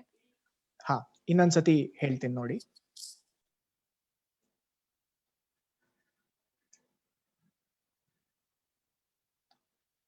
ಇವಾಗ ನೋಡಿ, ಮೊದಲನೇದಾಗಿ ಓಕೆ, ಸಿಂಪಲ್ ಆಗಿರೋ ತಗೊಳ್ಳಿ, ಚುಕ್ಕೆ ತಗೊಳ್ಳಿ. ಇವಾಗ ಚುಕ್ಕೆ ಹೇಗ್ ಬರ್ತಾ ಇದೆ? ಈ ಒಂದು ಚೌಕವನ್ನ ತಗೊಂಡ್ರೆ ನೀವು, ಫಸ್ಟ್ ಚುಕ್ಕೆ ಇಲ್ಲಿದೆ ಅಲ್ವಾ, ಫಸ್ಟ್ ಚಿತ್ರದಲ್ಲಿ ಈ ಮೂಲೆನಲ್ಲಿದೆ. ನೆಕ್ಸ್ಟ್ ಇಲ್ಲಿಗೆ ಬಂತು, ನೆಕ್ಸ್ಟ್ ಇಲ್ಲಿಗೆ ಬಂತು, ನೆಕ್ಸ್ಟ್ ಇಲ್ಲಿಗೆ ಬಂತು. ನೆಕ್ಸ್ಟ್ ಎಲ್ಲಿಗೆ ಬರ್ಬೇಕು? ಇಲ್ಲಿಗೆ ಬರ್ಬೇಕಲ್ವಾ? ಅಂದ್ರೆ ಇವಾಗ ನೀವು ಗಡಿಯಾರಕ್ಕೆ ಇದನ್ನ ಹೋಲಿಸ್ತಾ ಹೋದ್ರೆ, ಫಸ್ಟ್ ಎಲ್ಲಿದೆ? ಇಲ್ಲಿದೆ, 9ಕ್ಕೂ 12ಕ್ಕೂ ಮಧ್ಯ ಇದೆ. ನೆಕ್ಸ್ಟ್ 12 ಗಂಟೆಗೆ ಬಂದಿದೆ, 12 o'clock ಬಂದಿದೆ. ನೆಕ್ಸ್ಟ್ ಈ ಕಡೆ ಬಂದಿದೆ, 12ಕ್ಕೂ 3ಕ್ಕೂ ಮಧ್ಯ ಬಂದಿದೆ. ನೆಕ್ಸ್ಟ್ 3 o'clock ಬಂದಿದೆ. ಸೊ ನೆಕ್ಸ್ಟ್ ಎಲ್ಲಿ ಬರ್ಬೇಕು? 3 ಮತ್ತೆ 6 ಮಧ್ಯ ಬರ್ಬೇಕು ಅಲ್ವಾ? ಇವೆರಡರ ಮಧ್ಯ ಬರ್ಬೇಕು. ಸೊ ಇಲ್ಲಿ ಬರ್ಬೇಕು. ಸೊ ಇದನ್ನೇ ನೀವು ಗಡಿಯಾರ ಅಂತ ತಿಳ್ಕೊಂಬಿಡಿ, ಈ ಒಂದು ಚೌಕವನ್ನ. ಇವಾಗ ಒಂಥರ ಸ್ಕ್ವೇರ್ ಆಗಿರುವಂತ ಕ್ಲಾಕು ಬರುತ್ತಲ್ಲ. ಸೊ ಹಾಗಾಗಿ ಇಲ್ಲಿ 12, 3, 9, 6 ಅಂತ ಹಾಕೊಂಡ್ರೆ ಫಸ್ಟ್ ಚುಕ್ಕೆ ಇಲ್ಲಿದೆ, 9ಕ್ಕೂ 12ಕ್ಕೂ ಮಧ್ಯ. ನೆಕ್ಸ್ಟ್ ಇಲ್ಲಿಗೆ ಬಂದಿದೆ, ನೆಕ್ಸ್ಟ್ ಇಲ್ಲಿಗೆ ಬಂದಿದೆ, ನೆಕ್ಸ್ಟ್ ಇಲ್ಲಿಗೆ ಬಂದಿದೆ. ಸೊ ಇದೊಂಥರ ಕ್ಲಾಕ್ ವೈಸ್ ಅಲ್ಲಿ ಹೋಗ್ತಾ ಇದೆ. ಸೊ ನೆಕ್ಸ್ಟ್ ಎಲ್ಲಿ ಬರ್ಬೇಕು? ಇಲ್ಲಿ ಬರ್ಬೇಕು ಚುಕ್ಕೆ. ಸೊ ಇವಾಗ ನಮಗೆ ಚುಕ್ಕೆ ಎಲ್ಲಿ ಬಂದಿದೆ ಅಂತ ಗೊತ್ತಾಗಿದೆ. ಸೊ ಅದು ಆಯ್ಕೆ 1 ಅಥವಾ 2 ಆಗಿರ್ಬೇಕು, 3, 4 ಆಗಿರಕ್ ಸಾಧ್ಯ ಇಲ್ಲ. ಸೊ ನೆಕ್ಸ್ಟ್ ನಕ್ಷತ್ರ ನೋಡೋಣ, ನಕ್ಷತ್ರ ಆಕೃತಿ ಹೇಗೆ ಚಲಿಸ್ತಾ ಇದೆ ಅಂತ. ಸರ್, ಇನ್ 10 ನಿಮಿಷ ಇದೆ. ಹಾ, ಇದ್ ಮಾಡ್ಬಿಟ್ಟು ಅದೇ ಇದೇ ಲಾಸ್ಟ್ ಕ್ವೆಶನ್ ಇದ್ದಿದ್ದು. ಇದು ಎಕ್ಸ್ಪ್ಲೇನ್ ಮಾಡಿ, ಏನಾದ್ರು ಡೌಟ್ ಇದ್ರೆ ಕ್ಲಿಯರ್ ಮಾಡ್ಬಿಟ್ಟು ಮುಗಿಸ್ಬಿಡೋಣ ಕ್ಲಾಸ್. ಸರಿ, ಇವಾಗ ನಕ್ಷತ್ರ ನೋಡಿ. ಫಸ್ಟ್ ನಕ್ಷತ್ರ ಎಲ್ಲಿದೆ? ಇಲ್ಲಿದೆ, ಆಮೇಲೆ ಇಲ್ಲಿಗೆ ಹೋಗ್ತಾ ಇದೆ. ಸೊ ಇವಾಗ ಇವೆರಡಕ್ಕೂ ಮಧ್ಯ ಎಷ್ಟು ಡಿಗ್ರೀಸ್ ಬಂತು? 90 ಡಿಗ್ರೀಸ್ ಬಂತು. ನೆಕ್ಸ್ಟ್ ನಕ್ಷತ್ರ ಎಲ್ಲಿ ಹೋಗ್ತಾ ಇದೆ? ಇಲ್ಲಿಗೆ ಹೋಗ್ತಾ ಇದೆ. ಇವಾಗ ಅಕಸ್ಮಾತ್ ನಕ್ಷತ್ರ ಇಲ್ಲಿ ಬಂದಿದ್ರೆ ಅವಾಗ ನೀವು ಗಡಿಯಾರಕ್ಕೆ ಸಾಮ್ಯತೆಯನ್ನ ಹೊಂದಿಸ್ಕೋಬಹುದಾಗಿತ್ತು. ಬಟ್ ಇಲ್ಲಿ ಬರ್ತಾ ಇಲ್ಲ ನಕ್ಷತ್ರ ಅಲ್ವಾ? ಸೊ ಹಾಗಾಗಿ ನೀವು ಈ ಗಡಿಯಾರದ್ದು ಒಂದು ಕಾನ್ಸೆಪ್ಟ್ ಇಲ್ಲಿ ವರ್ಕ್ ಆಗಲ್ಲ. ಈ ನಕ್ಷತ್ರಕ್ಕೆ, ಈ ಚುಕ್ಕೆಗೆ ವರ್ಕ್ ಆಯ್ತು, ಬಟ್ ನಕ್ಷತ್ರಕ್ಕೆ ವರ್ಕ್ ಆಗಲ್ಲ. ಇದು ಸ್ವಲ್ಪ ಡಿಫ್ರೆಂಟ್ ಆಗಿದೆ. ಸೊ ಇವಾಗ ಏನಾಯ್ತು, ನೆಕ್ಸ್ಟ್ ಇಲ್ಲಿಗೆ ಬಂತು ನಕ್ಷತ್ರ, ಇಲ್ಲಿ ಬರ್ಲಿಲ್ಲ, ಇಲ್ಲಿಗೆ ಬಂತು. ಸೊ 3 o'clock ಇಂದ 12 o'clock first to second figure 90 degree move ಆಗಿದೆ. Next second figure to third figure ನಕ್ಷತ್ರ ಹೆಂಗ್ ಹೋಗಿದೆ, ಮೇಲ್ಗಡೆಯಿಂದ ಕೆಳಗಡೆ ಬಂದಿದೆ ಅಲ್ವಾ? ಸೊ ಇದೆಷ್ಟು, ಇದು 180 ಡಿಗ್ರೀಸ್ ಆಗಿದೆ. 180 ಡಿಗ್ರಿ ಮೂವ್ ಆಗಿದೆ ನಕ್ಷತ್ರ. Next third to fourth figure ಎಲ್ಲಿ ಬಂದಿದೆ, ಇಲ್ಲಿ ಬಂದಿದೆ ನಕ್ಷತ್ರ ನೋಡಿ. ಸೊ ಇಲ್ಲಿಂದ ಇಲ್ಲಿಗೆ ಬಂದಿದೆ ಅಂದ್ರೆ ಏನಾಯ್ತು, ಇದಿಷ್ಟು 270 ಡಿಗ್ರಿ ಆಯ್ತಲ್ವಾ? ಸೊ ನೀವು ಡಿಗ್ರಿಗಳಲ್ಲಿ ನೋಡಕ್ ಹೋದ್ರೆ ಇದು 0 ಡಿಗ್ರಿ, ಇದು 90 ಡಿಗ್ರಿ, ಇದು 180 ಡಿಗ್ರೀಸ್, ಇದು 270 ಡಿಗ್ರೀಸ್, ಮತ್ತೆ ಇದು ಮತ್ತೆ 360 ಡಿಗ್ರೀಸ್ ಇಲ್ಲೇ ಬರುತ್ತೆ 0 ಡಿಗ್ರಿ ಹತ್ರನೇ. ಸೊ ಏನಾಗಿದೆ ಅಂದ್ರೆ ಫಸ್ಟ್ 90 ಡಿಗ್ರಿ ಮೂವ್ ಆಗಿದೆ ನಿಮ್ಮ ನಕ್ಷತ್ರ, ಆಮೇಲೆ 180 ಡಿಗ್ರಿ ಮೂವ್ ಆಗ್ತಾ ಇದೆ, ಆಮೇಲೆ 270 ಡಿಗ್ರಿ ಮೂವ್ ಆಗಿದೆ. 90 ಆಯ್ತು, 180 ಆಯ್ತು, 270 ಆಯ್ತು. ನೆಕ್ಸ್ಟ್ 360 ಬರ್ಬೇಕಲ್ವಾ? 360 ಅಥವಾ 0 ಡಿಗ್ರಿ ಮೂವ್ ಆಗ್ಬೇಕು. ಸೊ ಏನಂದ್ರೆ 360 ಡಿಗ್ರಿ ಅಂದ್ರೆ ಹೆಂಗೆ, 360 ಡಿಗ್ರಿ ಅಂದ್ರೆ ಫುಲ್ ಒಂದ್ ರೌಂಡ್ ಹೊಡೆದ್ಬಿಟ್ಟು ವಾಪಸ್ ಇಲ್ಲೇ ಬರ್ಬೇಕು ನಕ್ಷತ್ರ. ಸೊ ನಕ್ಷತ್ರ ಇಲ್ಲಿರುತ್ತೆ ನಿಮ್ಮ ಫೈನಲ್ 5ನೇ ಸರಣಿನಲ್ಲಿ. ಇಲ್ಲಿ ನಕ್ಷತ್ರ ಇರುತ್ತೆ, ಮತ್ತೆ ಚುಕ್ಕೆ ಎಲ್ಲಿರುತ್ತೆ, ಇಲ್ಲಿರುತ್ತೆ ಅಂತ ಆಗ್ಲೇ ನೋಡಿದ್ವಿ ಅಲ್ವಾ? ಸೊ ಹಾಗಾಗಿ ನಿಮ್ಮ ಉತ್ತರ ಹೇಗಿರ್ಬೇಕು ಅಂದ್ರೆ ನಕ್ಷತ್ರ ಇಲ್ಲಿ ಬರ್ಬೇಕು, ಮತ್ತೆ ಚುಕ್ಕೆ ಇಲ್ಲಿ ಬರ್ಬೇಕು. ಸೊ ಹಾಗಾಗಿ ಆಯ್ಕೆ 1 ಸರಿಯಾದ ಉತ್ತರ.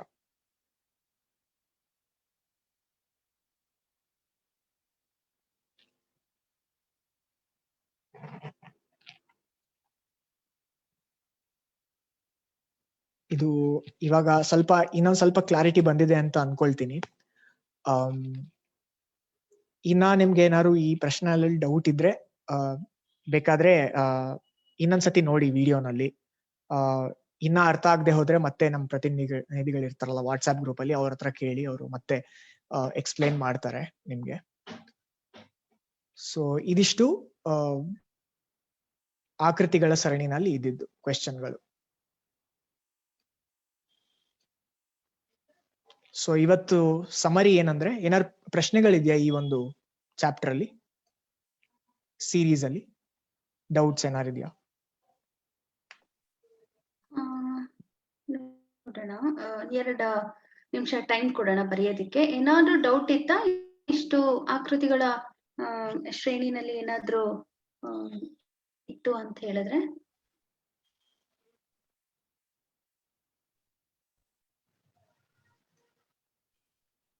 ಆಲ್ಮೋಸ್ಟ್ ಇದು ಸ್ವಲ್ಪ ಅರ್ಥ ಆಗಿರಂಗಿದೆ. ಕೀರ್ತನ, ನಿಮ್ಗೆ ಏನಾದ್ರು ಕ್ವೆಶನ್ಸ್ ಬಂದಿದ್ಯಾ? ಇಲ್ಲ ಮ್ಯಾಮ್, ಇಲ್ಲಿ ಏನು ಡೌಟ್ಸ್ ಇಲ್ಲ ಅಂತ ಹಾಕ್ತಾ ಇದಾರೆ. ಓಕೆ ಓಕೆ, ಆಲ್ಮೋಸ್ಟ್ ವೆರಿ ಸ್ವಲ್ಪ ಗುಡ್. ಈಸಿ ಇತ್ತು, ಅರ್ಥ ಆಗುತ್ತೆ. ಅದೇ ಕ್ಲಾಕ್ ಸಾಮಾನ್ಯ ಎಲ್ಲಾ ಕ್ವೆಶ್ಚನ್ ಅಲ್ಲೂ ನೀವು ಗಡಿಯಾರಕ್ಕೆ ಸಾಮ್ಯತೆ ಇದೆ. ಈ ಲಾಸ್ಟ್ ಕ್ವೆಶ್ಚನ್, ಕೊನೆ ಕ್ವೆಶ್ಚನ್ ಮಾತ್ರ ಸ್ವಲ್ಪ ಡಿಗ್ರೀಸ್ ಅಲ್ಲಿ ಇರೋದ್ರಿಂದ ಡಿಫ್ರೆಂಟ್ ಆಗಿದೆ. ಅದೇ ನೀವು ಬೇರೆ ಬೇರೆ ತರ ಪ್ರಶ್ನೆಗಳನ್ನ ಅಭ್ಯಾಸ ಮಾಡ್ತಾ ಹೋದ್ರೆ ಅವಾಗ ನಿಮ್ಗೆ ಹೊಸ ತರ ಒಂದ್ಸತಿ ಮಾಡ್ಬಿಟ್ಟಿದ್ರೆ ಅವಾಗ ಗೊತ್ತಾಗ್ಬಿಡುತ್ತೆ ನಿಮ್ಗೆ ಸುಲಭವಾಗಿ. ಇದಲ್ಲ ಅದು ಇನ್ನೊಂದ್ ತರ ಟ್ರೈ ಮಾಡ್ಬೋದು ಪರೀಕ್ಷೆನಲ್ಲಿ. ಸರಿ, ಸೊ ಹಾಗಾದ್ರೆ ನಾವು ಇವತ್ತು 2 ಚಾಪ್ಟರ್ ನ ನೋಡಿದ್ವಿ. ಒಂದು ಪ್ರತಿಬಿಂಬ ಅಥವಾ ಮಿರರ್ ಇಮೇಜಸ್, ಇನ್ನೊಂದು ಫಿಗರ್ ಸೀರೀಸ್ ಅಥವಾ ಆಕೃತಿಗಳ ಶ್ರೇಣಿಗಳು. ಸೊ ಮಿರರ್ ಇಮೇಜಸ್ ಅಲ್ಲಿ ಹೋಮ್ವರ್ಕ್ ಇದೆ ನಿಮ್ಗೆ, 3 ಹೋಮ್ವರ್ಕ್. ಸೊ ಲೆಟರ್ಸು ಅದನ್ನೆಲ್ಲಾನು ಮಿರರ್ ಇಟ್ಬಿಟ್ಟು ಹೇಗೆ ಅಂತ ಗಮನಿಸ್ಬೇಕು. ಮತ್ತೆ ಹೋಮ್ವರ್ಕ್ ನಾವೇನೇನ್ ಪ್ರಾಬ್ಲಮ್ ಸಾಲ್ವ್ ಮಾಡಿದ್ವಿ ಕ್ಲಾಸಲ್ಲಿ ಪ್ರಶ್ನೆಗಳನ್ನ, ಅದರಲ್ಲಿ ಮಿರರ್ನ ನೀವು ಕನ್ನಡಿಯನ್ನ ಅದ್ಲು ಬದ್ಲು ಮಾಡಿ ಆ ಕಡೆ ಈ ಕಡೆ ಇಟ್ಟು ನೀವು ಹೇಗ್ ಬರುತ್ತೆ ಪ್ರತಿಬಿಂಬ ಅಂತ ನೋಡ್ಬೇಕು. ಆಮೇಲೆ ನೆಕ್ಸ್ಟ್ ಫಿಗರ್ ಸೀರೀಸ್, ಆಕೃತಿಗಳ ಶ್ರೇಣಿನಲ್ಲಿ ಈ ಒಂದು ಗಡಿಯಾರದಕ್ಕೆ ಸಾಮ್ಯತೆಯನ್ನ ನಾವು ನೋಡಿದ್ವಿ, ಹೇಗೆ ಸರಣಿಯನ್ನ ಮಾಡ್ಬೋದು ಅಂತ. ಒಂದೇ ಒಂದ್ ಪ್ರಶ್ನೆ, ಹುಡುಗ ಪದೇ ಪದೇ ಹಾಕ್ತಿದ್ದಾರೆ, ಅದ್ರ ಹೆಸರು ಗೊತ್ತಿಲ್ಲ. You said that star moved to 6 to 9, but there is 90 degree. Why you take 270 degree ಅಂತ ಏನೋ ಬರ್ದಿದ್ದಾನೆ. ಓಕೆ ಸರಿ, ನೋಡಿ ಇನ್ನೊಂದ್ಸತಿ ಇದನ್ನ ಲಾಸ್ಟ್ ಒಂದ್ಸತಿ ಎಕ್ಸ್ಪ್ಲೇನ್ ಮಾಡ್ಬಿಡ್ತೀನಿ ನೋಡಿ. ಲಾಸ್ಟ್ ಪ್ರಾಬ್ಲಮ್ ಯಾರಿಗ ಅರ್ಥ ಆಗಿಲ್ವೋ ಅವ್ರಿಗೆ.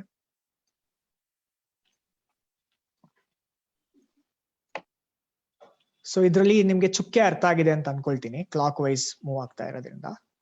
ಸೊ ಸ್ಟಾರ್ ನಕ್ಷತ್ರ ಹೇಗ್ ಮೂವ್ ಆಗ್ತಾ ಇದೆ ಅಂತ ಎಕ್ಸ್ಪ್ಲೇನ್ ಮಾಡ್ತೀನಿ ನೋಡಿ ಇದ್ರಲ್ಲಿ. ಸೊ ಇವಾಗ ನೀವು ಡಿಗ್ರೀಸ್ ನ ಮಾರ್ಕ್ ಮಾಡ್ಕೊಂಡ್ರೆ ಇದು 0 ಡಿಗ್ರಿ, ಇದು 90 ಡಿಗ್ರೀಸ್, ಇದು 180 ಡಿಗ್ರೀಸ್, ಮತ್ತೆ ಇದು 270 ಡಿಗ್ರೀಸ್. ಸೊ ನೀವು ಮೊದಲನೇ ಚಿತ್ರನ ಗಮನಿಸಿದ್ರೆ ಸ್ಟಾರ್ ಹೇಗ್ ಮೂವ್ ಆಗ್ತಾ ಇದೆ, ಇಲ್ಲಿಂದ ಇಲ್ಲಿಗೆ ಹೋಗಿದೆ. ಮೊದಲನೇ ಮತ್ತೆ ಎರಡನೇ ಚಿತ್ರ ಮೂವ್ ಮಾಡಿದ್ರೆ ಇದು ಒಂದು, ಇದು ಎರಡನೇ ಚಿತ್ರ. ಸೊ ಈ ರೀತಿಯಾಗಿ ಮೂವ್ ಆಗಿದೆ. 3 o'clock ಇಂದ 12 o'clock ಹೋಗಿದೆ. ಸೊ ಇದು 90 ಡಿಗ್ರೀಸ್ ಅಲ್ವಾ, 90 ಡಿಗ್ರಿ ಮೂವ್ ಆಗಿದೆ ಸ್ಟಾರ್. ಇದು ಫಸ್ಟ್ ಫಿಗರ್ ಮತ್ತೆ ಸೆಕೆಂಡ್ ಫಿಗರ್ ಡಿಫರೆನ್ಸ್. ಅದೇ ನೀವು ನೆಕ್ಸ್ಟ್ ಸೆಕೆಂಡ್ ಫಿಗರ್ ಮತ್ತೆ ಥರ್ಡ್ ಫಿಗರ್ ನೋಡಿದ್ರೆ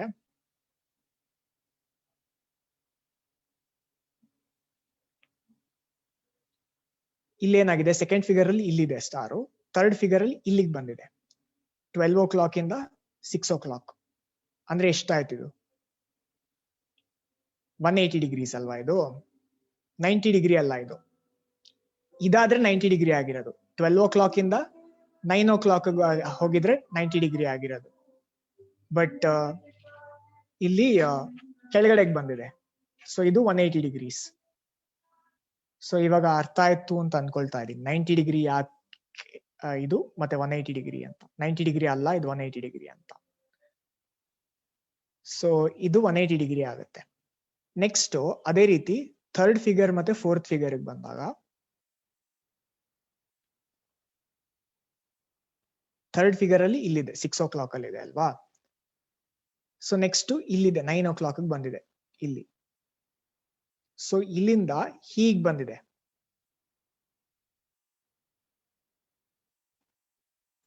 ಅಲ್ವಾ.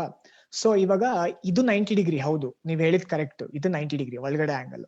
ಬಟ್ ನೀವು ಈ ನಕ್ಷತ್ರ ಮೂವ್ ಆಗ್ತಿರೋ ಡೈರೆಕ್ಷನ್ ನೋಡ್ಬೇಕು. ಫಸ್ಟ್ ಫಿಗರ್ ಇಂದ ಹಿಡಿದು ನೋಡಿದ್ರೆ ಅದು ಹೆಂಗ್ ಬರ್ತಾ ಇದೆ, ಇಲ್ಲಿಂದ ಇಲ್ಲಿಗೆ ಬಂದು ಹೀಗ್ ಬರ್ತಾ ಇದೆ ಅಲ್ವಾ, ಹೀಗ್ ಬಂದು ಹೀಗೆ.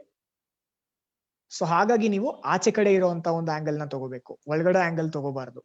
ಇದ್ ತಗೋಬಾರ್ದು. ಇದು 90 ಡಿಗ್ರಿ ಕರೆಕ್ಟ್ ನೀವು ಐಡೆಂಟಿಫೈ ಮಾಡಿರೋದು, ಬಟ್ ನೀವು ಅದನ್ನ ತಗೋಬಾರ್ದು. ಯಾಕೆಂದ್ರೆ ನಕ್ಷತ್ರ ಮೂವ್ ಆಗ್ತಾ ಇರೋದು ಈ ತರ, ಈ ದಿಕ್ಕಲ್ಲಿ ಮೂವ್ ಆಗ್ತಾ ಇದೆ. ಸೊ ಮತ್ ನೀವು 90 ಡಿಗ್ರಿ ಅಂದ್ಬಿಟ್ರೆ ಹಿಂಗ ಹೋಗ್ಬಿಡುತ್ತೆ ವಾಪಸ್ ದಿಕ್ಕಿನಲ್ಲಿ, ಅದ್ ತಪ್ಪಾಗತ್ತೆ.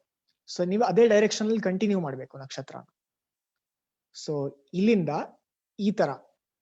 ಸೊ ಇದೆಷ್ಟು ಡಿಗ್ರಿ ಆಯ್ತು, ಇದು 270 ಡಿಗ್ರೀಸ್ ಅಲ್ವಾ. ಒಳಗಡೆ ತಗೋಬಾರ್ದು. ಸೊ ನೀವು ನಕ್ಷತ್ರ ಡೈರೆಕ್ಷನ್ ಯಾವ್ದು ಮೂವ್ ಆಗ್ತಾ ಇದೆ ಆ ದಿಕ್ಕಿನಲ್ಲೇ ತಗೊಂಡ್ರೆ ಅವಾಗ 270 ಬರುತ್ತೆ. ಸೊ ಹಾಗಾಗಿ ಫಸ್ಟ್ 90 ಡಿಗ್ರಿ ಆಯ್ತು ಇಲ್ಲಿ, ಆಮೇಲೆ ನೆಕ್ಸ್ಟ್ 180 ಡಿಗ್ರಿ ಆಯ್ತು, ನೆಕ್ಸ್ಟ್ 270 ಬಂತು. ಅದೇ ಪ್ಯಾಟರ್ನ್ ನಲ್ಲಿ ಹೋಗ್ತಾ ಇದ್ರೆ ನೆಕ್ಸ್ಟ್ 360 ಬರ್ಬೇಕು. ಯಾರು ಕೇಳಿದ್ರು ಅವ್ರಿಗೆ ಅರ್ಥ ಆಯ್ತು ಅಂತ ಅನ್ಕೊಳ್ತಾ ಇದೀನಿ. ಯಾಕೆ 90 ಡಿಗ್ರಿ ತಗೋಬಾರ್ದು, 6 o'clock ಇಂದ 9 o'clock ಯಾಕೆ 90 ತಗೋಬಾರ್ದು, 270 ಯಾಕೆ ತಗೋಬೇಕು ಅಂತ. ಒಳಗಡೆದಲ್ಲ ಹೊರಗಡೆದು. ಥ್ಯಾಂಕ್ ಯು ವರ್ಷ. ಸಮಯನೂ ಸಹ ಆಗ್ತಾ ಇದೆ. ದೀಪಾವಳಿ ಹಬ್ಬದ ದಿವಸ ಇಷ್ಟು ಬಿಡುವು ಮಾಡ್ಕೊಂಡು ನಮ್ ಜೊತೆಗೆ ನಿಮ್ ವೀಕೆಂಡ್ ರಜದಲ್ಲಿ ಅದನ್ನ ಬೇರೆದಕ್ಕೆ ಉಪಯೋಗಿಸ್ತಲೇ ಈ ತರ ನಮ್ಮ ಮಕ್ಳಿಗೆ ಪಾಠ ಮಾಡೋದಕ್ಕೆ ಬಂದಿದ್ದಕ್ಕೆ ತುಂಬಾ ಥ್ಯಾಂಕ್ಸ್ ಯೂತ್ ಫಾರ್ ಸೇವಾ ಕಡೆಯಿಂದ. ಮಕ್ಳಿಗೆ ಆಲ್ಮೋಸ್ಟ್ ತುಂಬಾ ಸರಳವಾಗಿನೇ ಹೇಳ್ಕೊಟ್ಟಿದ್ದೀರಾ. ಏನೆಲ್ಲ ಡೌಟ್ಸ್ ಇತ್ತು ಅದನ್ನು ಸಹ ಕ್ಲಾರಿಫೈ ಮಾಡ್ಕೊಟ್ಟಿದ್ದೀರಾ. ತುಂಬಾ ತುಂಬಾ ಧನ್ಯವಾದಗಳು. ನಾಳೆನೂ ಸಹ ಸೇಮ್ 11 ಗಂಟೆಗೆ ಕ್ಲಾಸ್ ಇರುತ್ತೆ ವಿದ್ಯಾರ್ಥಿಗಳೇ. ಗೊತ್ತಿದೆ ಹಬ್ಬ ಅಂತ, ಬಟ್ ಆದ್ರೆ 2 ಅವರ್ ಸ್ವಲ್ಪ ಬಿಡು ಮಾಡ್ಕೊಳ್ಳಿ. ಇವತ್ತಿನ ತರನೇ ನಾಳೆ 11 ಗಂಟೆಗೆ ಸೇರೋಣ. ನಾಳೆ ಯಶವಂತ್ ಸರ್ ಅಂತ ಹೇಳ್ಬಿಟ್ಟು ಅವರು ಪಾಠ ಮಾಡ್ತಾರೆ. ಇವತ್ತಿಂದು ಹೋಮ್ ವರ್ಕ್ ಹರ್ಷ ಸರ್ ಹೋಮ್ ವರ್ಕ್ ಕೊಟ್ಟಿದ್ದೀರಲ್ವಾ ಅವರಿಗೆ ಮಕ್ಳಿಗೆ? ಆಲ್ಫಾಬೆಟ್ಸ್ ನ ಅದೇ ಮಿರರ್ ಇಮೇಜ್ ಮಾಡಿ ಬರೆಯೋದು. ಮೇಲ್ಗಡೆ ಮತ್ತೆ ಕೆಳಗಡೆ ಕನ್ನಡಿ ಇಟ್ಬಿಟ್ಟು ಮತ್ತೆ ಸೈಡ್ ಅಲ್ಲಿ ಕನ್ನಡಿ ಇಟ್ಬಿಟ್ಟು both big letters small letters ಎರಡೂನುವೆ ಒಂದ್ಸತಿ ತೋರಿಸ್ಬಿಡ್ತೀನಿ ನೋಡಿ. ಬರ್ಕೊಂಡ್ಬಿಡಿ ಅದು ಹೋಮ್ವರ್ಕ್ ನ. ಸ್ಕ್ರೀನ್ ಶೇರ್ ಆಗ್ತಾ ಹರ್ಷ, ಇದೆ. ನೀವು ಒಂದ್ ಪೇಪರ್ ಅಲ್ಲಿ ಏನಾದ್ರು ಬರ್ದ್ಬಿಟ್ಟು ವಾಟ್ಸ್ಆಪ್ ಗ್ರೂಪ್ ಅಲ್ಲಿ ಒಂದ್ ಇಮೇಜ್ ಕಳಿಸ್ಬಿಡಿ. ಸರಿ ಸರಿ that would be better. Okay, so ನಾನು ಆ ಟ್ರೈನರ್ ಗ್ರೂಪ್ ಕಳಿಸ್ತೀನಿ. ಸೊ ನಿಮ್ ಹಾ, ವಾಟ್ಸ್ಆಪ್ ನಾನು ಕಳಿಸ್ತೀನಿ. ಓಕೆ. ಆಮೇಲೆ ಇನ್ನೊಂದು ಮೆಸೇಜ್ ಏನಂದ್ರೆ, ವಿದ್ಯಾರ್ಥಿಗಳಿಗೆ ನಾನು ಪ್ರತಿ ಗುಂಪಿಗೆ ಟೀಚರ್ಸ್ ಗಳನ್ನ ಆಡ್ ಮಾಡ್ತಾ ಇದ್ದೀನಿ. 3 ಜನ ಟೀಚರ್ಸ್. ನಿಮ್ಗೆ ಏನಾದ್ರೂ ಡೌಟ್ ಇತ್ತು ಅಂತ ಹೇಳಿದ್ರೆ ಅವ್ರಗಳಿಗೆ ನೀವು ಮೆಸೇಜ್ ಕಳಿಸ್ಬಹುದು. ಸ್ಟ್ರಿಕ್ಟ್ಲಿ ಅವ್ರಿಗೆ ಫೋನ್ ಮಾಡಂಗಿಲ್ಲ, ಕೇವಲ ಮೆಸೇಜ್ ಕಳಿಸ್ಬಹುದು. ಹಾಗೆ ಇನ್ನೊಂದು ರಿಕ್ವೆಸ್ಟ್ ಏನಂತ ಹೇಳಿದ್ರೆ, ಬರೀ ಏನೆಲ್ಲ ಡೌಟ್ ಇದೆಯೋ ಅದಕ್ ಮಾತ್ರ ಕಳಿಸಿ. ಗುಡ್ ಮಾರ್ನಿಂಗ್, ಆತರ ಮೆಸೇಜಸ್ ಎಲ್ಲ ಕಳಿಸ್ಬಾರ್ದು. ಅವ್ರೆಲ್ರೂ ಸಹ ಹರ್ಷ ಸರ್ ತರನೇ ಎಲ್ರು ಬೇರೆ ಬೇರೆ ಕಂಪನಿನಲ್ಲಿ ಕೆಲಸ ಮಾಡ್ತಿರ್ತಾರೆ. ಅವ್ರಿಗೆ ಸಮಯ ಸಿಕ್ಕಾಗ ಅವರು ರಿಪ್ಲೈ ಮಾಡ್ತಾರೆ ನಿಮ್ಗೆ. ಮೆಸೇಜ್ ಕಳಿಸಿದ ತಕ್ಷಣನೇ ಇಮಿಡಿಯೇಟ್ ಆಗಿ ರಿಪ್ಲೈ ಮಾಡಿ ಅಂತ ಕಳಿಸ್ಬಾರ್ದು, ಆಯ್ತಾ? ಒಂದು ರಿಕ್ವೆಸ್ಟ್, ನಿಮ್ಗೆ ಹೆಲ್ಪ್ ಆಗ್ಲಿ ಅಂತ ಹೇಳ್ಬಿಟ್ಟು ಆತರ ಮಾಡ್ತಾ ಇರುವಂತದ್ದು. 3 ಜನ ಟೀಚರ್ಸ್ ನ ಹಾಕ್ತಿವಿ. ಸೊ ನಿಮ್ಗೆ ಏನಾದ್ರು ಡೌಟ್ ಇದ್ರೆ ಯಾವ್ದಾದ್ರು ಒಬ್ರು ಪರ್ಟಿಕ್ಯುಲರ್ ಟೀಚರ್ನ ನೀವು ಮೆಸೇಜ್ ಮಾಡಿ ನಂಗೆ ಏನ್ ಡೌಟ್ ಇದೆ ಅಂತ ಕೇಳಬಹುದು. ಇವತ್ತು ಅವ್ರಿಗೆ ಆಡ್ ಮಾಡ್ತಾ ಇದ್ದೀನಿ. ಮತ್ತೆ ಇನ್ನೊಂದ್ ಏನಂತ ಹೇಳಿದ್ರೆ, ನಾಳೆ ಕರೆಕ್ಟ್ ಆಗಿ 10:55ಕ್ಕೆ ನೀವು ಜಾಯ್ನ್ ಆಗ್ಬೇಕು ಕ್ಲಾಸ್ಗೆ. ನಾಳೆ ಮಾತ್ರ 11 ಗಂಟೆಗೆ ಇರುತ್ತೆ. ನೆಕ್ಸ್ಟ್ ವಾರದಿಂದ ಟೈಮಿಂಗ್ಸ್ ಚೇಂಜ್ ಆಗುತ್ತೆ. ನಾಳೆ ಕ್ಲಾಸ್ದು ಸಹ ನಾನು ಲಿಂಕ್ ಶೇರ್ ಮಾಡ್ತೀನಿ. ಅಂಡ್ ಇವತ್ತಿನ ಹೋಮ್ ವರ್ಕ್ ಸರ್ ಕೊಟ್ಟಿರೋದಲ್ದಲೆ ಇನ್ನೊಂದಷ್ಟು ಪ್ರಶ್ನೆಗಳನ್ನ ನಾವು ಗ್ರೂಪ್ ಅಲ್ಲಿ ಹಾಕ್ತಿವಿ ಈವ್ನಿಂಗ್ ಒಳಗಡೆ. ಅದನ್ನು ಸಹ ನಿಮ್ಮ ಬುಕ್ ಅಲ್ಲಿ ಮಾಡಿ. ಮತ್ತೆ ಕೆಲವ್ರು ಮೆಸೇಜ್ ಮಾಡ್ತಿರ್ತೀರಾ ಏನಂತ ಹೇಳಿದ್ರೆ, ಯಾವ ಬುಕ್ ಅಲ್ಲಿ ಬರೀಬೇಕು ಅಂತ ಹೇಳ್ಬಿಟ್ಟು. ನೀವು ಏನ್ ನೋಟ್ ಬುಕ್ ಇಟ್ಕೊಂಡಿದ್ದೀರಲ್ಲ, ದಯವಿಟ್ಟು ಆ ಬುಕ್ ಅಲ್ಲೇ ಬರೀರಿ, ಆಯ್ತಾ? ಏನೆಲ್ಲ ಇವತ್ತು ಪಾಠ ಮಾಡ್ತಾರೆ ಅದನ್ನೆಲ್ಲದೂ ಸಹ ಒಂದೇ ಬುಕ್ ಅಲ್ಲಿ ನನಗೆ ಪ್ರಸನ್ನ ಸರ್ ಹೇಳಿದ್ದಾರೆ, ಆ ಬುಕ್ ಅಲ್ಲೇ ಬರೀಬೇಕು. ಆಮೇಲೆ ಅಪ್ಲಿಕೇಶನ್ಸ್ ಬಗ್ಗೆ ಮೆಸೇಜ್ ಮಾಡ್ತಿರ್ತೀರಾ. ಇವತ್ತು ನಾಳೆ ನಾಡಿದ್ದು ಶಾಲೆಗೆ ರಜೆ ಇದೆ. ಟ್ಯೂಸ್ಡೇ ಇಂದ ನಿಮ್ ಶಾಲೆಗೆ ಹೋಗ್ಬಿಟ್ಟು ನಿಮ್ HM ನ ಮೀಟ್ ಮಾಡ್ಬಿಟ್ಟು ಇನ್ಕಮ್ ಕ್ಯಾಸ್ಟ್ ಸರ್ಟಿಫಿಕೇಟ್ ಇದ್ರೆ ಇನ್ಕಮ್ ಕ್ಯಾಸ್ಟ್ ಸರ್ಟಿಫಿಕೇಟ್, ಹಾಗೆ ಏನು ಫೋಟೋ, ಇಷ್ಟನ್ನ ನೀವು ಆಧಾರ್ ಕಾರ್ಡ್, ಇಷ್ಟನ್ನ ನೀವು ಶಾಲೆಗೆ ತಗೊಂಡು ಹೋಗಿ ನಿಮ್ HM ಅವ್ರ ಹತ್ರ, ಮುಖ್ಯ ಶಿಕ್ಷಕರ ಹತ್ರ ಕೊಟ್ಟು, ನಾನು ಈ ತರ NMMS ಟ್ರೈನಿಂಗ್ ತಗೋತಾ ಇದ್ದೀನಿ, ನಾನು ಎಕ್ಸಾಮ್ ಬರೆಯಕ್ ಇಷ್ಟ ಪಡ್ತೀನಿ ಅಂತ ಹೇಳ್ಬಿಟ್ಟು ಅಪ್ಲಿಕೇಶನ್ ಹಾಕ್ಸಿ ಆನ್ಲೈನ್ ಅಲ್ಲಿ. ನೀವೇ ಎಲ್ಲೆಲ್ಲೋ ಹಾಕಕ್ಕಾಗಲ್ಲ, ನಿಮ್ಮ ಶಾಲೆ ಮುಖ್ಯ ಶಿಕ್ಷಕರು ಹಾಕ್ಬೇಕು ಅದನ್ನ. ಸೊ ಹಾಗಾಗಿ ಅದ್ರದ್ದು ಪ್ರಶ್ನೆಗಳು ತುಂಬಾ ಇತ್ತು, ಅದಕ್ಕೆ ರಿಪೀಟ್ ಮಾಡ್ತಾ ಇದ್ದೀನಿ. ಸೋಮವಾರದವರೆಗೂ ಸ್ಕೂಲ್ ರಜಾ ಇದೆ. ಟ್ಯೂಸ್ಡೇ ಇಂದ ನೀವು ಹೋಗ್ಬೇಕು ಶಾಲೆಗಳಿಗೆ ಹೋಗಿ ಅಪ್ಲಿಕೇಶನ್ಸ್ ಏನಿದೆ ಅದನ್ನ ಮುಗಿಸಿ. ಮತ್ತೆ ಏನೇನೆಲ್ಲ ಬುಕ್ದು ಇವಾಗ ಪಾಠ ಮಾಡ್ತಿರುವಂತ ಕ್ವೆಶನ್ಸ್ ಆಲ್ರೆಡಿ ಹಾಕಿದೀವಿ. ಹೋಮ್ ವರ್ಕು ಸಹ ಗ್ರೂಪ್ ನಲ್ಲೇ ಪೋಸ್ಟ್ ಮಾಡ್ತೀವಿ. ಎಲ್ಲಾದ್ರೂ ಸಹ ಗ್ರೂಪ್ ನಲ್ಲೇ ಇರ್ತೀವಿ. ಸಣ್ಣ ಪುಟ್ಟದಕ್ಕೂ ದಯವಿಟ್ಟು ಮೆಸೇಜ್ ನ ಅವಾಯ್ಡ್ ಮಾಡಿ, ಫೋನ್ ಅವಾಯ್ಡ್ ಮಾಡಿ. ಎಲ್ಲ ಮೆಸೇಜ್ಗಳಲ್ಲಿ ಆದಷ್ಟು ನಾನು ಕಳಿಸ್ತಾ ಇರ್ತೀನಿ ನಿಮ್ಗೆ, ಆಯ್ತಾ? ನಿಮಗೆ ಇವತ್ತು ಗ್ರೂಪ್ ನಲ್ಲಿ ಆಡ್ ಮಾಡುವಂತ ಶಿಕ್ಷಕರಿಗೆ ತುಂಬಾ ತೊಂದರೆ ಕೊಡಬೇಡಿ. ಏನಾದ್ರು ನಿಜವಾಗ್ಲೂ ಪ್ರಶ್ನೆಗಳಿತ್ತು, ನಿಮ್ಗೆ ಡೌಟ್ ಇತ್ತು ಅಂತ ಹೇಳಿದ್ರೆ ಮಾತ್ರ ಅವ್ರಿಗೆ ಮೆಸೇಜ್ ಕಳಿಸಿ. ಇದಿಷ್ಟು ಹಂಬಲ್ ರಿಕ್ವೆಸ್ಟ್, ಆಯ್ತಾ? ನಮ್ಗೆ 1500 ಜನ ಮಕ್ಳು ರಿಕ್ವೆಸ್ಟ್ ಮಾಡಿದೀರಾ, ಅಂದ್ರೆ ಗ್ರೂಪಿಗೆ ಜಾಯ್ನ್ ಆಗಿದ್ದೀರಾ, ಕ್ಲಾಸ್ ಅಟೆಂಡ್ ಮಾಡ್ತಿದ್ದೀರಾ. ನಿಮ್ಗೆಲ್ರಿಗೂ ಸಹ ಮೆಸೇಜ್ಗೆ ರಿಪ್ಲೈ ಮಾಡ್ಬೇಕಾದ್ರೆ ಸ್ವಲ್ಪ ಸಮಯ ತಗೊಳುತ್ತೆ. ಸ್ವಲ್ಪ ಫೋನ್ ಕಾಲ್ ಸಣ್ಣ ಪುಟ್ಟದಕ್ಕೆಲ್ಲ ಅವಾಯ್ಡ್ ಮಾಡಿ ದಯವಿಟ್ಟು, ಇದೊಂದು request. Okay, thank you very much. ನೀವು ಒಳ್ಳೆ ಮಕ್ಕಳು, ನಾವ್ ಹೇಳಿದ ಮಾತು ಕೇಳ್ತೀರಾ ಅಂತ ಅನ್ಕೊಂಡಿದೀನಿ, ಆಯ್ತಾ? ಎಲ್ರಿಗೂ ಮತ್ತೊಮ್ಮೆ ಮಕ್ಕಳ ದಿನಾಚರಣೆ ಹಬ್ಬದ ಶುಭಾಶಯಗಳು. ಹಾಗೆ ದೀಪಾವಳಿ ಹಬ್ಬನೂ ಸಹ ಚೆನ್ನಾಗಿ ಆಚರಿಸಿ. ಆಗ್ಲೇ ಹರ್ಷ ಸರ್ ಹೇಳ್ದಂಗೆ ಪ್ರಕೃತಿಗೆ ತೊಂದರೆ ಕೊಡೋದ್ ಬೇಡ, ವಾಯು ಮಾಲಿನ್ಯ ಬೇಡ. ಆದಷ್ಟು ಬೆಳಕಿನ ಹಬ್ಬ ಮಾಡೋಣ, ಪಟಾಕಿಯಿಂದ ಬೆಳಕಿನ ಬೇಡ, ದೀಪದ ಬೆಳಕಿನಲ್ಲಿ ಹಬ್ಬ ಮಾಡೋಣ, ಆಯ್ತಾ? ಎಲ್ರಿಗೂ ಒಳ್ಳೇದಾಗ್ಲಿ, ಶುಭ ದಿನ. ಎಂಡ್ ಮಾಡ್ತಾ ಇದ್ದೀನಿ ಮೀಟಿಂಗ್.